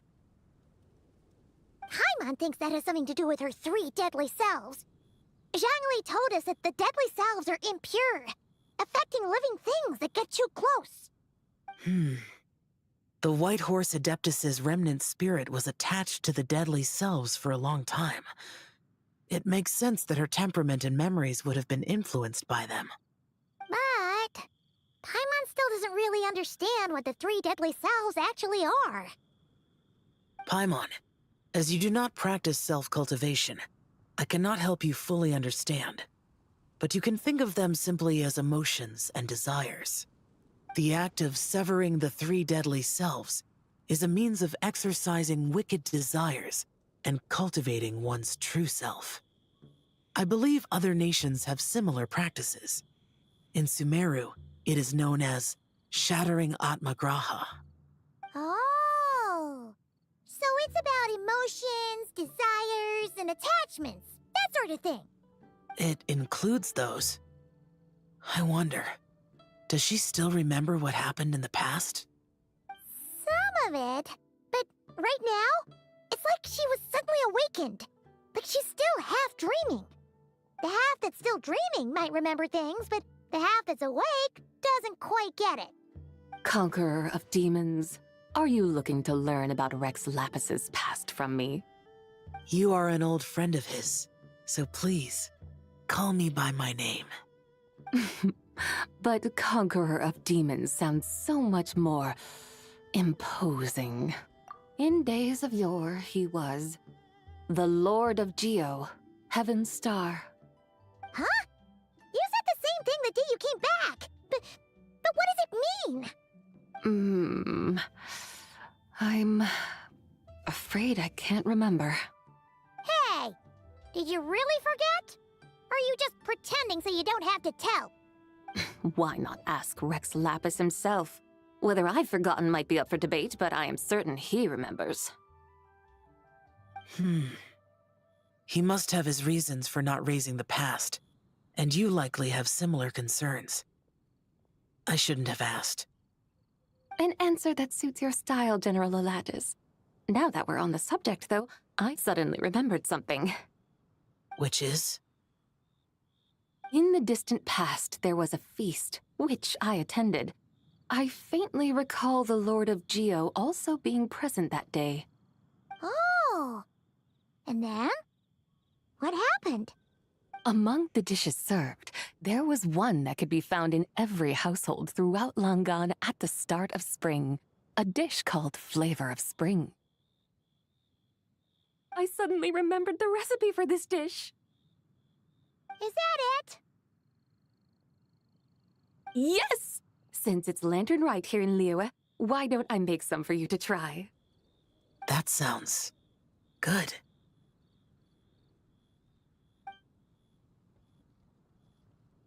Wow! It might not have been the story Paimon was hoping for, but this looks delicious! The spring breeze stirs. Now is the perfect time to savor this dish.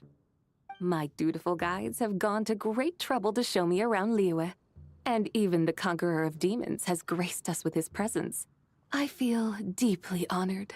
This Flavor of Spring is my way of expressing my gratitude.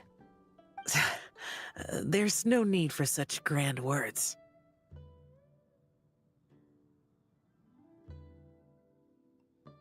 What's this? Hey! It's that broken jade token from the antiques exhibition!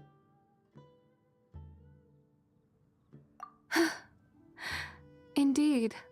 This was once an Adeptal treasure of mine. I'm amazed it ended up in your hands. Alas, it serves little purpose now in its fractured state. Please, keep it as a memento. Oh, that's a shame. Can't we fix it? This is the way of the world. Once jade is broken, it can never be made whole. Then, what about forging a new one? That is a good point. That it has ended up in your hands must be a message from fate. I could try to craft it into a little trinket for you. One that might prove useful on your journey. Ooh! What sort of trinket? It's just a passing thought, one that will require the right opportunity. I'll think about it more when the time comes. Now that we've had our fill, we should get some rest. Tomorrow we return to Liyue Harbor, where I'll have need of your guidance once more.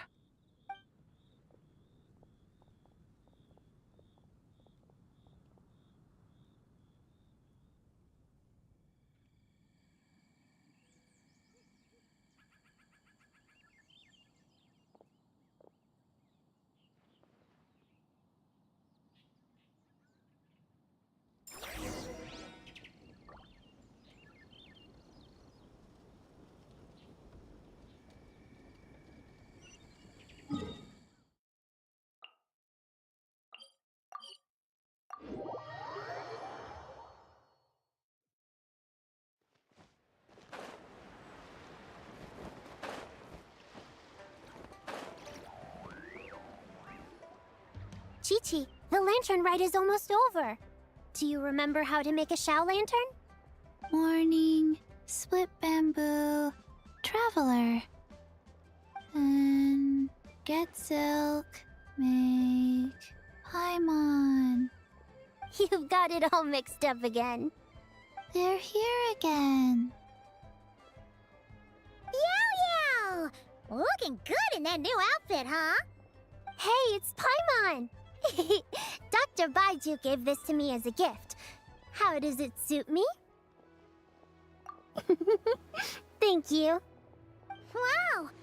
What happened for Baiju to suddenly give you a brand new outfit, Yao Yao? Dr. Baiju is thanking Yao Yao for teaching me to make Shao lanterns. Chi-Chi and I were just playing together. Dr. Baiju's too kind. Oh, yeah, take a look at this. Dr. Baiju gave me these clothes, but it was Chi-Chi who wove this little basket. Wow! That's beautiful! When did you become so good with your hands, Chi-Chi? I learned to make Shao lanterns, thanks to Yao Yao. I also made a wish. What do I always say? The White Horse Adeptus answers prayers. Come, help this old man make an offering in thanks. Huh? Mr. Liu? What did you pray for? For my idiot son to finally come to his senses and not change Baiju Guest House's name, which he has. Huh? He's keeping the old name? Listen to this. My granddaughter planted a tea seedling in our village just a few days ago. She made a prayer to the White Horse Adeptus to help it grow. Overnight, her seedling flourished into a mature tea tree. Oh, that sure does sound like a miracle. Could the White Horse Adeptus really have helped it grow? Of course she did. Oh, White Horse Adeptus, how blessed is our family over whom you keep watch. Truly, this is an extraordinary miracle. You must record it in your family history without delay. Of course. Huh? Is that you, Miss Zebai? Indeed. I have a long-term booking at your guest house. Yes, I recall. Mr. Zhongli said to charge your expenses to the Wangsheng funeral parlor, if I remember correctly. That's Young Li. Always making trouble for poor Hu Tao. I noticed when you were here last that you bear a striking resemblance to the pictures of the White Horse Adeptus in my family history. You both have golden eyes. Perhaps fate has had a hand in our meeting. And a glad meeting it is, Miss Zabai. Now, why don't I gift you some tea from my garden to celebrate this encounter? We grow Sunglaw tea there, and it has quite the reputation throughout Yilong Wharf. I hope you will accept it. Oh! Sunglaw, buy 10 boxes, get half off teas. Back on the menu. Buy 10 boxes, get half off? Don't be silly. This is a gift. It's free. Woohoo! Nice! Thank you so much, Boss Lou. There's no need to thank me. You're a visitor from out of town, which makes you an honored guest. Make yourself at home. Lanternlit may have ended, but the streets are still bustling with activity. Make sure to take everything in, meet some new friends, and enjoy your time here. And that goes for you kids as well. Happy Lanternlit. Got it, Mr. Lou. Happy... Lanternlit. Yeah! Happy Lanternlit, everyone! Happy Lanternlit indeed.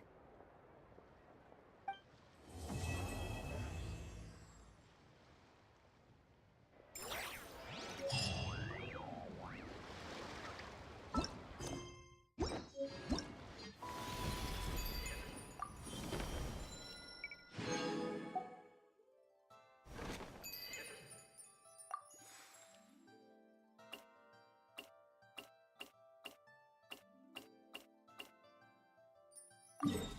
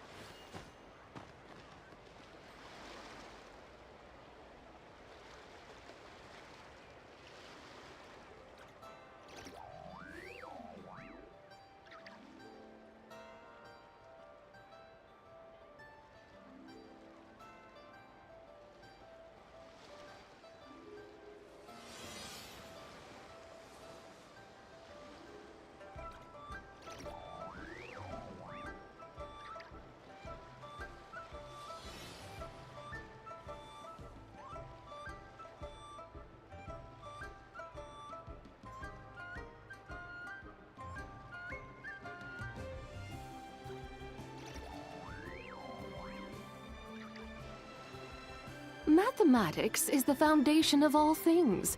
If you're interested, I can teach you some arithmetic. First, hold out both your hands. We'll start with the 10 fingers.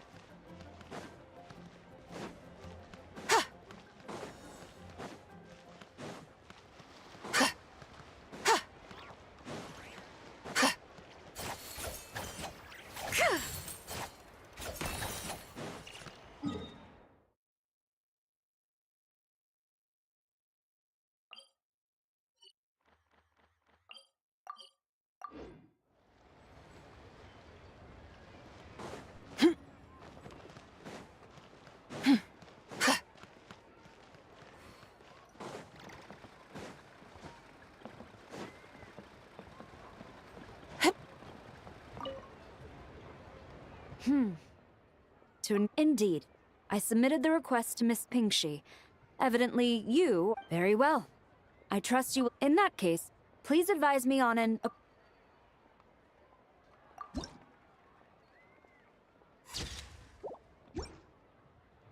A commendable picture. My thanks.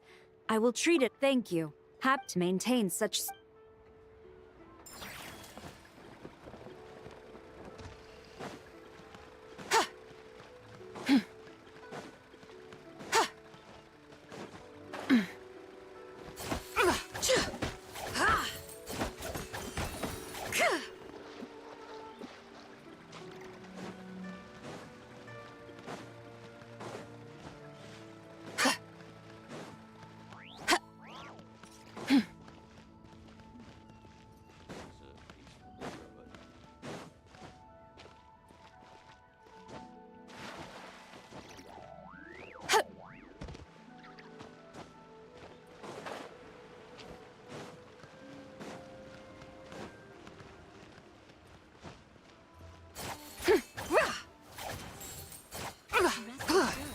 The Qixing's top priority is the people's welfare.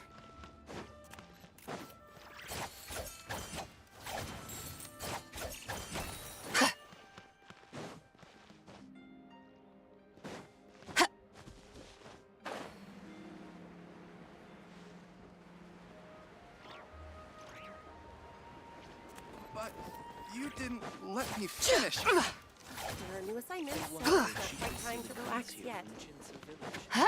Where has Master gone this?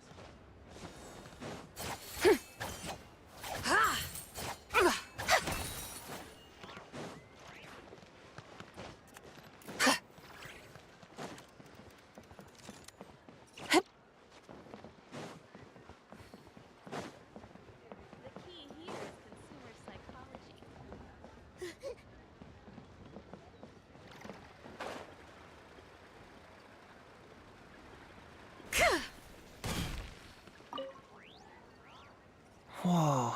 Oh, hey, traveler. Happy New Year. Yup. I'm gonna paint Whew.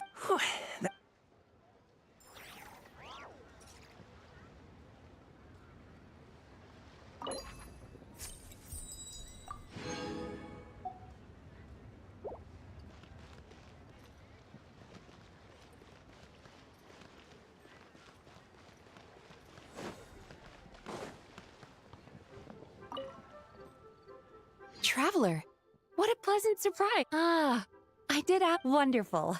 Looks like I'll be... All right then, Master Photographer. What...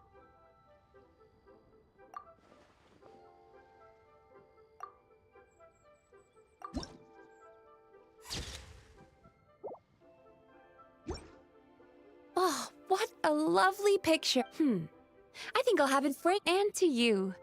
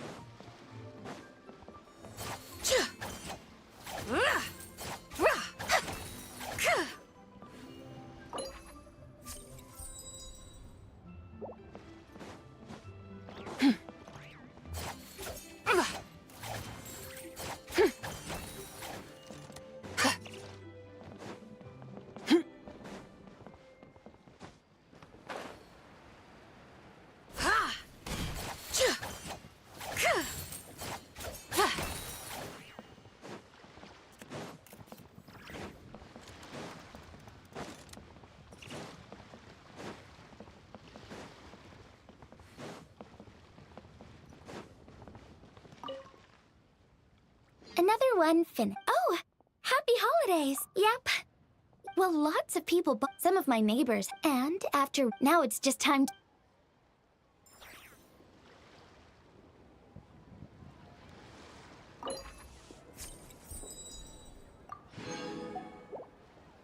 I just like to make people smile.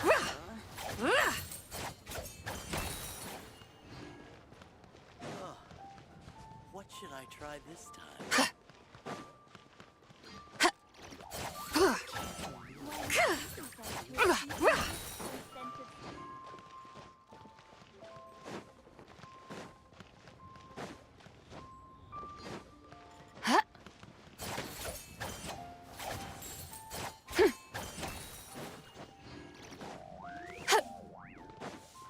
Try something new with the one me Wow. Rio has really got a lot going for it.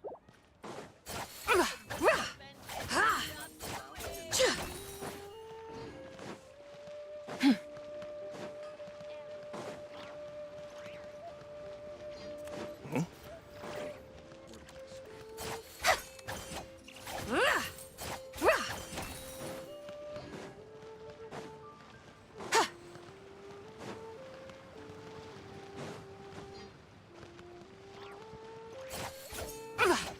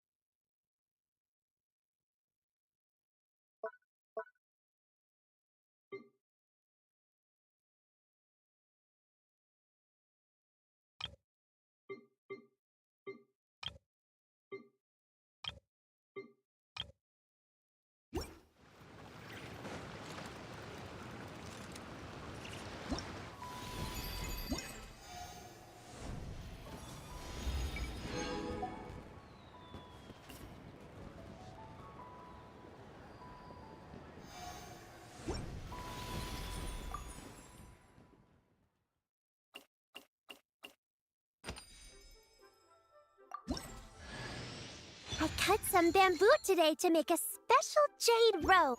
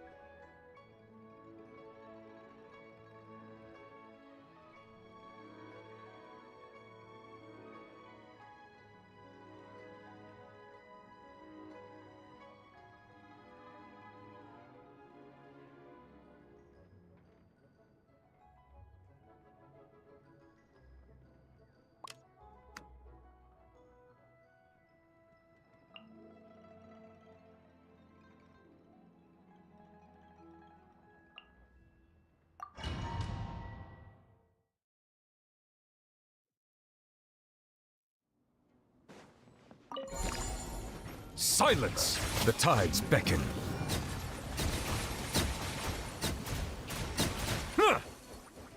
Insulation chamber deployed.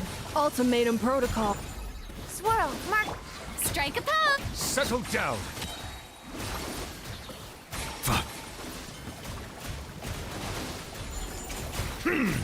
Let the mighty be humbled!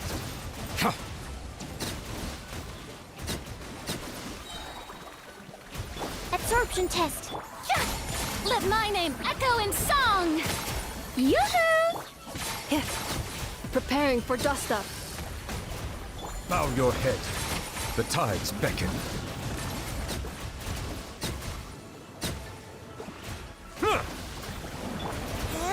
Animal hypostasis. Time to shine!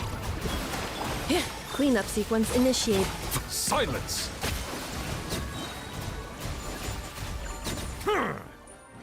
Be sanctified.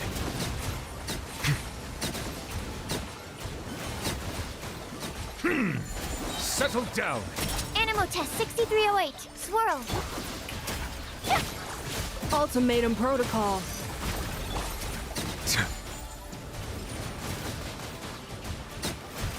The tides beckon.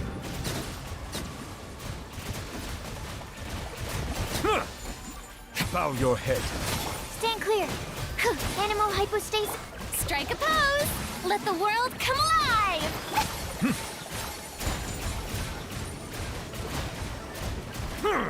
Be sanctified.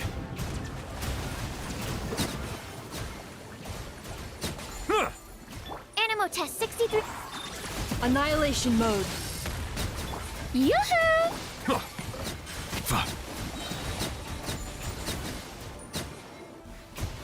The tides beckon.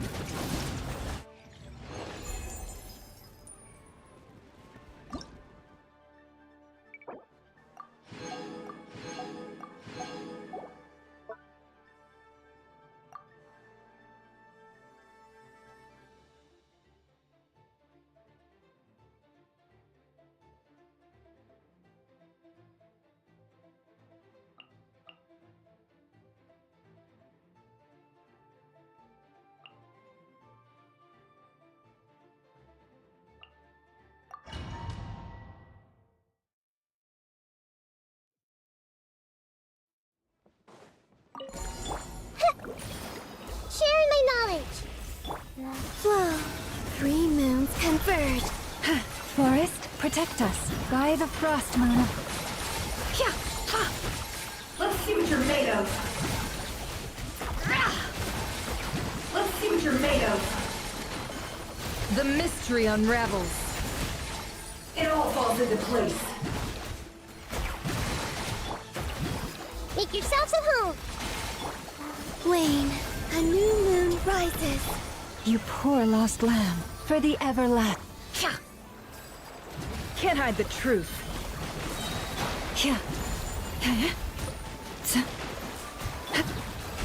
Seek within.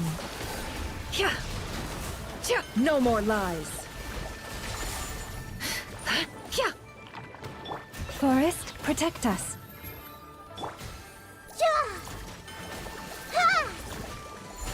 Sharing my knowledge. No life lasts forever. Surge, a moonlit night for all. By the frost moon of old. Can't hide the truth. The mystery unravels. It all adds up. You poor lost lamb. With one heart, we pray. No more lies. Time to come clean. The deception ends here. Flow. The riddle remains unsolved.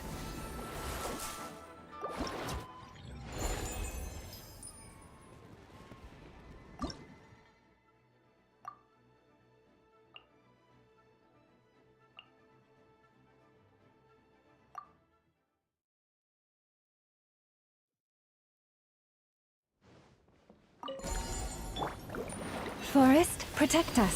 For the everlasting. Surge, a new moon rises. Stay put. The mystery unravels. Let's see what you're made of. Let's see what you're made of. Can't hide the truth. Leave this place. With one heart. Wane, a moonlit night for all. Uglay, you're up! Pain, go away! Yeah! Forest, protect us.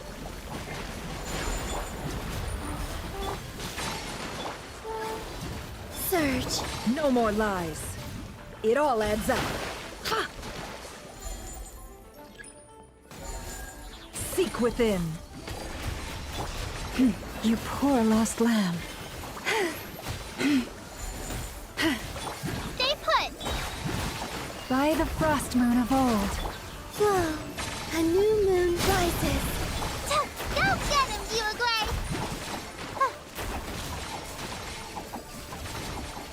Yeah! Don't be scared! Leave this place for the everlasting. Can't hide the truth. The deception ends here. It all adds up. No more lies. Yuagway! Wayne, a moonlit night for all. Forest, protect us by the frost moon of old. Can't hide the truth. Time to come clean. Seek within. Whoa. Don't be scared! Pain, pain, go away!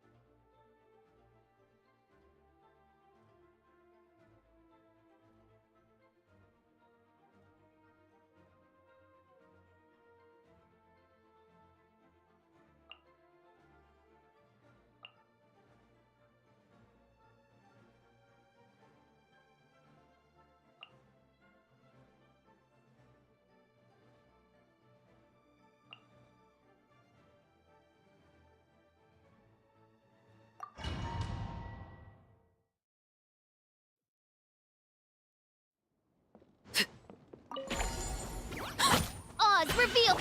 Final warning! Justice will Teamwork is strict! Laid bare.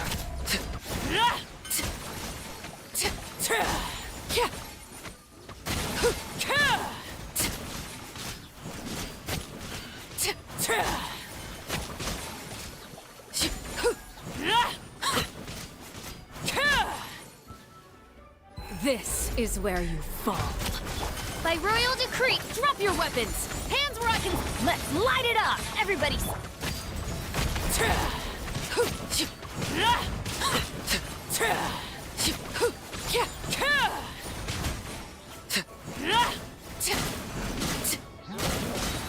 Everlasting as the moon! Go! As you wish. You asked for it! I'm going in! Transfixed!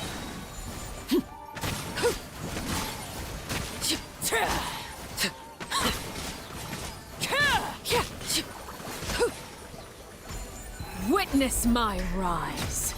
Laid bare.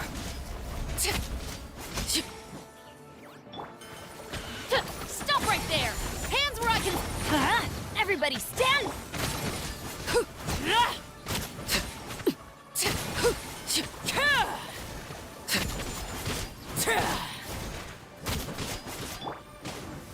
Drop your weapons! Wings of Transfixed!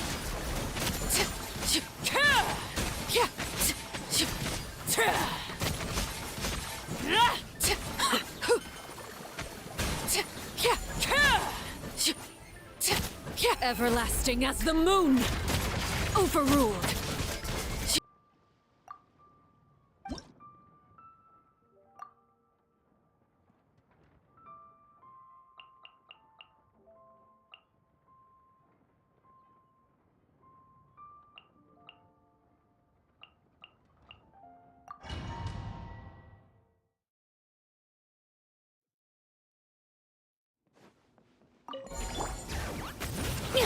Let the mountain's veins boil!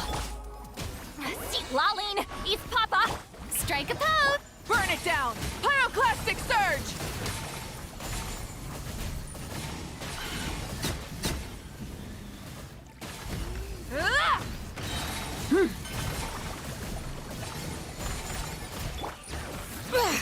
Letting brave names echo! You two! Time to shower me with the Light of the blazing sun!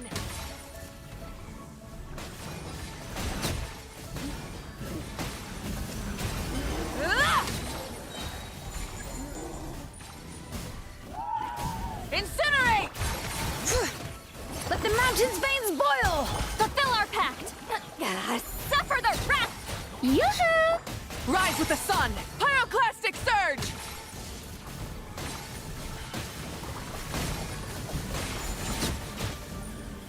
Incinerate! Bring it! Hear the echoes of the valley! Seat lolling! East Papa! Strike a pose! Burn it down! Wrath from the skies!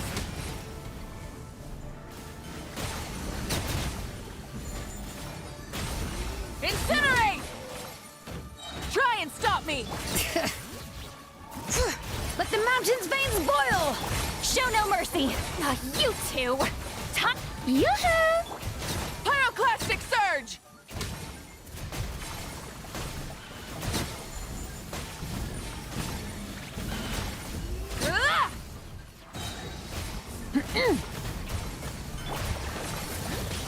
Letting brave names echo! Suffer the wrath of each! Shower me with the wrath from the skies!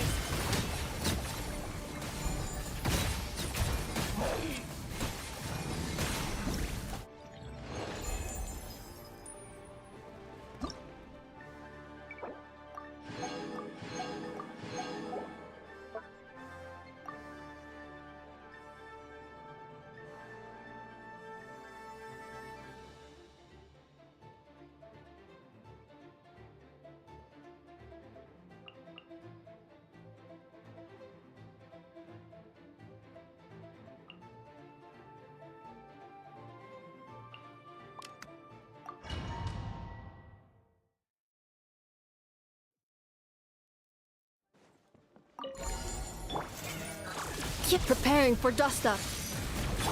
Surge. A new moon rises. Absorption test. Swirl. Mark 2. Be silent. Acha! The long sleep beckons. Close your eyes. Acha! Defensive mode engaged. Wane. Animal test 63.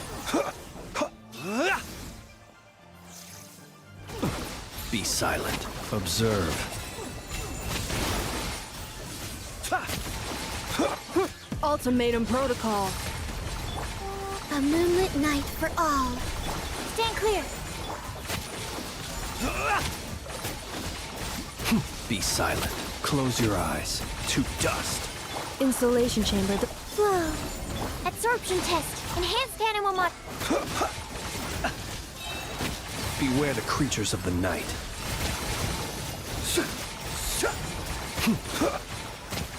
Observe. Annihilation mode. 3 moons converge. Animal test 6308.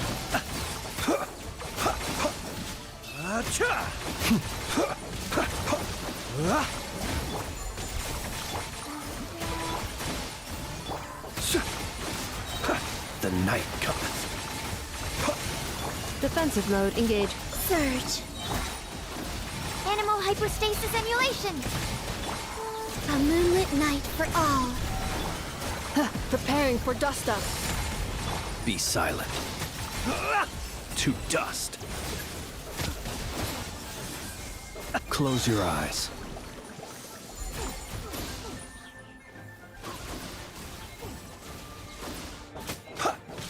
Insulation chamber. Wane. 3 moons converge. Absorption test. Be silent. Close your eye.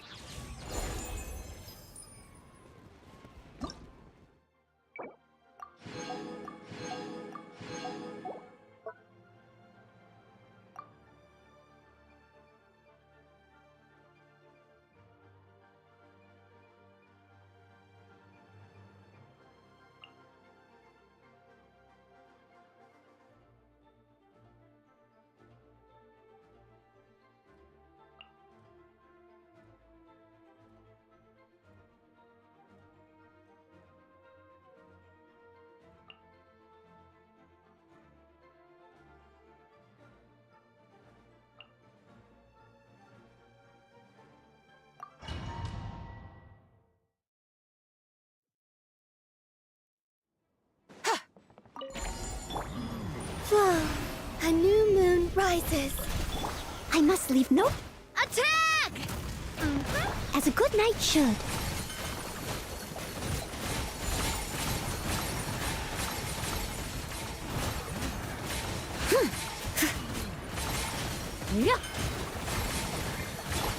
Coming at ya! Wayne, 3 moons converge. Divine light, shield them! Be cleansed!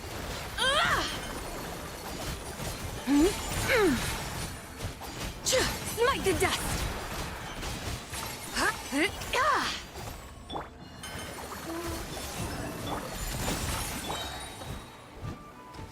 Time to clean up. Leave it all to me.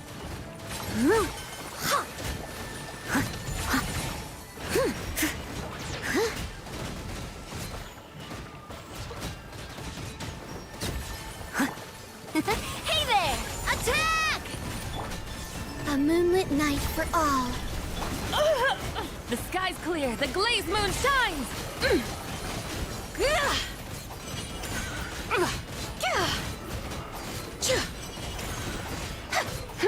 Smite the dust!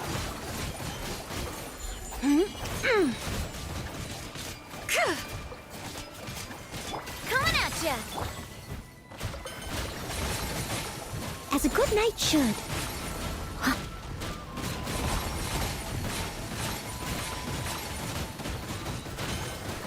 Surge. A new moon rises. Attack! That's feeling lucky. This one's got your name on it.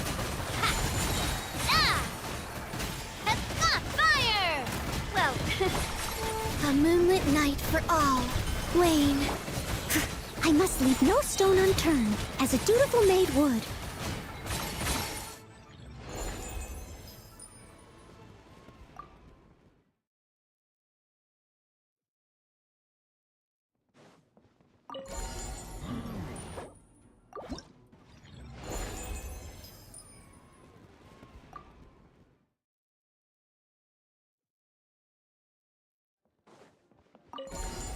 Lofty wisdom will show us the way!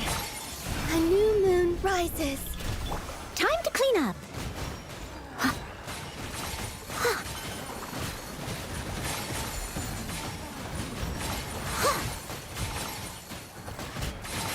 Watch out! Attack! That's the way. Umbrella warfare, I guess. A moonlit night for all. Leave it all to me. Divine light, shield them! Be cleansed!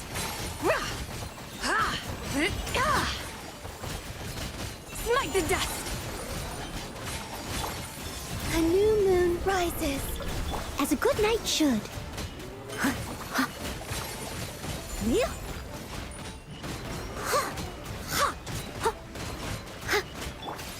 Hey there! Attack! I'll catch up. Someone... feeling lucky? Watch out! That's a proper send-off! From the flow, 3 moons converge. Lofty wisdom will show us the way!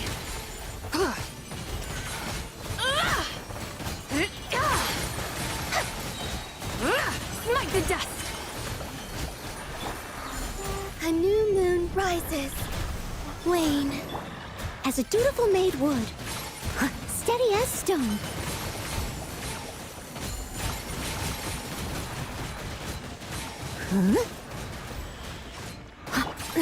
Umbrella warfare, I guess. A proper send-off. From the scene. Watch out!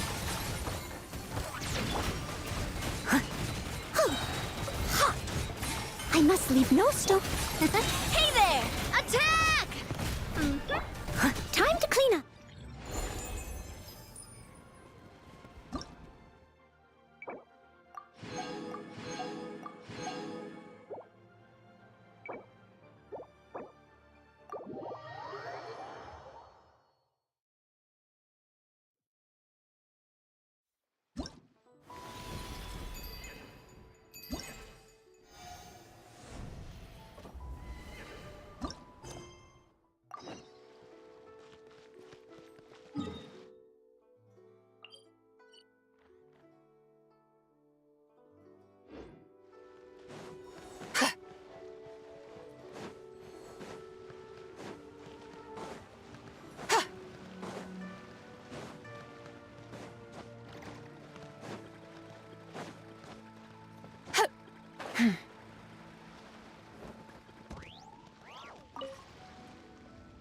Traveler, had a feeling I might run into you here. Allow me to extend a traditional Liyue greeting. Happy Lanternlit. Correct. I requested one from Miss Pingxi. Seems she really did secure a professional photographer. Shall we, then? Take a good shot. I plan to stick it up on my office wall when I get back to Fontaine. Sure. Do I need to strike a pose, or... Suggestions are welcome, Traveler.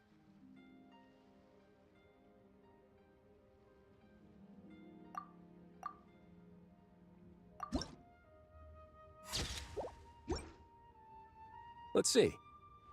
Not bad. Pretty standard shot. If you look at it from the neck up, it could even pass for a mugshot. I'll be keeping this. Really appreciate the help.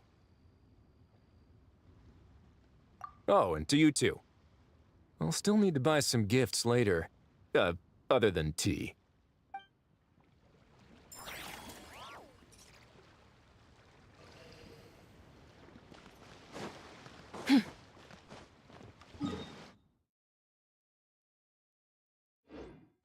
Ahoy there! Need a repair?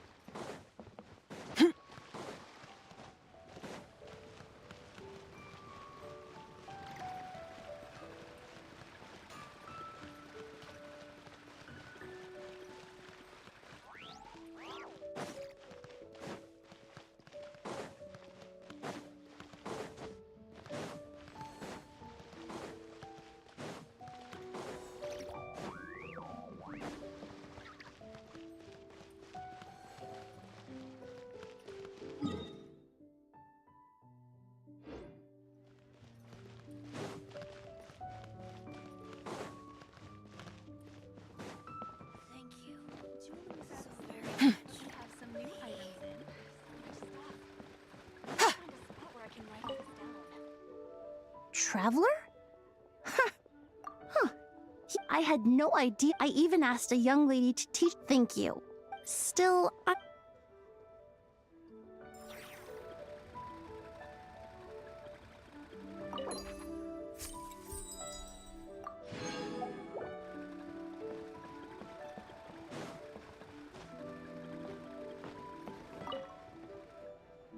If you make a lantern like this and release it... Oh, yeah, but she had as soon as I got off the boat, so I followed, thanks.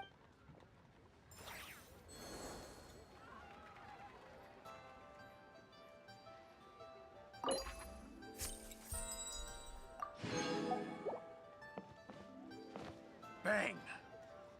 And with that, the fate of the Bourgeois Brotherhood was sealed.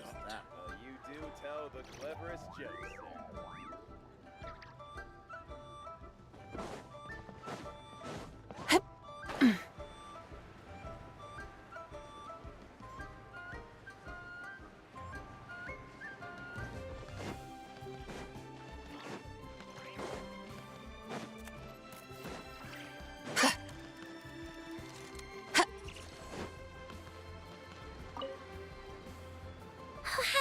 The Duke mentioned we might meet you here. We met a very kind lady at the harbor. Sure. Well then, as the professional photographer, what pose would you recommend?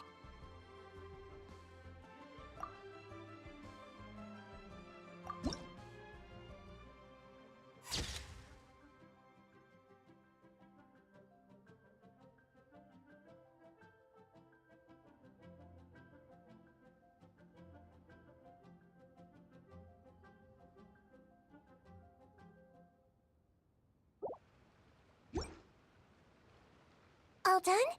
May I look? My expression looks great! Oh, it really is. Bye! Have a wonderful lantern rite!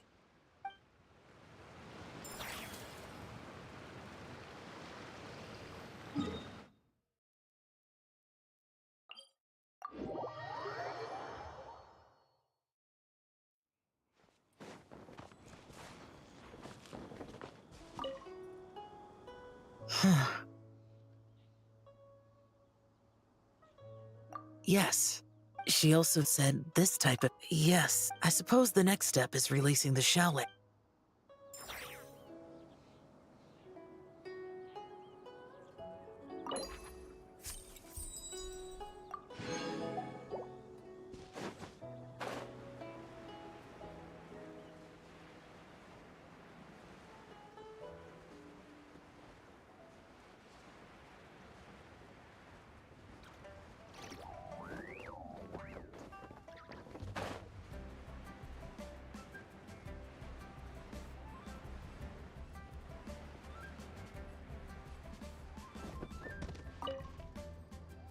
Hey, psst, over here! I knew you wouldn't miss Lant. No, I can't be working at. Yup, Miss Pingshi said she. It really. So, ready to start? Alrighty. Can't take a picture without.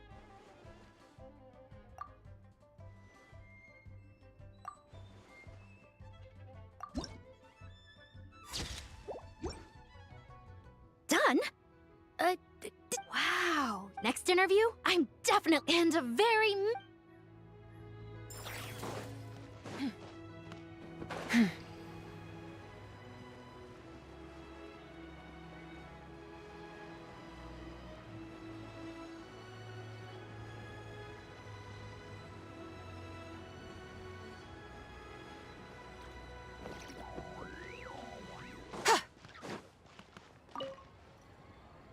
Leo has got so much delicious food. What should I eat next? Oh, how about boiled fish? No, wait. I need to take a picture for everyone back at the tribe first.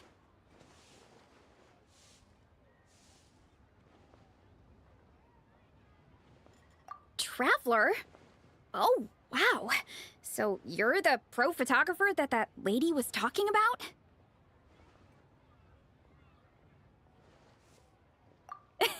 That's fantastic! You're so talented. Of course you're good with a camera, too. Sure! I want to strike a cool pose. But what if it looks weird in the picture? Any advice?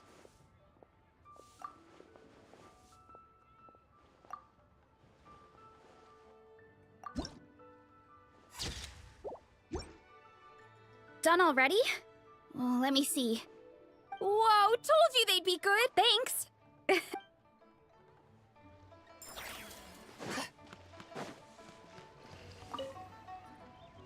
Oh, Traveler? Yeah, pretty rad, huh? Oh, shoot.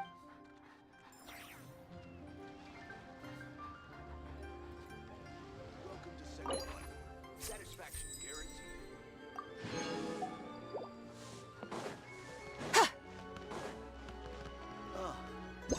What?